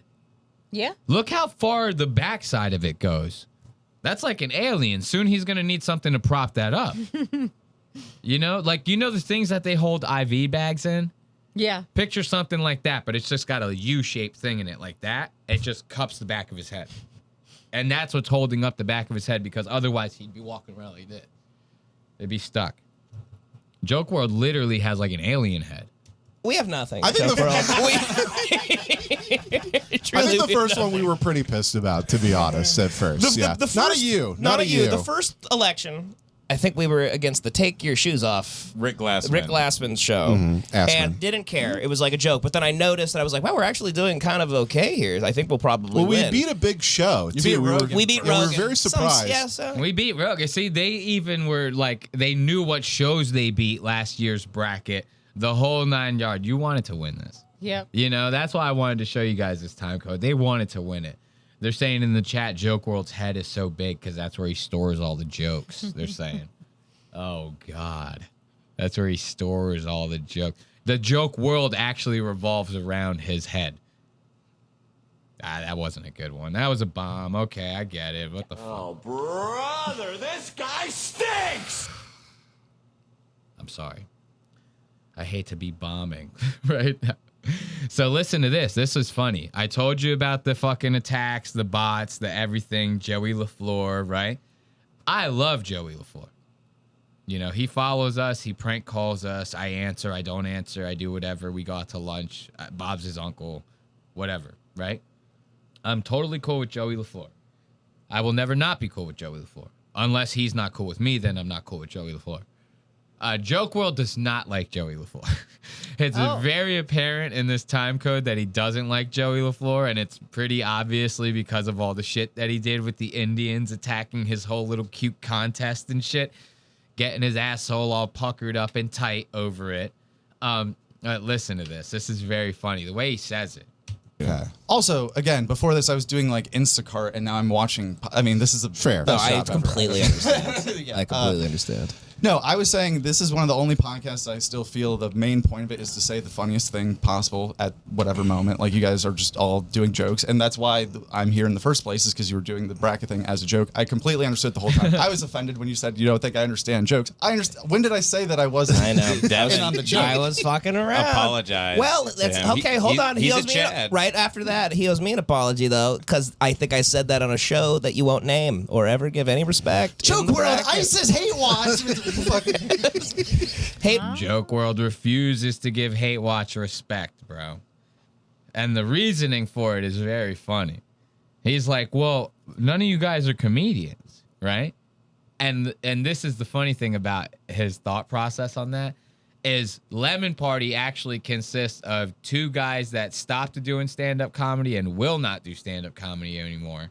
And then Ben, who is a guy that says he's not a comedian, but is doing everything within his power to make himself a comedian, right? Right. So technically, 3 non-comedians in that podcast, right?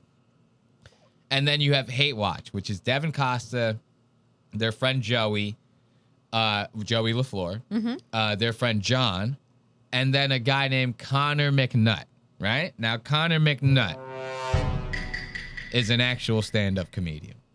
Still actively doing stand-up. Has never said he wasn't a stand-up. You get what I mean? So, like, JokeWorld, it didn't even know that about them because he so fucking shunned that goddamn podcast, especially after all the engines, right? Joey fucking... JokeWorld, no likey. JokeWorld, no likey, no Joey. Right after that, he owes me an apology, though, because I think I said that on a show that you won't name or ever give any respect. JokeWorld, ISIS hate watch. Hate watch. Here's another Joey LaFleur, the king of fraud. Just so you know, what this a is gem. how we got your attention. What a gem. He hates Joey. So what a gem, he says when they bring up Joey. Now, see, I'm Joey. I'm sending 35 more Indians your way. I'm tossing Indians at you all goddamn day. Also, 3 non-blondes, they're saying. I don't know. They're getting a little anti-Semitic in chat. I'm just kidding. They can be blonde. Superior. But anyway, so I just thought that was very funny. He goes, Joey, what a gem. He says, what a gem. They catch on. He goes, oh, you must hate Joey. Hate watch. Here's another Joey LaFleur, the king of fraud. Just so you know, what this a is how gem. we got your attention. What a gem. You heard the way he said it? Joey. What did Joey ever do? What? It's a the whole thing. No, I know. But also he had Chase up to like 8 a.m. every night or morning. Just Joey is a... Yeah. I know. Okay, I apologize. He was the one that... So Joey essentially had his like web guy fucking up every morning till 8 o'clock trying to fix all the shit that he was fucking up with all the Indians online. And the funny thing is they talk about it in this episode. Joey likes to get drunk and start messaging people on social medias and shit, talking a lot of shit. So I could that sounds fun. I could only imagine the shit that JokeWorld and his fucking web guy were getting from Mr. the Great LaFleur. He goes, I'm gonna find out who these dead whores are. You know that movie he did? Yeah. He goes, all the dead whores. All these good dead whores are coming back. You know? Now listen to this. What's a good one? JokeWorld kind of calling the boys out. I kind of like this one a little bit. This is about them being comedians. You guys are gonna think this is insane, but I don't indulge in content that I don't like. Wow, So it's hard that for seems me to- almost impossible. Totally biased. I get. I don't think so. I don't know. That's why people biased. probably say that I'm biased or whatever. First of all, I don't. That's bias. Yeah. Your whole show is, or your whole channel is promoting comedy podcasts, right? And you only watch things that you like. So that means anything you don't like won't get the promotion that your shit now. And JokeWorld's a big thing. They're literally about to have a JokeWorld festival. Oh. You know, comedians going, getting booked for it, everything. Ben actually jokes around and asks, like, hey, I want to be on the JokeWorld festival at some point in this.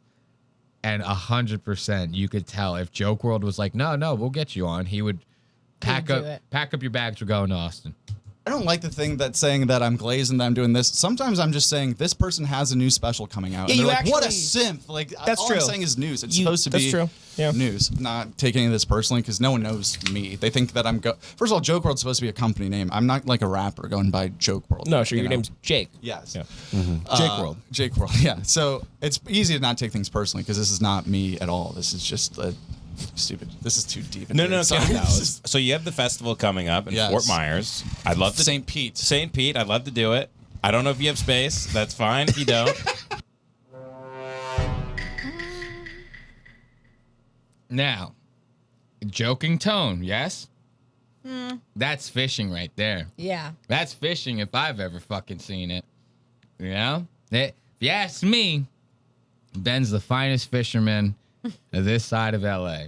Because that was some fishing. You know? Now, JokeWorld turns around and goes, we got room for you on the festival. Ben goes, thank God.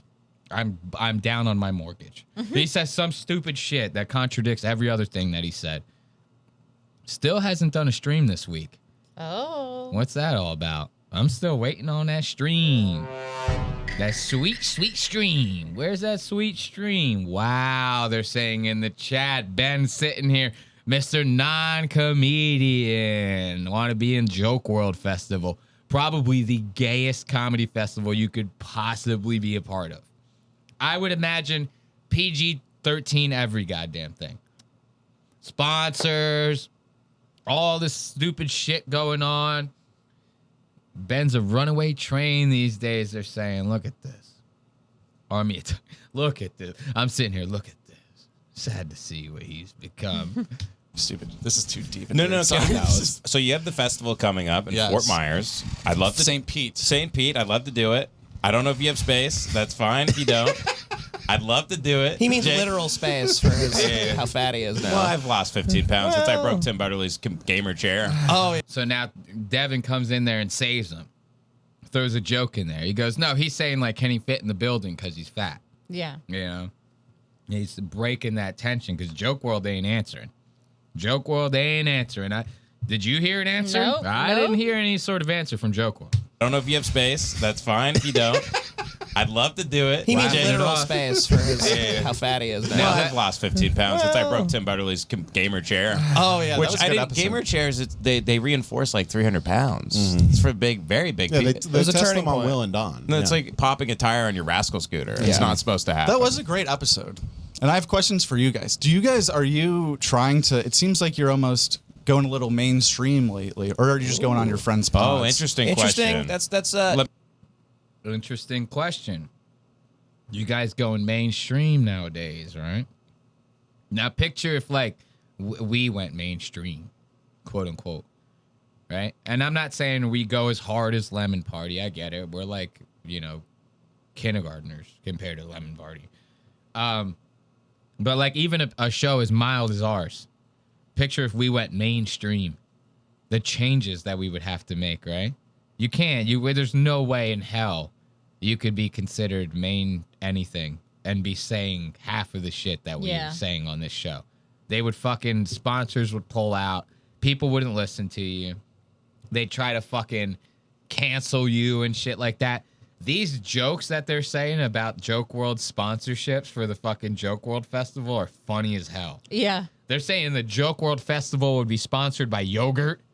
I like this one, Laffy Taffy. Sponsored by Laffy Taffy, dude. It's funny because black people, they're like really lacing into this JokeWorld shit. That's so fucking funny. But you could never do any. This would never work. Mainstream, nothing, right? But the funny thing about it is his follow-up that he's asking after this, right? It's very, very funny. Listen to this. And I have questions for you guys. Are you trying to, it seems like you're almost going a little mainstream lately, or are you just going on your friend's pods? Oh, interesting question. That's let me reflect. Yeah. Not Let me gather my actively thoughts. thinking about that, just trying to remind ourselves that we do have friends that know, that we should see and make sure to like get out of the house occasionally. Do you think not what he meant? Not what he meant at all. Devin's drunk, just not listening to a fucking single thing that he said at all.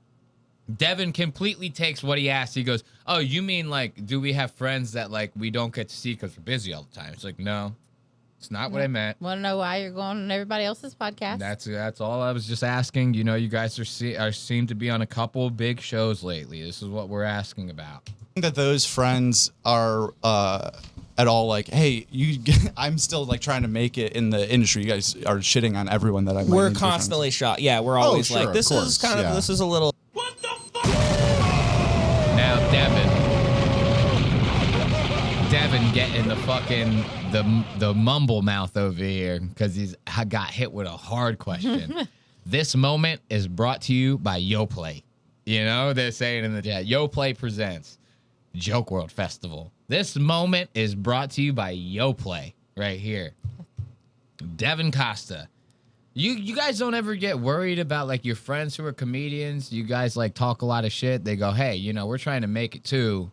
You guys are like fucking our shit up. Now we're kind of going to get like a stink on us through association with you. You know, do you guys ever think about that? Devin goes,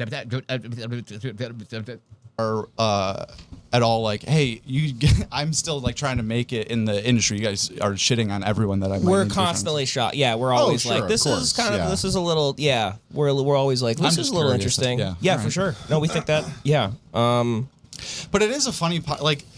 My favorite real like non-comedy podcast I can still just listen to for enjoyment is Pardon My Take, because it's like they're talking about sports in like the like almost like how you guys talk about comedy, but slightly more positive, I'd say. Like if I am the Sports Center where the guy's wearing the suit and is just like telling you what's happening and he's using a fake voice and all that stuff, they're the ones that are still having fun with it and like calling Kevin Durant a baby back bitch for using burn, all that stuff. Right. So now if these were real niggas, if these were real motherfuckers, right?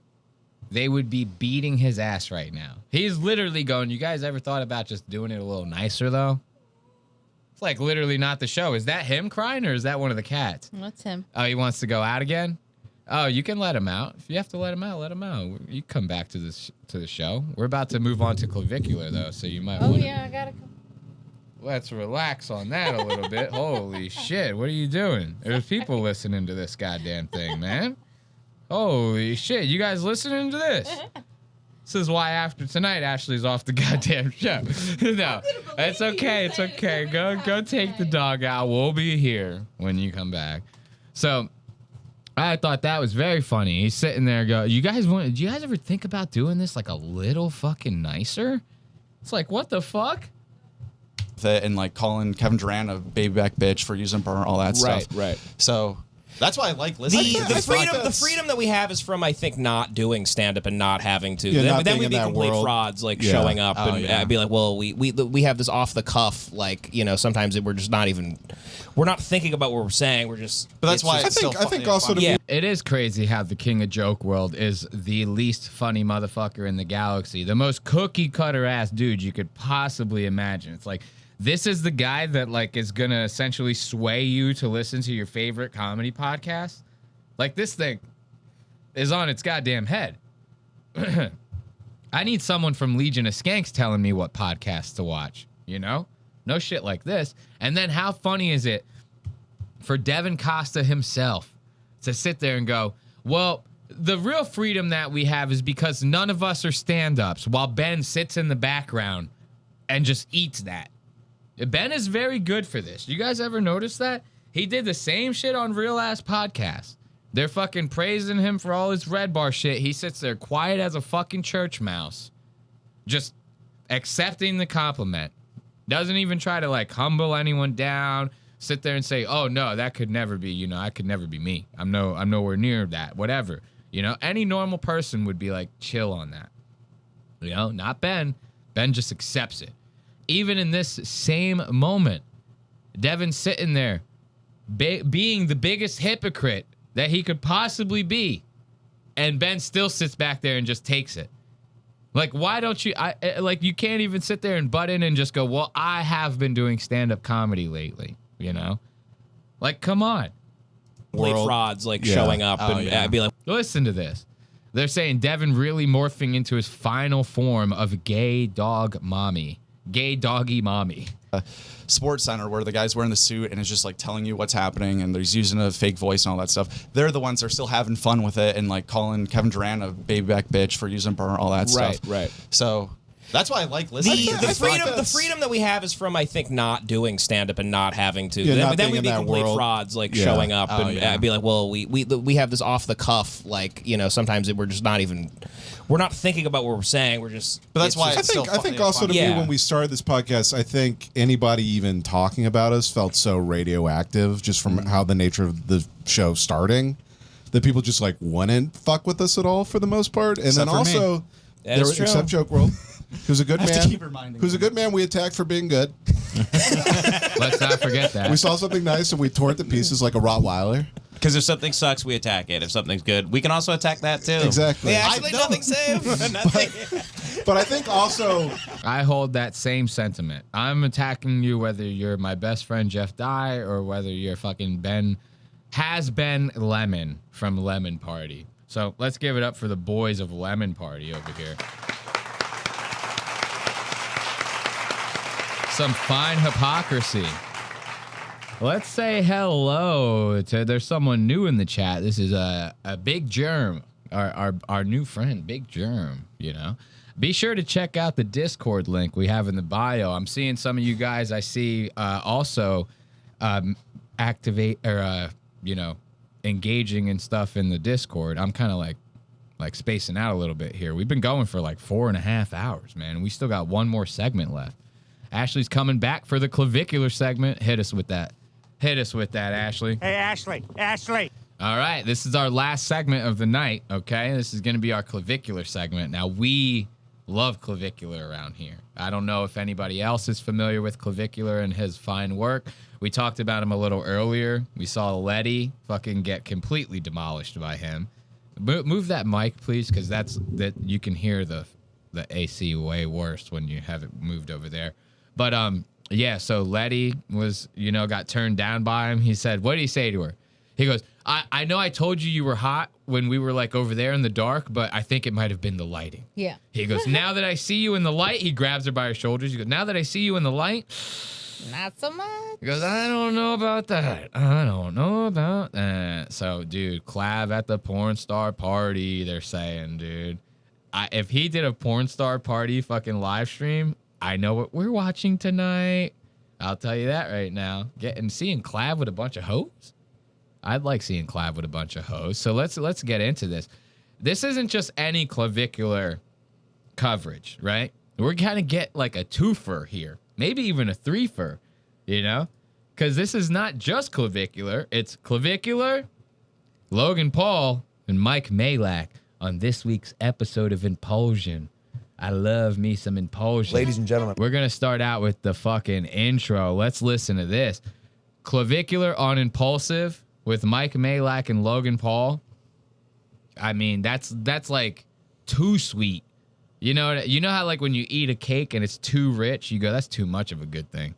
That's kind of what this is to me. I go, this is way too good. I was pretty excited about it. Yeah, there was 100% chance that I was watching this 3 times. You get what I mean? Because something funny was bound to happen. This is not always a gotcha segment, you know? Like there were gotcha to fucking Lemon Party, right? Sometimes the segment is just for us to laugh. Literally just to watch something and fucking laugh, you know? So this is exactly what we're here for. Clavicular, Logan Paul, and Mike Malak.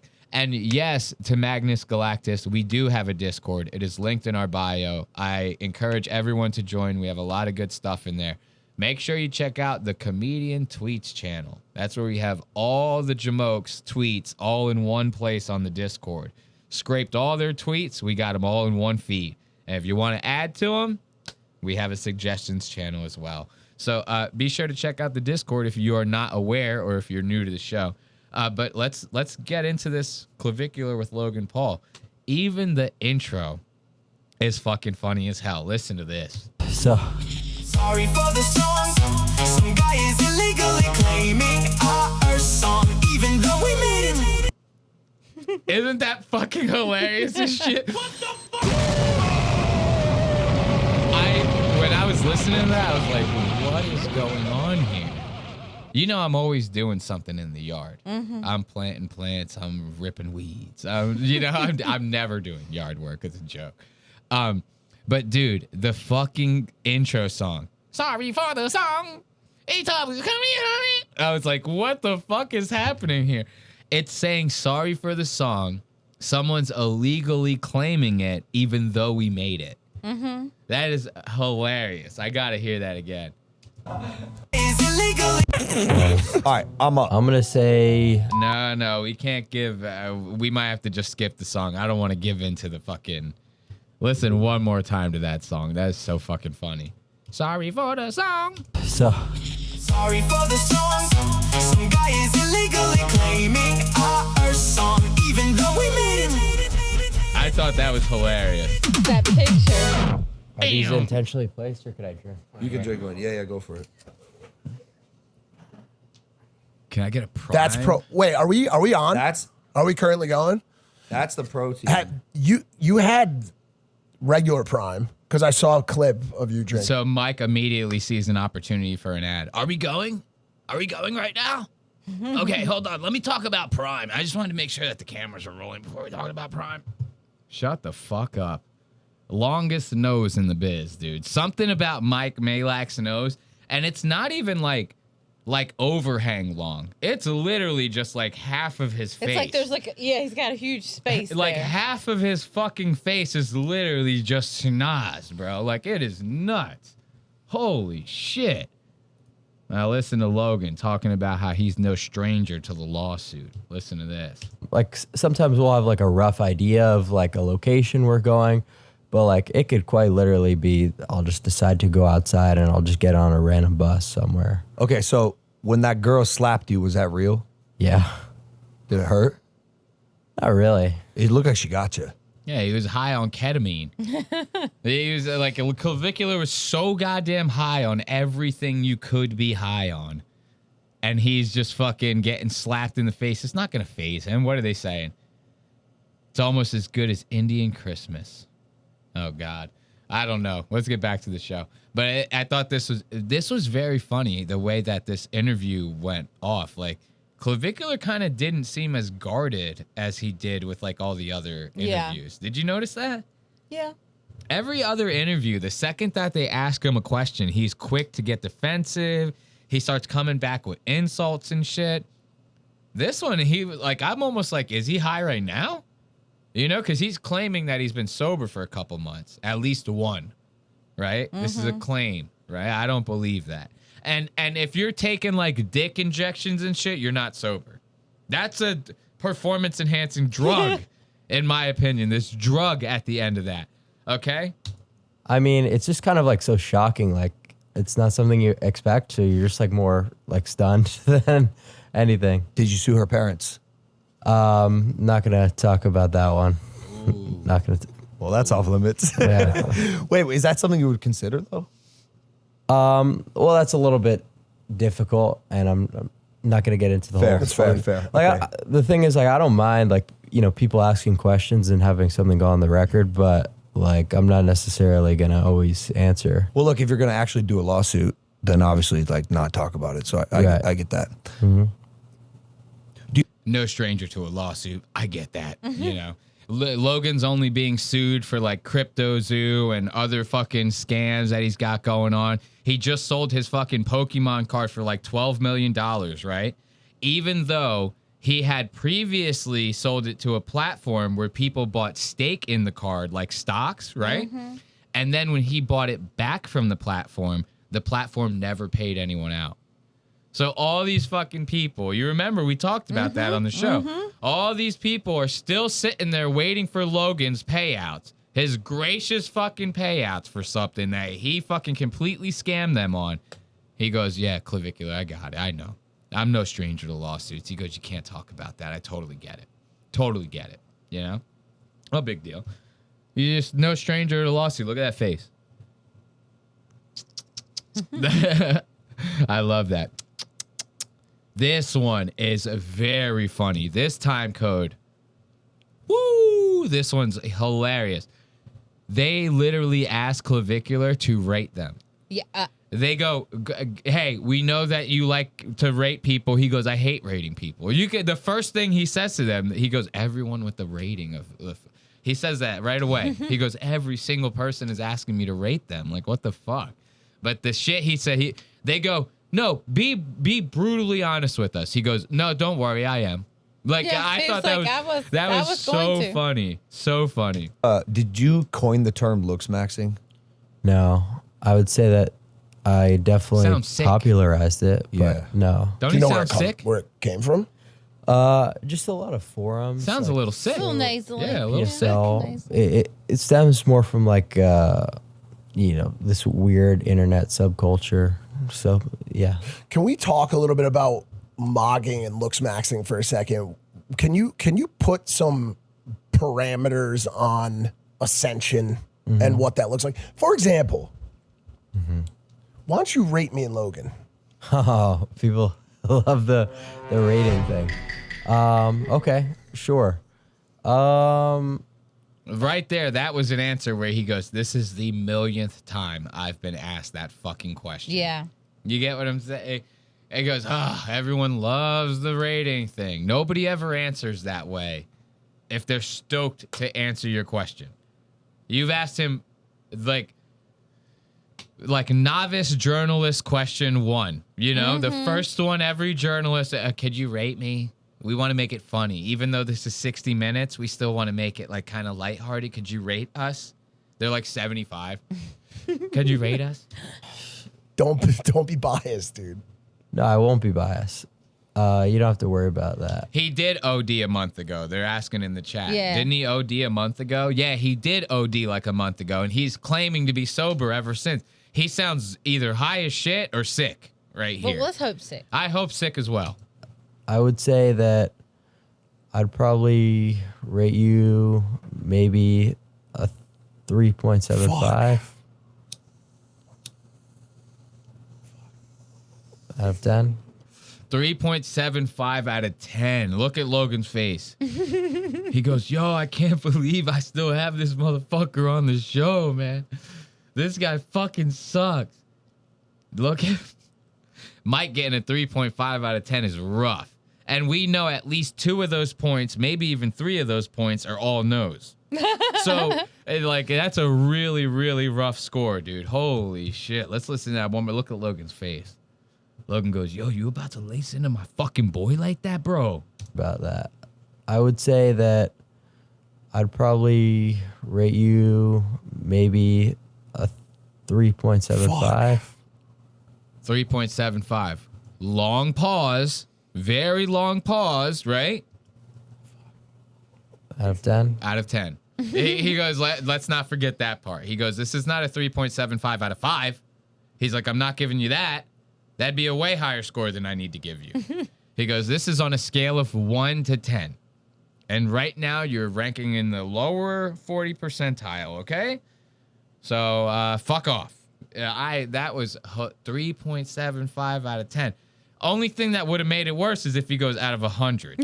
You know, he goes, it's a 3.75, long pause, out of 100. Then we're really in trouble. Yeah. Can you tell us why? So, yeah, mostly because his interpupillary distance. So, like, how close that his eyes are. And also longer mid-face. Longer mid-face, he said. What he meant to say was longer nose. Oh, man. Look at Mike's face right now. This guy. You might as well shoot him in the heart. You just know where there's nothing left of the guy. He's fucking just got massacred. He goes, why? He goes, don't worry, I'm going to tell you why. I'm going to tell you exactly why. Mostly because his interpupillary distance. So, like, who says how close interpupillary distance? Clavicular says interpupillary distance. You better get with the goddamn program. Okay. Holy Jesus shit. is gonna kill me. That's so fucking funny, bro. He said interpupillary distance. He's trying to sound so fucking smart when he says all this shit. Just say his eyes are too close together, man. Please. Please. Because his interpupillary distance, so like how close that his eyes are, and also the longer mid face would be the main.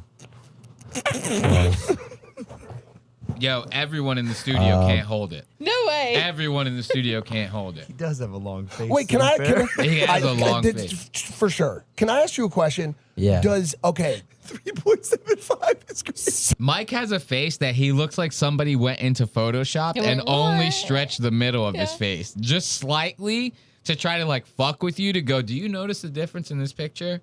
And they hand it to you to see if you'll notice, right? They only stretch it like a little bit. And that's it. That's what he looks like all the time. Like, you know how when they used to let you fuck with the face in Wii, in Nintendo Wii, they would let you like mess with the person's face and stretch it and all. That's what Mike looks like, a Wii character. He looks like you're making a Nintendo Me. That is pretty funny. He looks like a Nintendo Me character of himself. Boom, boop, boop, boom, boom, boop, boom. For sure. Can I ask you a question? Yeah. 3.75 is great. That's rough.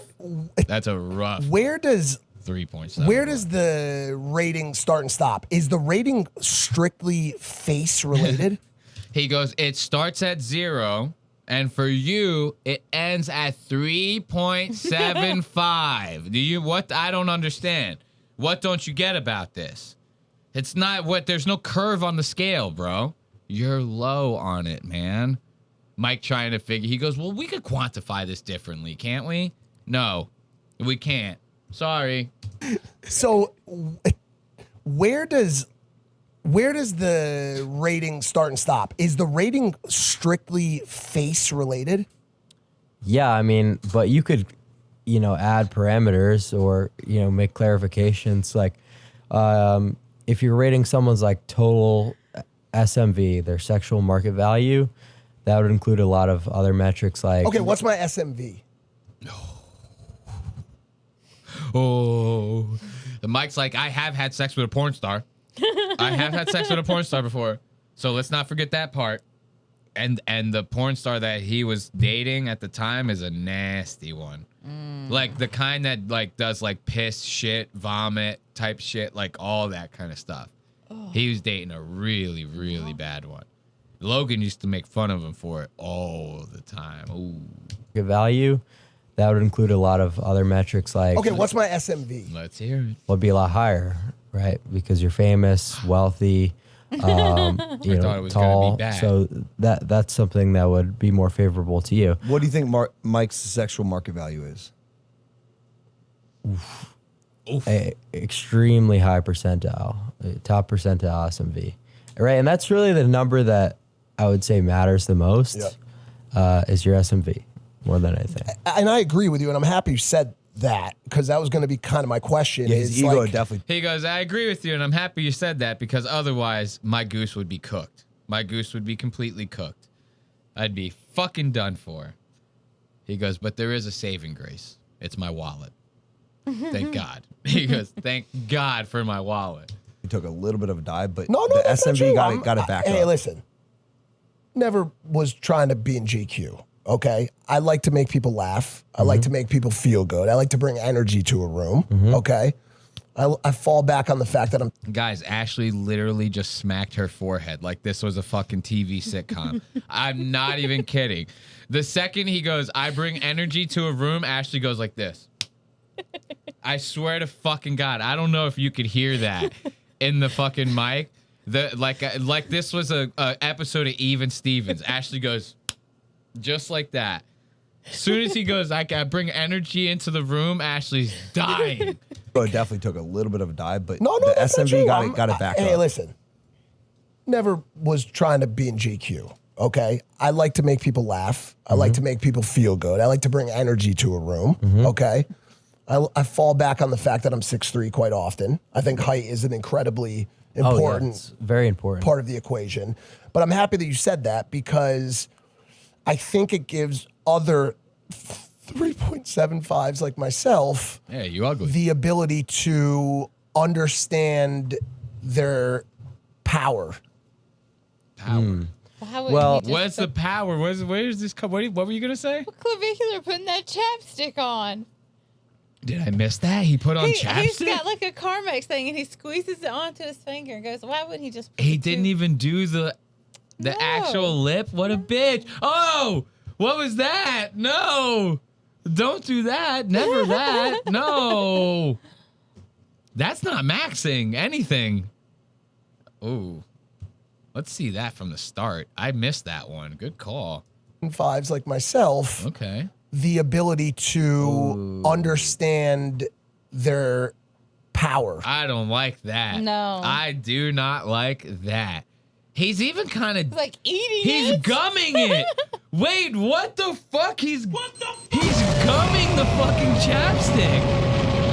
Holy shit. This is why you have to no more dog breaks. We need you here. You're not off the show. You're on the show. You're back on. You're back on the show. I didn't catch that. Why did he do that? Like, really, why did he do that? That was weird. Why did he gum it after the... Dude, that is the strangest part to me. Hold up here. Ability to understand... Okay, we start with the tiny lips. The tiniest lips. I don't like that. I do not like that. Making your lips tiny like that as a grown-ass man, this is where I start... He's not a grown-ass man. He's 20. That's fine. Soon he'll be 21, and then there's really no excuses. I will get 100%. Yeah, pause. They say in the chat, they're going pause. Hold up, hold up, because you cannot be making tiny lip like this. This is. I go Andrew Tate. I see a tiny lip like this. I go, you can't do that. You can't do that, man. And I would let it slide, but then you took the chapstick and you rubbed it all over your gums in your mouth. Come on, man. The ability to understand their at this. Don't power. Forget to gum it. Yep, get in there. That was a quick one too. He didn't look, and then he looks at the camera. He goes, "Did they see me? We saw you. Did they see me? We saw you, Braden. We all saw you, Braden. All 15 of us. We saw you. We caught you." That's very fucking funny. It was a quick one too. He went like he gagged on it. Understand one more their power. Well, the key bit of nuance there is that, the face There you go. and your looks are going to be the most important thing for getting a super high SMV. Hold up. So what you've had to accomplish. Hold up, my browser's not up to date, guys. Sorry, I'm gonna have to tell it to remind me later. To transcend the rating of 3.75 and be in that top percentile SMV wise was become like multi-million follower on social media pages and like extreme amounts of wealth. So that's not something that the average 3.75 guy is ever going to be able to accomplish. So Let me cut you off for 1 second. He can maybe attest to it, but certainly my family and friends from back home can. Mike's been pulling very beautiful women for since I was a kid, dude. It's almost it's almost like the things you just mentioned for him didn't matter. They helped, certainly helped, and put me in rooms with different types. But it's because he's a con man and he surrounded himself with fucking dumb, vulnerable women. In my opinion, I mean, he talks about his whole life. He was a drug addict and everything, like pretty much up until he met Logan, right? So as a drug addict growing up, you would be surrounded by a lot of stupid, vulnerable, addicted women. Yeah. I would imagine it'd be kind of easy to sleep with them, especially if you're the plug. You know, it's like every time he brags a point like this, I go, dude, it's so easy to connect the dots to go like, well, that wasn't done with great moral upstand. Like, you know, I don't know. Just to hearing that, I go, yeah, you've got a lot of pussy. Those, like half of those girls probably killed themselves by now. You know, I have no idea. And the reason why I bring this up is because it's been one of the places where I always wanted to counter you a little bit. In the priority factor in an SMV, I think might be humor, dude. I think, and we could talk about it, but I think an ability to make a girl laugh and have a good time and feel comfortable in a social scenario, in a social setting. Now, I'm not saying that if you're, but clearly for me, being a 3.75, it was able to help me overcome that issue, right? Right. So what's your counter to that? Like, why do ugly funny guys get the best pussy? I wouldn't really say ugly funny guys get the most pussy. I would say that charisma is certainly a very important thing. Okay. And having it is going to help you a lot. But at the end of the day, you know, these one-off anecdotes you always hear all the time, like, oh, my buddy, he's bald and fat and he makes a lot of jokes, but he gets laid all the time. It's like, we're talking about a view of society, right? Getting down to the sociological stuff. So just as general rules, you know, that's kind of what I'm more or less. I hear what he's saying. Eliminating the outliers and focusing You're on an the outlier. Correct. All right, I'm up. Yeah. Rate my look. Ooh. I like how Clavicular kind of put them in their place right there before moving on to that. He goes, everyone always brings up like I have one bald fat friend and he gets a lot of pussy. He goes, yeah, well, that's like every group has like one idiot like that. Not every one of those guys is like that. Right. You know what I mean? And everyone always brings that. Mike's doing it right now. He goes, I've been ugly all my life. I'm getting pussy. He goes, yeah, okay. Who cares? Like, yeah, I like that. Now let's hear Logan's rating. What do you think he stacks, Logan? I already know the answer. You know the answer. I don't. I forgot it. I dead ass forgot it. Oh. I would imagine he's probably gonna rate him like a 6.5 or something. It's something like that. It's something yeah. close to that? Okay. Let's hear it. I would say that. Are we gonna go like current looks or like when you were, you know, younger? 'Cause how old are you right now? Okay. Right there, off to a bad start. Not the way Logan was expecting this to start. If Clavicular says to you, well, are we going off of current day? He's essentially saying to you, you're past your prime, buddy. You're past your prime, get it? You know? He said, you're past your prime, man. This is no good. He goes, you talking about today or 10 years from now? Or 10 years ago, you know? That's not a good start. Do you have something? I sounded like you were going to toss something out. You're good. You caught that chapstick. That was a good catch. Hey, Ashley. Hey, Ashley. Current looks or like when you were, you know, younger? 'Cause how old are you right now? 31. Okay. Just right now, Clev. What you see. And by the way, I can see you examining my face. I noticed it's that as incredible. well. His eyes are actually moving at every part of my face. Scanning. Go ahead. Scanning. I'm going to say 6.5. Not even a 7. Whoa. Well, I mean, now mine doesn't count as a total guess because it was subconsciously in there, yeah. right? But 6.5, Logan was not. Logan was expecting like an 8. Right. Logan goes, my jaw is chiseled. I'm a WWE guy. I box. He goes, what the fuck? Yeah, he thinks it looks great. He thinks he looks awesome. I don't like that forehead shit he's got going on. Like, I'm balding. I get it. You know, we bald around here. This is what we do when we get older, right? But I don't like it. Logan's forehead kind of makes it look like his forehead is balding. Yeah. Right? Because it's very thin. The bangs are very thin. So it looks like his forehead is balding and the rest of his hair is normal. Well, it probably is. His forehead is balding? This is probably receding. The receding hairline. Yeah. No, you're right, actually. Yeah, I didn't even think about that. I don't have a receding. I'm going bald up here. Everything here is fine. You know, I'm going to be like a Danny DeVito. Like, I say it all the time. I'm going to be just like Danny DeVito. People just don't understand the decile scale very much because whenever people do ratings, for some reason they assume that 7 is average. If any girl tells you you're a 7 out of 10, they think you're dead fucking average. But really 5 is average, right? 5 is 50th percentile. So okay, so Logan's a little above average and Mike is a little below average. Holy shit. That sucks. You know, you got to sit there and you got to live with that. Your face is long.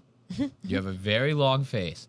And your eye capillary is too skinny or something. What else did he say? his Maximus or something. I don't know. Something crazy he was saying. So it just doesn't make sense.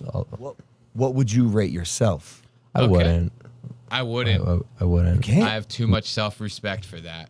That's the man right there. He goes, I would never do something like that. What are you, crazy?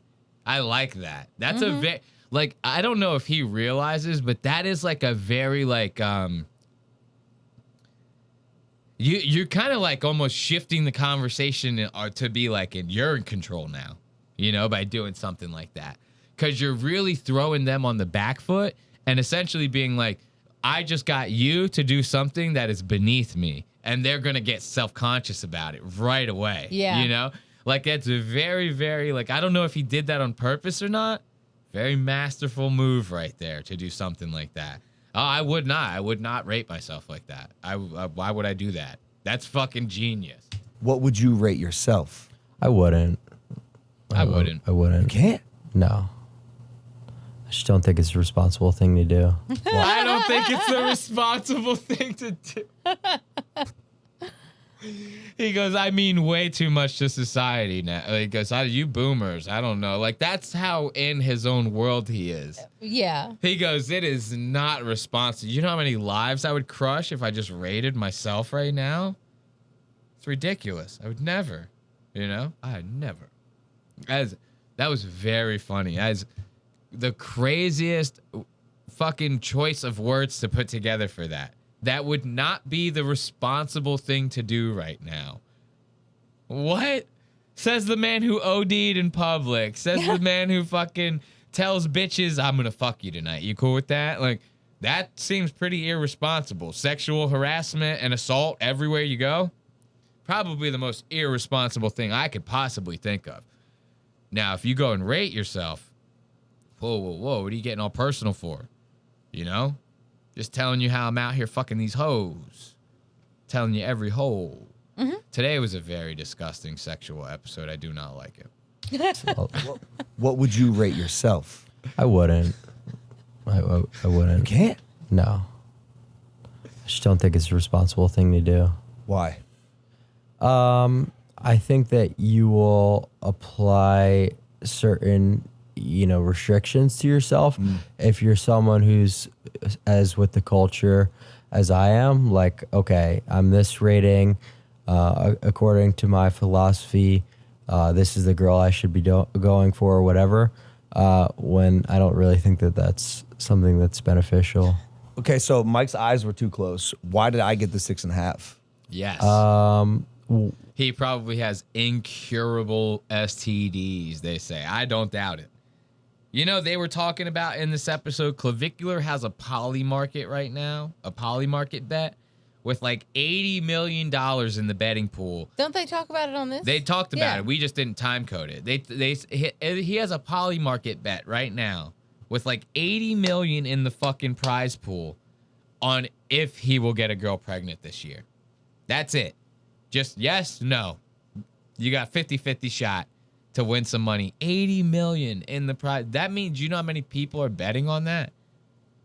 Like, I mean, this is the culture. This is I don't have no poly markets about me getting pregnant. Shit. I like how he puts that, though.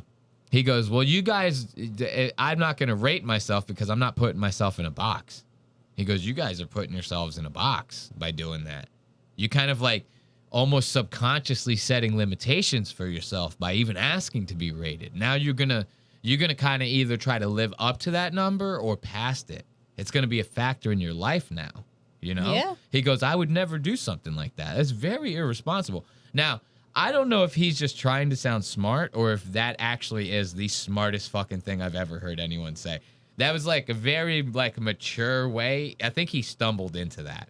I don't think that was on purpose. I think he stumbled into that. That was like the most mature answer he could possibly give in that moment. And I do not think it was on purpose. Not even in the slightest. So now let's hear why Logan gets a 6.5. Why did you get a better score, or why do you not get a higher score? I'll be honest with you, it just seems a little low. I thought I was at least a 7 for sure. See? For sure. I would have said, personally, when people ask me what I think I am on a scale of 1 to 10, I say 11. He goes, anytime anyone asks me on a scale of 1 to 10, I say 11. This one goes to 11. 8. And I feel comfortable in that. He says an 8. But I want to know, like, what is it? Like, obviously I have thin hair and I look like a fucking ridiculous person right now. Well, let him answer. answer. Hair. But yeah, yeah. What do you think? I would say that when you were a little younger, I'd say that rating would be closer to being true. But just, you know, how aging works, it's very difficult to maintain. Fuck! How aging works. Listen. You know, how aging works, you know, you get a day older and then you get a little bit older. It's like, you know, when you leave food out and the food looks worse over time, that's you. Yeah. He goes, that's you. You know, picture an old moldy sandwich that was left on a counter, right? He goes, me, I'm the sandwich when it got first made. You're the old moldy sandwich on the counter now that no one wants to eat. I would rate that sandwich a 6.5. You know, he goes, this is just the way it is. So do we have any other clavicular? Oh, look at this one. This one's very funny. Because, like, you know, I guess I kind of passed him up in a lot of regards. Now, Clavicular's about to show these guys how fucking boomered they actually are. I like this. They keep with the maxing. They keep hitting them with the maxing, right? Oh, yeah. At an early age. You pass-maxed your dad. Pass-maxed? Oh, dude, he's not letting that one slide. He didn't like that. That was no good? He didn't like that You at passed him all. up. You said it beyond father. Look at him trying to be nice right now. He just the Jim from The Office. He goes, is this motherfucker serious? He's looking off. He goes, wait, is this motherfucker serious right now? Said you just maxed your dad? Fucking boomer. Because of shit like this, now he'll stop saying maxing. It's like, that's where it always gets to that point. Is some boomer fuck like Logan says you maxed your dad? What? Like, you know, what? You know, Clavicular's over here confused as hell. You don't have to, like, add max to everything. You don't have to add max. Hey, man. Hey. I'm so sorry. We've been doing it. We added to everything. No. You can't add it to every word. Oh, we do. No, trust me, we do. Past max doesn't really make sense. Because you can't less or more trust than me, past. you do, bro. You can trust max that. You can trust Max that. He even still, that's like when someone says, stop saying sorry. And you go, sorry. And they go, fuck you. I'm going to shoot you in your fucking face. I hate you. This last time code, and then we're out of here. We've been doing this 5 hours. We've been fucking live, dude. This is long ass time. Funny, Lewis, he goes, Red Bar Road, and he says all that stuff. He goes, first advice I'd like to give you, do short form content. I go, we're doubling the episode. You know what I mean? Now the episodes are twice as long, Lewis. Thanks. You know, you had to do that to us. This last time code, though, is funny. Listen to this.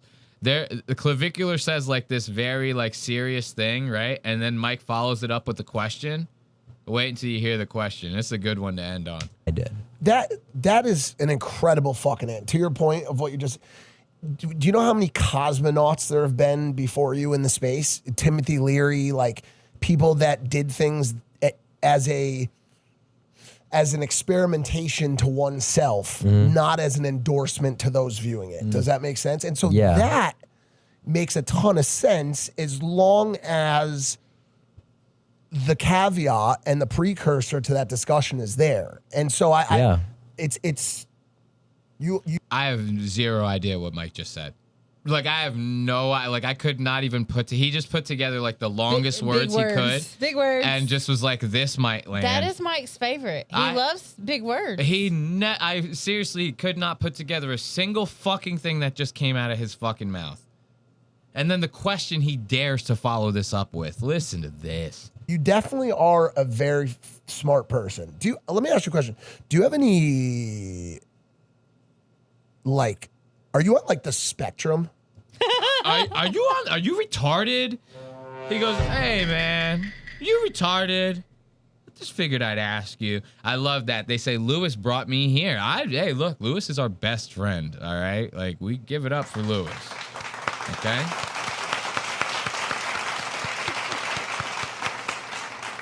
Luis Gay Gomez. No, I'm kidding. Liv's my cousin, Puerto Rican. I love that. He puts together a whole string of the longest words he can think up in his mind. None of them make sense being put together, right? Next thing that comes out of his mouth, he goes, "Are you retarded, bro? Like, what the fuck, dude? Like, are you serious?" I would have been like, "Well, I don't even understand what you just said, and you're asking me if I'm retarded? Like, are you serious right now? What the fuck?" You definitely are a very smart person. Let me ask you a question. Do you have any, like... You have any... Mike is the only one acting retarded in this moment. He's like counting the digits on his fingers, staring into dead space. He's like literally, like Mike had just stumbled into the spectrum on accident.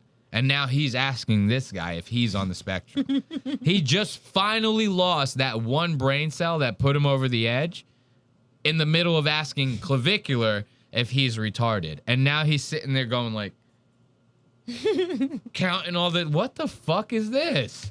Let me ask you a question. Do you have any, like, are you on like the spectrum? Yeah, I'm neurodivergent.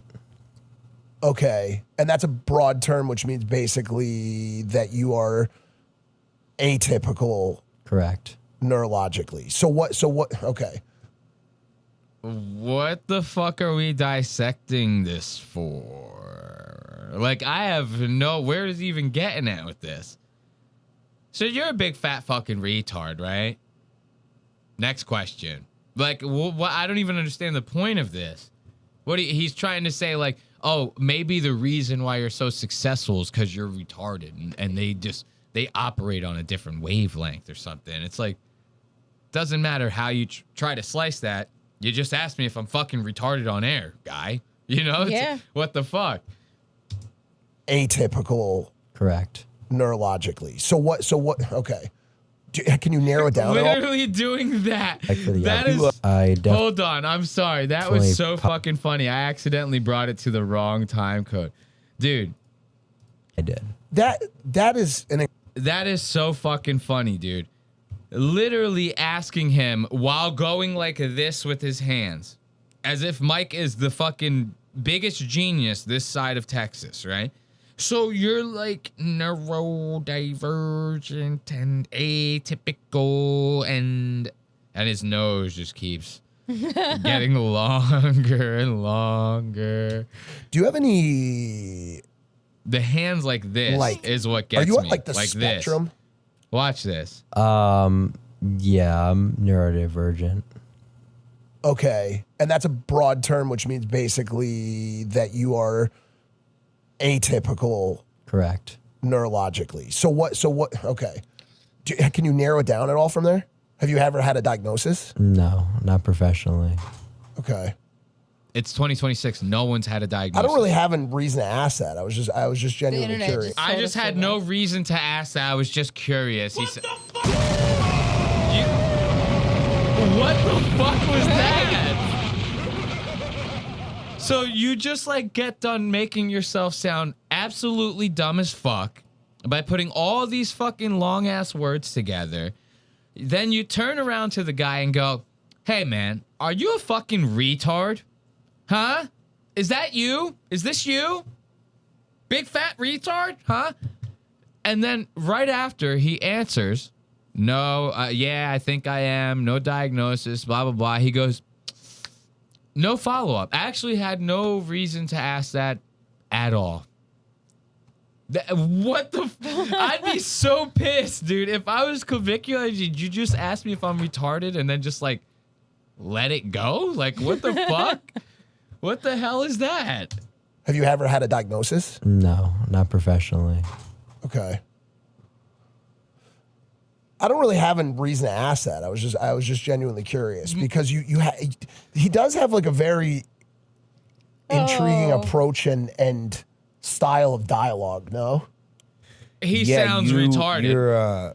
Mike is saying he sound retarded. You're incredibly. He's acting retarded and sounding retarded. Isn't he retarded? You know, I had no reason to ask that. I just figured I'd point that out. Let's give it up for Mike Malak. That is actually fucking nuts, bro. To do something like that, to just bust that out in the middle of the goddamn interview. I love Mike. He is funny. He's funny in like a stupid ass, for a fucking idiot scammer. It's like you cannot help but laugh at the dumb shit that he does and comes out of his mouth. It's actually nuts, man. But that's going to do it for our episode here at Lost Ox Media. Very long one. They're not going to always be this long. Like, I kind of think like the 3-hour mark is like the sweet spot, you know? But we had found so much shit that I was like, let's try to pack it all in and everything. Next time we'll thin it out a little. I kind of, not that I don't love hanging out with everyone. This was just as awesome of a show as last week was. Like, I love how the chat, even if it's fucking 20 of us, 15 of us, whatever the situation may be, I just like having everyone in here talking shit, you know, getting involved and stuff like that. So make sure you catch new episodes of Lost Ox Media at an undisclosed time every Sunday. We go live.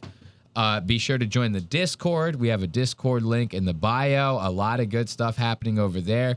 And then, of course, we have merch, and you can support the show by heading over to lostox.media. That's lost, AUX.media. So we're going to get some music going. Until next time, I bid you all adieu, and I bid you farewell. See ya.